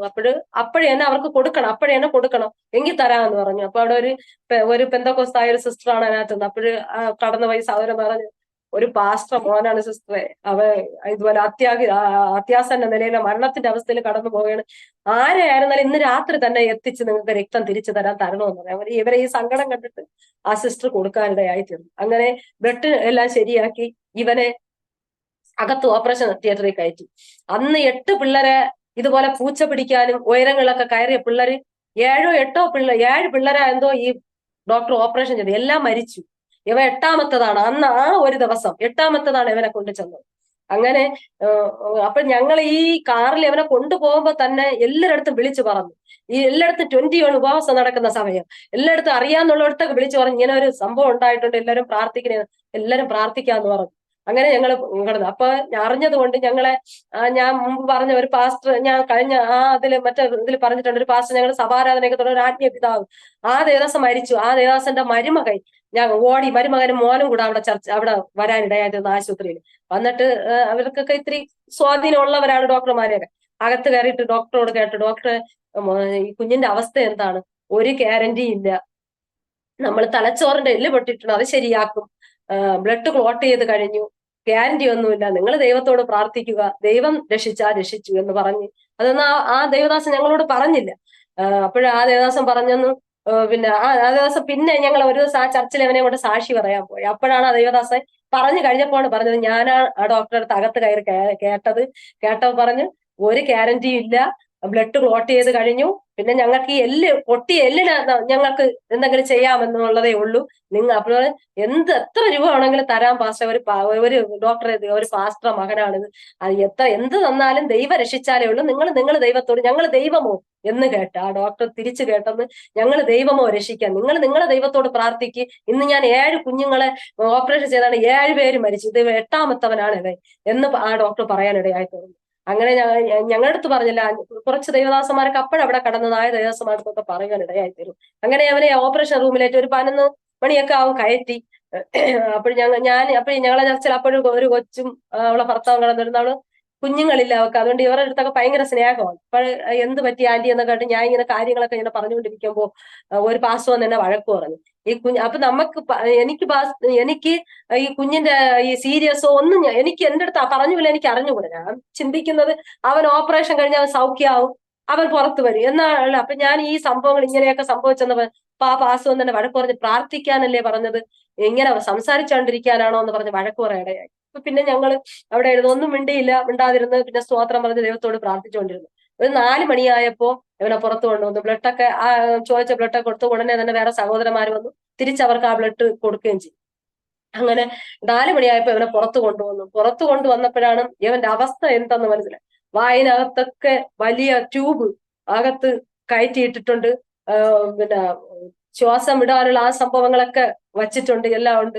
അല്ലാതെ ഇവനെ വെന്റിലേറ്ററിനകത്ത് കയറ്റുവാനിടയായി. അപ്പൊ ഒരാളെ ഇരിക്കാവൂ, എന്നെ കയറ്റി എനിക്ക് തലേ ദിവസത്തെ ഉറക്കം. ഇവൻ ഇത് ബോധമൊന്നുമില്ല, ഇവൻ ഈ സംഭവം ഒന്ന് വലിച്ചൂരാതിരിക്കാൻ നോക്കണമെന്ന് പറഞ്ഞ് എന്നെ അവിടെ എനിക്ക് എന്റെ കണ്ണൊക്കെ അറിയാതെ അടഞ്ഞു വരും. നേഴ്സ് വന്ന് വഴക്ക് പറയും, ഊരിയ ഇതെല്ലാം വലിച്ച ആ കുഞ്ഞു ഊരിയ ഞങ്ങൾ മരണത്തിന് ഉത്തരവാദിയല്ല, നിങ്ങളാണ് ഉത്തരവാദി എന്ന് പറഞ്ഞ് എന്നെ ഇടയ്ക്കിടയ്ക്ക് വന്ന് വഴക്ക് പറയും. എനിക്ക് അതിനകത്ത് കയറി എന്നത് നേരെ മുതൽ എനിക്ക് മരണവെപ്രാണം, ഞാൻ മരിച്ചു പോകുമോ എന്നൊരു ചിന്ത അതിനകത്ത്. പണ്ടൊക്കെ ഞാൻ സിനിമ കാണുമ്പോൾ ഈ വെന്റിലേറ്റർ ഒക്കെ കണ്ടിട്ടുണ്ട്. എന്റെ ജീവിതത്തിൽ ആദ്യമായി വെന്റിലേറ്റർ എന്തെന്ന് കാണേണ്ടി വന്നു എനിക്ക്. ഞാൻ നോക്കുമ്പോ ഇവന്റെ സൈഡ് ഭാഗത്തായിട്ട് ഇതുപോലെ ട്യൂബൊക്കെ ഇട്ട് ശരീരത്ത് മൊത്തം ഉയറുകളൊക്കെ കടുപ്പിച്ച് ഒരു 2.5-3 വയസ്സായ ഒരു കുഞ്ഞിനെ ഇട്ടിട്ടുണ്ട്. ന്യൂമോണിയ വന്നിട്ട് ഒരു വ്യക്തിയെ ഈ സൈഡിൽ മരിച്ച് വെള്ളവസ്ത്രം മൂടി അത് അങ്ങനെ ഇട്ടിരിക്കുന്നു. ഇതൊക്കെ കണ്ട് എനിക്ക് എന്റെ ഹൃദയമൊക്കെ എനിക്ക് വേദനിക്കുന്നു.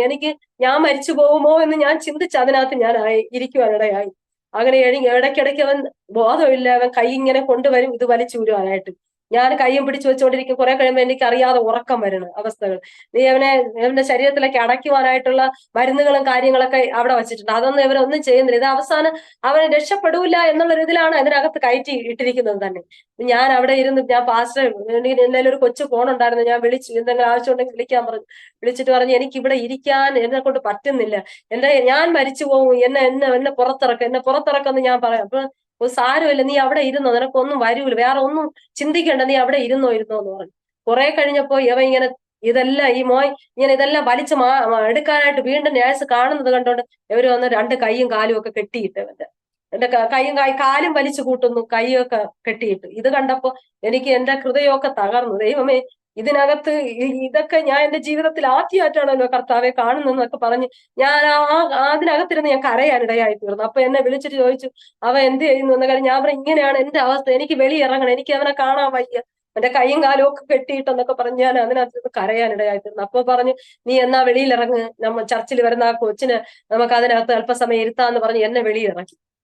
അപ്പൊ മൂത്തയാളിനെ ഞങ്ങൾ വീട്ടിൽ ആക്കിയിട്ടാണ്, ആ ബ്രദറിന്റെ വീട്ടിലാക്കിയിട്ടാണ് വന്നത്. അപ്പൊ തലേ ദിവസേ വന്നത്. അപ്പൊ ഞാൻ ചിന്തിച്ച് അവന് വേറൊന്നും ഇല്ല, ഇതൊക്കെ കുറച്ച് കഴിയുമ്പോൾ സൗഖ്യമാവും എന്ന് പറഞ്ഞ് എന്റെ അടുത്ത് പറഞ്ഞു, ഞാൻ പറഞ്ഞു നമുക്ക് വീട്ടിൽ പോയി അവനെ നോക്കിയിട്ട് വരാം എന്ന് പറഞ്ഞ് ഞാൻ പാസ്റ്ററെ വിളിച്ചോണ്ട് ഞങ്ങള് ആ വണ്ടിയിൽ തന്നെ വീട്ടിൽ വന്ന് ആ അപ്പുറത്തുള്ള ആ സഹോദരി ഒരു ഗ്ലാസ് ചായ കൊണ്ട് തന്ന് കുടിച്ചില്ല. അതിനു മുമ്പ് ഫോൺ കോൾ വന്ന് സാമുവല് പപ്പയെ കേട്ട് അമ്മയെ കേട്ട് അവന് ജീവനില്ല പാസ്റ്ററെ എന്ന് പറഞ്ഞ് ആ പെങ്കൊച്ച് വിളിക്കാനിടയായി. ജീവനില്ല, അവൻ മരിച്ചു എന്നിങ്ങനെ പറയാനിടയായി. ഞങ്ങൾ അപ്പോൾ തന്നെ വണ്ടി പാസ്റ്റർ തന്നെ ആ വണ്ടി ഓട്ടിച്ച് എവിടെയൊക്കെ വണ്ടി ഇടിച്ച് മരിക്കുമെന്നൊക്കെ പല സ്ഥലത്തും തോന്നിയ ആൾക്കാരൊക്കെ ചീത്ത വിളിക്കുന്നു, മറ്റുള്ള വണ്ടിക്കാരൊക്കെ. അതൊന്നും ശ്രദ്ധിച്ചില്ല, ഓട്ടിച്ച് ആരുമില്ല ഞങ്ങളെ കൂടെ, അപ്പോഴും ആരുമില്ല, പോയേ പറ്റുള്ളൂ. അങ്ങനെ കടന്നു പോകാനിടയായിട്ട് എന്തായാലും അവിടെ എത്തുമ്പോ ആംബുലൻസ് പിടിച്ചിട്ടിട്ടുണ്ട്. വെള്ള തുണികളൊക്കെ ഇങ്ങനെ പുറത്ത് കൊണ്ടുവരുന്നു, കുറച്ച് തുണികളൊക്കെ അങ്ങോട്ട് പോയി. എന്റെ അമ്മ നിന്ന് കരയുന്നു. മറ്റുള്ള 1-2 ദേവദാസന്മാരൊക്കെ ഉണ്ട്, എന്റെ അനുജത്തിയുടെ ഭർത്താവുണ്ട്. അപ്പൊ അനുജത്തിയുടെ ഭർത്താവൻ പാസ്റ്റർക്ക് എന്ന് പറഞ്ഞ് ഇപ്പൊ വന്നതും ഇപ്പൊ എന്താണെന്നാലും സംഭവിച്ചു സഹിച്ചേ പറ്റുള്ളൂ എന്നിങ്ങനെ പറയണം. അപ്പോഴെനിക്ക് മനസ്സിലായി നമ്മളെ ജീവിതം അവൻ നമ്മളെ ഒന്ന് കൈവിട്ട് പോയി, മരിച്ചു ഒന്ന്. അപ്പൊ അവിടെ നിന്ന് ഞങ്ങൾ കരയണം. തലേ ദിവസം രാത്രി ഇങ്ങനെ ഇവന്റെ ഓപ്പറേഷൻ നടന്നുകൊണ്ടിരിക്കുമ്പോൾ തന്നെ ഒരു ദേവദാസം വന്ന് നമുക്ക് കുറച്ചു നേരം പ്രാർത്ഥിക്കാം എന്ന് പറഞ്ഞ് ഒരു കാറ് കയറിയിരുന്ന് പ്രാർത്ഥിച്ചു. പാസ്റ്റർ വിചാരിച്ചാൽ മതി പാസ്റ്റർ മോനെ ദൈവം തിരിച്ചു തരും, പാസ്റ്റർ പ്രാർത്ഥന ഒന്ന് മതി പാസ്റ്റർ മോനെ ദൈവം തിരിച്ചു തരുമെന്ന് പറയാനിടയായി തീർന്നു. അപ്പോഴും ദേവദാസ അങ്ങനെ പറഞ്ഞിട്ട് ഇങ്ങനെ പ്രാർത്ഥിച്ചുകൊണ്ടിരിക്കുമ്പോൾ തന്നെ ഒരു ഒരു ഒരു തേജസ്സിന്റെ ഒരു രൂപം കടന്നു വന്നിട്ട് ഇങ്ങനെ ദേവദാസന്റെ മുമ്പ് നിന്നിട്ട് ഇങ്ങനെ പറയാൻ, ഞാൻ നിനക്ക് നിന്റെ മോനെ തിരിച്ചു തരാം. പക്ഷെ അവൻ ആവശ്യത്തിനുള്ള വിദ്യാഭ്യാസം കൊടുത്തിട്ട് നല്ല പഠിക്കുമായിരുന്നു, നല്ല പഠിക്കാൻ നല്ല ബുദ്ധിയുള്ളവനായിരുന്നു. അപ്പൊ ആവശ്യത്തിനുള്ള അപ്പൊ എന്റെ അപ്പ എപ്പോഴും പറയും, പാസ്റ്റർ എപ്പോഴും പറയും, എന്നെ പോലെ മറ്റുള്ളവരുടെയൊക്കെ നിന്നേളം വഴികളൊക്കെ കേട്ട് അങ്ങനെയൊന്നും ദൈവവേല ചെയ്യാതെ എല്ലാ ജോലിയൊക്കെ ചെയ്ത് ദൈവവേലയ്ക്കും കൊടുത്ത് അങ്ങനെയൊക്കെ ആയിരിക്കണം എന്റെ മക്കള് എന്ന് എപ്പോഴും പറയുമായിരുന്നു. അപ്പോഴ് ദൈവം അങ്ങനെയല്ല കണ്ടത്. ദൈവത്തിന്റെ ഉദ്ദേശം അതല്ലേ. ദൈവം പറഞ്ഞു, നീ ആവശ്യത്തിന് അവന് വിദ്യാഭ്യാസം കൊടുത്തിട്ട് ദൈവത്തിന്റെ വേലയ്ക്ക് വേണ്ടി നീ എനിക്ക് അവനെ തന്ന, ഞാൻ അവനെ ജീവനോടെ തിരിച്ചു തരാമെന്ന് പറയാനിടയായിത്തീർന്നു. അപ്പൊ അങ്ങനത്തെ വാക്തത്വം രാത്രി ഈ ഓപ്പറേഷൻ നടക്കുന്ന സമയത്ത് ദൈവം കേൾപ്പിക്കാനിടയായി. പക്ഷെ പിറ്റേന്ന് രാവിലെ കേൾക്കുന്ന വാർത്ത അവൻ മരിച്ചു എന്നാണ്. അപ്പൊ ഞങ്ങൾ വരുമ്പോ ആംബുലൻസ് പിടിച്ചിട്ടുണ്ട്. കർത്തദാസൻ കർച്ചീപ്പ് വായിൽ കുത്തി ചുരുകിയിട്ട് നിന്ന് കരയുന്നത്. അപ്പൊ ഞാൻ കേട്ട് എന്ത് പറ്റി, എന്തിനെങ്കിലും പറ്റിയോ എന്നൊക്കെ കേൾക്കാനിടയായിത്തീർന്നു. ആംബുലൻസിൽ കൈവച്ചിട്ടുണ്ട്. അപ്പോ ഞങ്ങളെ അവിടെ നിന്ന് ഇത് വിളിച്ചു പറഞ്ഞ് ഞങ്ങൾ വരുന്ന സമയം, ഈ കൊച്ച് വിളിച്ചു പറഞ്ഞ് വരുന്ന സമയം തന്നെ ഇവനെ ഓപ്പറേഷൻ ചെയ്ത ഡോക്ടർ ഇവന്റെ അടുത്ത് വന്നു. ഇവന്റെ അടുത്ത് വന്നിട്ട് അവിടെ ഈ അല്പസുഖാവണരൊക്കെ ഒരു കൊച്ചു വാർട്ടുണ്ട് അവിടെ ആക്കിയിട്ടുണ്ട്. അപ്പൊ അവരെ നോക്കാനായിട്ടാണ് കടന്നു വന്നിട്ട് ഇവനെ നോക്കിയിട്ട് വന്നിരുന്ന് പറയാണ്, ഞാൻ ഇന്നലെ കഷ്ടപ്പെട്ട് ഓപ്പറേഷൻ ചെയ്ത ഞാൻ ഓപ്പറേഷൻ ചെയ്തതിൽ 7 പേര് മരിച്ച് ഇത് 8ാമത്തവനാണ് എന്ന്. അപ്പൊ ഇവന് അടയ്ക്കേണ്ട മരുന്നുകളൊക്കെ ഇവന്റെ അടുത്ത് വെച്ചിട്ടുണ്ട്. അപ്പൊ അവിടെ നിന്ന് ഡോക്ടർമാരെയൊക്കെ വഴക്ക് പറഞ്ഞു. അപ്പൊ ഈ കൊച്ചു കയറിയപ്പോ വേറെ ഡോക്ടർമാർ വന്നിട്ട് ഇവിടെ ഇട്ടെന്ന് പറഞ്ഞ് ഇവൻ സുഖാവയൊന്നുമില്ല, വല്ല പൈസ ഉണ്ടെങ്കിൽ വല്ല കിംസിലോ വല്ല കൊണ്ടുപോകണം. അപ്പൊ പറഞ്ഞ അത് ദൈവം ആ പാവപ്പെട്ട ദൈവദാസൻ അവരെ പൈസ ഇല്ലാത്തതുകൊണ്ടാണല്ലോ ഡോക്ടറെ ഇവിടെ കൊണ്ടുവന്നതെന്ന് ആ കൊച്ചു പറയാനിടയായി തീർന്നു. അതൊക്കെ അവളാണ് പിന്നെ ഞങ്ങളോട് പറഞ്ഞത്. ഇപ്പോ ഞാൻ ചിന്തിക്കുന്നു, എന്റെ ദൈവമായിരിക്കും പുറത്തിറക്കിയത്. ഞാനാണ് ആ സ്ഥാനത്തിരുന്നെങ്കിൽ എനിക്ക് അവിടെ ഞാൻ തകർന്നു പോയിരുന്നു, എനിക്ക് അവിടെ പിടിച്ചിരിക്കാനുള്ള ഗൾഫ് പോലും ഇല്ല. ദൈവമായിരിക്കും എന്നെ പുറത്തിറക്കിയത്. അങ്ങനെ ആ സീനിയർ ഇവനെ ഓപ്പറേറ്റ് ചെയ്ത ഇവനെ നോക്കി അവിടെയൊക്കെ വാർക്കിലൊക്കെ കടന്നു പോയിട്ട് ഇവനെ ഒന്ന് നോക്കിയിട്ട് അപ്പുറത്ത് പോയി. ആ സമയം ആ ഡോക്ടർ അപ്പുറത്ത് പോയ സമയത്ത് ഇവൻ ഈ ഇട്ടിരുന്ന ഈ ട്യൂബല്ല, അവരെ കെട്ടൊക്കെ അഴിച്ചായിരിക്കും ഞാൻ അങ്ങ് വെളിയിൽ പോയപ്പോ, ഈ ട്യൂബല്ല ഇവന് വലിച്ചൂരിയിട്ട് അവസാനത്തെ അവസാനം മരണവെപ്രാളപ്പെടും പോലെയുള്ള ആ വെപ്രാളം കാണിക്കാൻ ഇടയായിത്തീർന്നു. അപ്പൊ ഇവൾ അവിടെ കിടന്ന് വിളിച്ചു, ഡോക്ടറെ സാമുവലിന് വയ്യ ഡോക്ടറെ എന്ന് പറഞ്ഞ് ഇവിടെ അവിടെ കിടന്ന് വിളിക്കാൻ ഇടയായിത്തീർന്നു. അങ്ങ് വിളിച്ചപ്പോ ഓടി ആ ഡോക്ടർ ഇവിടെ വന്ന് നോക്കിയപ്പോ ഇവൻ അവസാനം മരണവെപ്രാളത്തിന്റെ ഇതാണ്. നെഞ്ചിലൊക്കെ പ്രസ് ചെയ്തു, ഒരു ഇതുമില്ല. അപ്പൊ ഇങ്ങനെ സ്വയമായി പറഞ്ഞു, ഞാൻ ഇന്നലെ കഷ്ടപ്പെട്ട് വീട്ടിൽ പോയി ഞാൻ വന്ന് 7 കുഞ്ഞുങ്ങളെ എന്റെ കൈകൊണ്ട് മരിച്ച് ഇവനെങ്കിലും രക്ഷപ്പെടുമെന്ന്. അവര് കത്തോലിക്കക്കാരനാണ് ആ ഡോക്ടർ. പിന്നെ എവനെങ്കിലും ദൈവം രക്ഷിക്കുമെന്ന് ചിന്തിച്ച് ഓപ്പറേഷൻ ചെയ്തത്, ഇവനെ ഞാൻ മരണത്തിന് വിട്ടുകൊടുക്കൂല എന്ന് പറഞ്ഞിട്ട് ഈ ഡോക്ടർ നെഞ്ചിലൊക്കെ പ്രസ് ചെയ്തിട്ട് ഇവന് ഒരു വ്യത്യാസവും ഇല്ല. ഇങ്ങനെ പ്രസ് ചെയ്തുകൊണ്ടിരിക്കുമ്പോൾ തന്നെ ഇവനെ വായിക്കാത്ത കഫം. അപ്പൊ ഇവന് കുഞ്ഞിലെ ജന്നിയൊക്കെ വരുമോ എന്ന് ഞങ്ങളുടെ അടുത്ത് കേട്ടെ. നമുക്ക് അറിഞ്ഞൂടെ അവന് ജന്നിയൊക്കെ വരുമോ, സൈലന്റ് ആയിട്ട് വന്നിട്ടുണ്ടോന്ന് അവർ ഓപ്പറേഷൻ സമയത്തിന് മുമ്പേ ഞങ്ങളോട് കേട്ടപ്പോ പറഞ്ഞപ്പോ ഞങ്ങൾ പറഞ്ഞ് അറിയത്തില്ല എന്ന് പറഞ്ഞ് അങ്ങനെ വന്നിട്ടുണ്ട് എന്ന് പറയാനിടയായിത്തീർന്നു. അപ്പൊ ഈ ജന്നി വന്നതുപോലെ തന്നെ അപ്പോഴൊക്കെ ഇത് അവന് കാണിക്കുകയും ചെയ്തു. ഈ വായിൽ നിന്ന് ഇങ്ങനെ കഫം ഇങ്ങനെ വരാൻ തുടങ്ങി. പക്ഷെ ഈ നെഞ്ചിൽ പ്രസ് ചെയ്തിട്ടൊന്നും അവന്റെ ജീവൻ തിരിച്ചു അവൻ അവസാനം മരണത്തിലേക്ക് വഴുതി വീഴുന്ന ഒരു അവസ്ഥ അവസാനത്തിന്റെ ഇതായിരുന്നു. പെട്ടെന്ന് തന്നെ ഈ ഡോക്ടർക്ക് ദൈവമായിരിക്കും അപ്പൊ ആ സമയത്ത് ഞങ്ങൾ വെളിയിൽ വന്ന് നിൽക്കുകയാണ്, ആംബുലൻസിൽ കിടക്കുകയാണ്. ആ സമയത്ത് കർത്തദാസം പ്രാർത്ഥിക്കുകയാണ്, ഈ ആംബുലൻസ് ദൈവമേ, നീ ഞാൻ അനേക കുഞ്ഞുങ്ങൾക്ക് വേണ്ടി പ്രാർത്ഥിച്ചിട്ടുണ്ട്. അനേക കുഞ്ഞുങ്ങൾ ഈ ആശുപത്രിയിൽ ഉയർത്തെഴുന്നേറ്റിട്ടുണ്ട്, അല്ലെങ്കിൽ അവര് മരിക്കാൻ കിടന്ന കുഞ്ഞുങ്ങളെ ദൈവം വിടുവിച്ചിട്ടുണ്ട്. അതുകൊണ്ട് എന്റെ കുഞ്ഞിനെ ഞാൻ ഈ ആംബുലൻസ് കൊണ്ടുപോകില്ല, തിരിച്ച് മരിച്ചു കൊണ്ടുപോകൂല. എന്റെ അടുത്ത് ഇന്നലെ പറഞ്ഞ വാക്തത്വം ഇതല്ല. അവനെ നിന്റെ വേലയ്ക്ക് വേണ്ടി തന്നാൽ നീ അവനെ തിരിച്ചു തരാന്നാണ് പറഞ്ഞത്. മരിച്ച് ഞങ്ങൾ കൊണ്ടുപോകില്ല എന്ന് പ്രാർത്ഥിക്കുകയാണ്. അപ്പൊ പറഞ്ഞു കേട്ടത് മരിച്ചു എന്നാണ്. പക്ഷെ ഈ പ്രാർത്ഥിച്ചു കൊണ്ടിരിക്കുമ്പോൾ തന്നെ ആ ഡോക്ടർ അവന്റെ വായ്ക്കകത്ത് കൃത്രിമ ശ്വാസം കൊടുക്കുകയാണ്. ഈ കഫം എല്ലാം അവന്റെ വായിൽ നിന്ന് ഇങ്ങനെ പുറത്തു വന്നുകൊണ്ടിരിക്കുകയാണ്. ഡോക്ടർ കൃത്രിമ ശ്വാസം ആ വായില്, ആ ശർത്തിലുള്ള വായില് ആരും ദൈവമാണ് ആ ഡോക്ടർ ദൈവം ഡോക്ടർ ഹൃദയത്തിൽ തോന്നിച്ചാണ് ആ ഡോക്ടർ അത് ചെയ്തത്. ഇവന്റെ വായിൽ നിന്ന് ഇങ്ങനെ കഫം എല്ലാം ഇഷ്ടംപോലെ വന്നുകൊണ്ടിരിക്കണം. ഒരു അര ബക്കറ്റ് കഫം ഉണ്ടായിരുന്നത്, അതെല്ലാം ഇങ്ങനെ വന്നുകൊണ്ടിരിക്കണം. ആ വായിൽ തന്നെ തന്റെ വായ ചേർത്ത് വെച്ചിട്ട് ഊതുവാൻ ഇടയായിത്തീർന്നു. ആ സമയത്ത് കാണുന്നു ഒരു വെള്ള വസ്ത്രധാരിയായ ഒരു മനുഷ്യൻ ഒരു വെള്ള കുഴൽ കൊണ്ട് അവന്റെ ഈ വായിൽ ഈ ശ്വാസം ഇവന്റെ വായിലേക്ക് ഇങ്ങനെ ഊതുന്ന ഒരു കാഴ്ച ആ കർത്തദാസൻ കാണാൻ ഇടയായിത്തീർന്നു. ആ സമയത്താണ് ഈ കൈവച്ച് ഈ ആംബുലൻസിൽ പ്രാർത്ഥിക്കുകയും ഈ കാഴ്ച കാണുകയും ചെയ്തുകൊണ്ടിരുന്നത്. ആ സമയത്ത് ഈ ഡോക്ടർ കൃത്രിമശ്വാസം കൊടുക്കുന്നു. അപ്പൊ ഞാൻ എവിടെ ഇരിക്കുമ്പോ കണ്ടു ഇവിടെ കൂടെ ഒരു ട്യൂബ് ഇട്ടിട്ടുണ്ട്, ഈ ബ്ലഡ് ക്ലോട്ട് ചെയ്ത് പുറത്തു. അതൊന്നും പോയിട്ടില്ല, അതൊക്കെ അങ്ങനെ തന്നെ ഉണ്ട്. ഈ കൃത്രിമ ശ്വാസം കൊടുത്തുകൊണ്ടിരിക്കുന്ന അവന്റെ ഈ ചെവിയിലൂടെ ഒക്കെ ഈ ബ്ലഡ് ഇങ്ങനെ പൊട്ടി പുറത്തു പോകാൻ ഇടയായിത്തീർന്നു. ഈ ബ്ലഡ് പുറത്തു പോയാലേ ഇവ രക്ഷപ്പെടുകയുള്ളൂ എന്നാണ് ഡോക്ടർ പറഞ്ഞത്. ഈ കൃത്രിമ ശ്വാസം കൊടുത്തുകൊണ്ടിരിക്കുന്ന ഈ ബ്ലഡ് എല്ലാം പുറത്ത് പൊട്ടി പോകുവാൻ ഇടയായിത്തീർന്നു. അവനെ ദൈവം രക്ഷിക്കുവാൻ ഇടയായിത്തീർന്നു.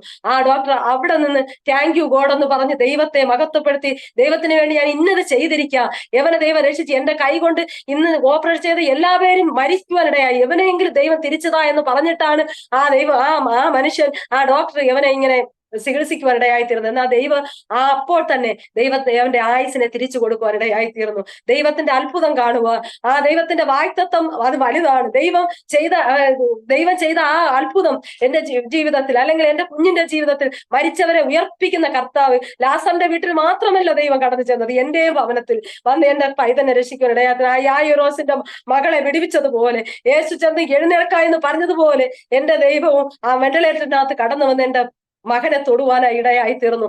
അവനെ ഇവിടം തൊട്ട് ഇങ്ങനെ സർജറി ഓപ്പൺ ചെയ്തിട്ടാണ് സർജറി ചെയ്തിരിക്കുന്നത്. ഇവിടെ ഒന്നും മുടിയൊന്നും പൊടിക്കത്തില്ല ആ സ്ഥാനത്തൊന്നും. എന്നിട്ട് പറഞ്ഞ് ഇനി 12 വയസ്സ് വരെ ഫിക്സിന്റെ ഗുളിക കഴിക്കണം, അവന് ജന്നി വരാൻ സാധ്യതയുണ്ട്, ഫിക്സ് വരാൻ സാധ്യതയുണ്ടെന്ന് പറഞ്ഞു. എന്നാൽ ദൈവത്തിന്റെ പരിശുദ്ധാത്മാവ്, ഞങ്ങൾ ആകെ 2-3 മാസമാണ് ആശുപത്രിയിൽ പോയത്. ആദ്യം എടുത്ത സ്കാനിങ്, പിന്നെ എടുത്ത 2-3 സ്കാനിങ്ങിനൊക്കെ അവർ ഒരു തലയ്ക്കൊന്നും ഒരു പ്രശ്നമില്ല എന്ന് പറയാൻ ഇടയായി തീർന്നു. 12 വയസ്സ് വരെ കഴിക്കേണ്ട ആ ഗുളിക വെറും 3 മാസം കൊണ്ട് നിർത്തുവാൻ എന്റെ ദൈവം സഹായിക്കുവാൻ ഇടയായി തീർന്നു. എന്നിട്ട് പറഞ്ഞെന്ന് പറഞ്ഞ അവൻ രക്ഷപ്പെട്ടില്ല, ഈ ഓപ്പറേഷനിൽ അവൻ സൗഖ്യമായില്ല, അല്ലെങ്കിൽ അവൻ പുറത്ത് വന്നില്ല എങ്കിൽ 3 മാസം കോമ സ്റ്റേജിൽ കിടക്കും. അത് കണ്ണ് കാണത്തില്ല, ചെവി കേൾക്കത്തില്ല, ആരെയും അറിയാത്ത രീതിയിൽ അവൻ കിടക്കും. ഈ ലോകത്തുനിന്ന് മാറ്റപ്പെടുമെന്ന് പറഞ്ഞ സ്ഥാനത്ത് എന്റെ ദൈവം അവനെ ജീവനോടെ, 18 വയസ്സാണ് അവൻ ഇന്ന്, അവനെ ജീവനോടെ ദൈവം ഈ ഭൂമി ശേഷിപ്പിച്ചിരിക്കുന്നു. അവന്റെ ഈ തഴമ്പൊക്കെ സ്കൂളിലൊക്കെ കടന്നു പോകുമ്പോ ഈ മോഡൽ വെട്ടുന്നൊക്കെ കേട്ട് അടി വരെ കിട്ടിയിട്ടുണ്ട്. എന്ന് പറഞ്ഞാൽ ഇപ്പോഴത്തെ കൊച്ചുങ്ങളൊക്കെ മോഡൽ ഒരുമാതിരി വെട്ടിയും അപ്പുറം വരച്ചൊക്കെ ഇരിക്കുന്നത്, അതുപോലെയാണ് അവന്റെ തലയിരിക്കുന്നത്. അങ്ങനെയൊക്കെ അടി കിട്ടിയിട്ടുണ്ട്. അടി കിട്ടിയ ശേഷമാണ് പറയുന്നത് ഇങ്ങനെ വീണതാണെന്നൊക്കെ. അന്ന് ആ സ്ഥാനത്തൊക്കെ ദൈവ ജീവനോടെ ഈ ഭൂമിയിൽ അവനെ ദൈവം ശേഷിപ്പിച്ച് ദൈവത്തിന്റെ വേലയ്ക്ക് വേണ്ടിയാണ് 2 കുഞ്ഞുങ്ങളെ ഞങ്ങൾ ദൈവത്തിന്റെ സന്നിധി സമർപ്പിച്ചിരിക്കുന്നത്. അപ്രകാരം തന്നെ ദൈവം അവരെ ആക്കി തീർക്കുമെന്നുള്ള വിശ്വാസത്തോടെയൊക്കെ ഈ ദിവസങ്ങൾ പ്രാർത്ഥിക്കുന്നു. ഞങ്ങളുടെ കഷ്ടപ്പാടുകളും വേദനകളൊക്കെ കണ്ടിട്ടൊക്കെ ഒരു പലപ്പോഴും മടുപ്പിന്റെയും പലവിധമായ വാക്കുകളൊക്കെ അവരൊക്കെ പറയുന്നത് കേൾക്കുവാൻ ഇടയായിട്ടുണ്ട്. ഈ കഷ്ടപ്പാടൊന്ന് സഹിക്കാൻ അവർക്ക് വയ്യാന്ന്. എന്നാൽ ദൈവം അവരെ കൊണ്ടുവരും.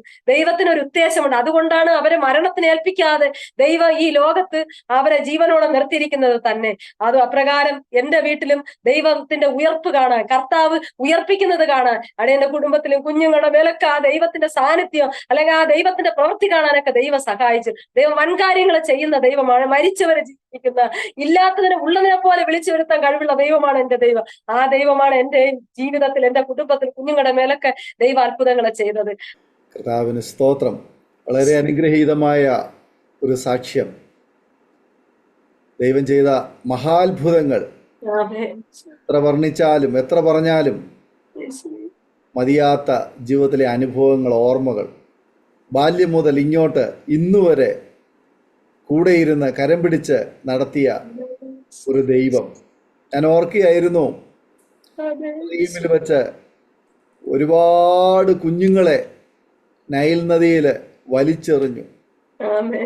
ജനനത്തിങ്കൽ തന്നെ ആ കുഞ്ഞുങ്ങളെ കൊല്ലുവാനിടയായി തീർന്നു. എന്നാൽ ദൈവത്തിനു വേണ്ടി വേർതിരിക്കപ്പെട്ട പൈതലിനെ ദൈവം അത്ഭുതകരമായിട്ട് സൂക്ഷിച്ചു. ആ നദിയിൽ നിന്നും, മുതലയുടെ വായിൽ നിന്നും, മറ്റ് പല സാഹചര്യങ്ങളിൽ നിന്നും അത്ഭുതകരമായ വിടുതൽ ദൈവം കൊടുത്തു. മോശ പിന്നത്തേതിൽ 40 വർഷം കൊട്ടാരത്തിൽ വളർന്നു. സ്വന്തം അമ്മയുടെ സംരക്ഷണയിൽ തന്നെ വളരുവാൻ ദൈവം സഹായിച്ചു. പിന്നത്തേതിൽ ദൈവത്തിൻ്റെ ഓരോ പദ്ധതികളിലൂടെ മോശയെ കയറ്റി ഇറക്കി. സമയമായപ്പോൾ ഇസ്രായേൽ ജനത്തിൻ്റെ വീണ്ടെടുപ്പിന് വേണ്ടി അവരുടെ ഒരു നേതാവായി, അവരുടെ ഒരു ലീഡറായി ദൈവം നിയോഗിച്ചയക്കുവാൻ ദൈവം കൂടെ ഇരുന്ന് നടത്തുവാനിടയായി. ഒരുപാട് കുടുംബങ്ങളിൽ മദ്യം എന്ന് പറയുന്ന മഹാവിപത്ത് നിമിത്തം ആൺകുഞ്ഞുങ്ങളും പെൺകുഞ്ഞുങ്ങളും ഒക്കെ അവരുടെ ജീവിതം ദുരിതക്കയത്തിലേക്ക് തള്ളിവിട്ടപ്പോൾ ഒരുപാട് കുടുംബങ്ങളിൽ കുഞ്ഞുങ്ങൾ നഷ്ടമായി, മാതാപിതാക്കന്മാർ നഷ്ടമായി, പ്രിയപ്പെട്ടവർ സഹോദരങ്ങളൊക്കെ നഷ്ടമായപ്പോൾ അതിൻ്റെ നടുവിൽ നിന്ന്, ആ കഷ്ടതയുടെ നടുവിൽ നിന്ന് ഒരു മോശ കുഞ്ഞിനെ ദൈവം വിടുവിച്ചതുപോലെ മിനി സഹോദരിയെ കർത്താവ് വിടുവിച്ചു, പുറത്തു കൊണ്ടുവന്നു, ദൈവം രക്ഷിച്ചു എന്നല്ലാതെ പറയുവാൻ തക്കവണ്ണം സ്തോത്രം. ആകയാൽ ആ ദൈവത്തിൻ്റെ പ്രവർത്തികൾ ദൈവനാമ മഹത്വത്തിന് വേണ്ടി സഹോദരിക്ക് പറയുവാൻ കർത്താവ് സഹായിച്ചല്ലോ. കർത്താവ് വീണ്ടും സഹായിക്കുമാറാകട്ടെ. ഞങ്ങളെ കേട്ടുകൊണ്ടിരിക്കുന്ന മാന്യപ്രേക്ഷകരെ, ഒരുപക്ഷെ നിങ്ങളും ഇതുപോലെയുള്ളതായ പ്രതികൂലങ്ങളുടെ നടുവിലൂടെ മദ്യം എന്ന് പറയുന്ന ആ മഹാവിപത്ത് കാർന്നു തിന്ന ബാല്യം, യൗവനം, അല്ലെങ്കിൽ ഇപ്പോൾ കുടുംബജീവിതം നയിക്കുന്ന പല പ്രിയപ്പെട്ടവർ അഭിമുഖീകരിക്കുന്ന വിഷയങ്ങളുണ്ടായിരിക്കാം. എന്നാൽ ഇതിൻ്റെ ഒക്കെ നടുവിൽ നമ്മളെ വലിച്ചഴിക്കുന്ന ആ പാപത്തിൻ്റെ ശക്തിക്ക് വലിയ ശക്തിയുണ്ട്. ആ പാപത്തിന് വലിയ സ്വാധീനതയുണ്ട്. അതിൻ്റെ ബലം മരണത്തോളം ബലമുള്ളതാണ്. അതിന് വലിയ ശക്തിയുള്ളതാണ്. എന്നാൽ അതിൽ നിന്ന് നമ്മെ രക്ഷിപ്പാൻ തക്കവണ്ണം കഴിയുന്ന ഒന്നേ ഉള്ളൂ, അത് ദൈവത്തിൻ്റെ സ്നേഹം. കർത്താവ് യേശു ക്രിസ്തുവിൻ്റെ കരം, യേശു കർത്താവിൻ്റെ സാന്നിധ്യം മാത്രമേ ഒരു വ്യക്തിയെ പൂർണ്ണമായി രക്ഷിക്കുവാൻ തക്കവണ്ണം കഴിയത്തുള്ളൂ. നമ്മൾ ഏതവസ്ഥയിൽ, ഏത് സാഹചര്യത്തിൽ കൂടി കടന്നു പോകുന്ന വ്യക്തിയായിരുന്നാലും നമ്മെ പൂർണ്ണമായി രക്ഷിപ്പാൻ യേശുവിന് കഴിയുമെന്ന് നിങ്ങൾ വിശ്വസിക്കുവാൻ തയ്യാറാകുമെങ്കിൽ, നിങ്ങൾ അഭിമുഖീകരിച്ചുകൊണ്ടിരിക്കുന്ന, നിങ്ങൾ കടന്നു പോകുന്ന ആ പ്രതിസന്ധിയുടെ നടുവിൽ രക്ഷകനായി, രക്ഷിതാവായി, കർത്താവായി, നിങ്ങളുടെ നടത്തിപ്പുകാരനായി യേശുവിനെ നിങ്ങൾ വിശ്വസിക്കുവാൻ തയ്യാറാകുമെങ്കിൽ ആ യേശു നിങ്ങളുടെ അടുക്കലേക്ക്, നിങ്ങളുടെ ഭവനത്തിലേക്ക്, നിങ്ങളുടെ വിഷയത്തിലേക്ക് ഇറങ്ങി വരും. ഞങ്ങൾ നിങ്ങൾക്ക് വേണ്ടി പ്രാർത്ഥിക്കാം.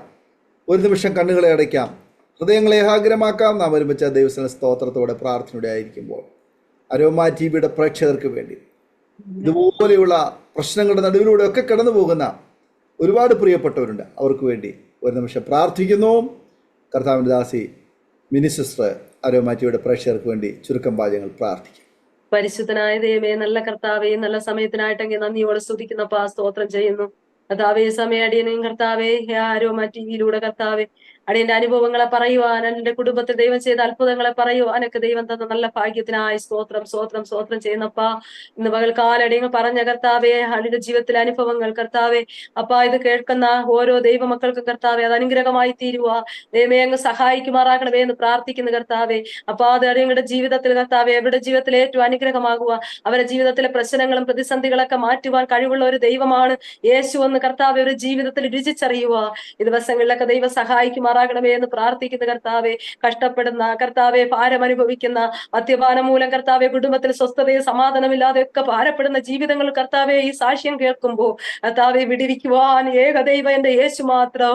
ആ ദൈവത്തെ കർത്താവെ വിശ്വസിച്ച ആ ദൈവം ജീവിതത്തിൽ സമാധാനവും സന്തോഷവും തരുമെന്നുള്ള വിശ്വാസം ജീവിതത്തിൽ കർത്താവെ ഈ സാക്ഷ്യത്തിലൂടെ കർത്താവെ ജീവിതത്തിൽ പ്രാപിക്കുക.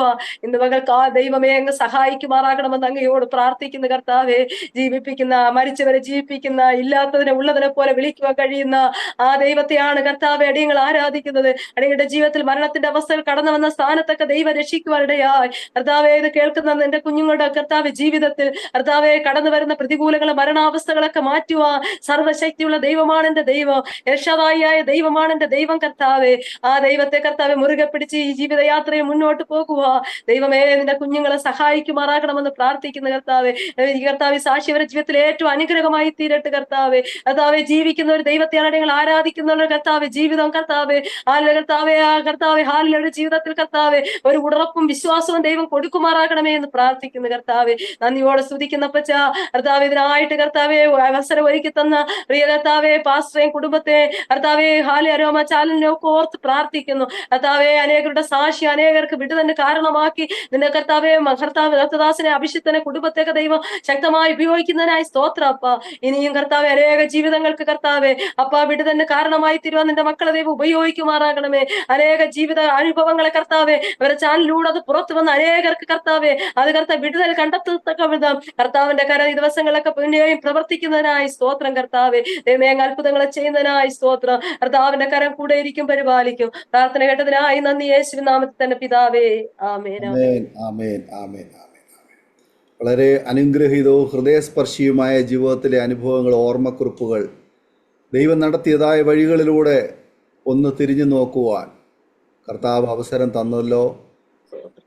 സമയം വേർതിരിച്ച് ഇത്രത്തോളം സമയം ഈ സാക്ഷി പങ്കുവയ്ക്കുവാൻ അരോമ ടിവിയുടെ പ്രേക്ഷകരോടൊപ്പം കടന്നു വന്ന കർത്താവിൻ്റെ ദാസി മിനി സുരേന്ദ്രനുള്ളതായ നന്ദി സ്നേഹം അറിയിക്കുന്നു. കർത്താവിൻ്റെ ദാസിയെ ദൈവം അനുഗ്രഹിക്കട്ടെ, കുടുംബത്തെ ദൈവം അനുഗ്രഹിക്കട്ടെ, ശുശ്രൂഷകളെ ദൈവം മാനിക്കട്ടെ. ഈ സാക്ഷി ഒരുപാട് പേർക്ക് ആശ്വാസവും അനുഗ്രഹമായി തീരട്ടെ എന്ന് ആശംസിക്കുന്നു, പ്രാർത്ഥിക്കുന്നു. ഞങ്ങളെ കേട്ടുകൊണ്ടിരുന്ന മാന്യ പ്രേക്ഷകരുള്ളതായ നന്ദി സ്നേഹവും ഞങ്ങൾ അറിയിക്കുന്നു. ഈ സാക്ഷ്യം നിങ്ങൾക്ക് ഒരു അനുഗ്രഹമായി തീർന്നു എന്ന് ഞങ്ങൾ പൂർണ്ണമായി വിശ്വസിക്കുകയാണ്. നിങ്ങൾക്ക് അനുഗ്രഹമായി തീർന്നു എങ്കിൽ തീർച്ചയായിട്ടും നിങ്ങളുടെ സുഹൃത്തുക്കൾക്ക്, പ്രിയപ്പെട്ടവർ കൂടി ഷെയർ ചെയ്ത് കൊടുക്കൂ. അവരും കേൾക്കട്ടെ, കാണട്ടെ, അനുഗ്രഹിക്കപ്പെടട്ടെ. നിങ്ങളുടെ വിലയേറിയ അഭിപ്രായങ്ങളും നിർദ്ദേശങ്ങളും കമൻറ്റ് ബോക്സിൽ നിങ്ങൾക്ക് രേഖപ്പെടുത്തുവാൻ ഉള്ള അവസരമുണ്ട്. അതുപോലെ ഒരു പ്രാർത്ഥനാ വിഷയമുണ്ടെങ്കിൽ തീർച്ചയായിട്ടും സ്ക്രീനിൽ കാണുന്ന വാട്സപ്പ് നമ്പറിൽ ഞങ്ങളെ അറിയിക്കൂ. ഞങ്ങൾ നിങ്ങൾക്ക് വേണ്ടി പ്രാർത്ഥിക്കാം. അടുത്ത അനുഗ്രഹിക്കപ്പെട്ട ഒരു സാക്ഷ്യവുമായി വീണ്ടും കാണുമ്പോഴേയും എല്ലാ പ്രിയപ്പെട്ടവർക്കും good bye. God bless you all. ഓർമ്മയുടെ മനോരഥത്തിൽ മായാത്ത ഓർമ്മയ്ക്കായി അരോമ മാട്രിമോണിയിൽ നിന്നും ജീവിത പങ്കാളിയെ കണ്ടെത്തൂ. നിങ്ങൾ ഒരു ക്രിസ്തീയ ജീവിത പങ്കാളിയെ അന്വേഷിക്കുകയാണോ? അതോ മക്കൾക്ക് അനുയോജ്യമായ ഒരു തക്ക തുണയ്ക്ക് വേണ്ടി പ്രാർത്ഥിക്കുന്ന വ്യക്തിയാണോ? എങ്കിൽ അരോമ മാട്രിമോണി നിങ്ങൾക്ക് വേണ്ടിയാണ്. ഇന്നു തന്നെ സൗജന്യമായി രജിസ്റ്റർ ചെയ്യൂ. അരോമ മാട്രിമോണിയുടെ പ്രത്യേകതകൾ: രജിസ്ട്രേഷൻ തികച്ചും സൗജന്യം. ലോകത്തെവിടെയുമുള്ള അനുയോജ്യമായ ക്രിസ്തീയ ജീവിത പങ്കാളിയെ തിരഞ്ഞെടുക്കാം. വിവാഹം നടക്കുന്നതുവരെ സർവീസ് ലഭിക്കുന്നു. ഏറ്റവും ചെറിയ പാക്കേജുകളും തിരഞ്ഞെടുക്കാം. അരോമ മാട്രിമോണി നിങ്ങൾക്കായി ഒരുക്കുന്നു വിവാഹം പരമാനന്ദം. Email aroma matrimony2020@gmail.com.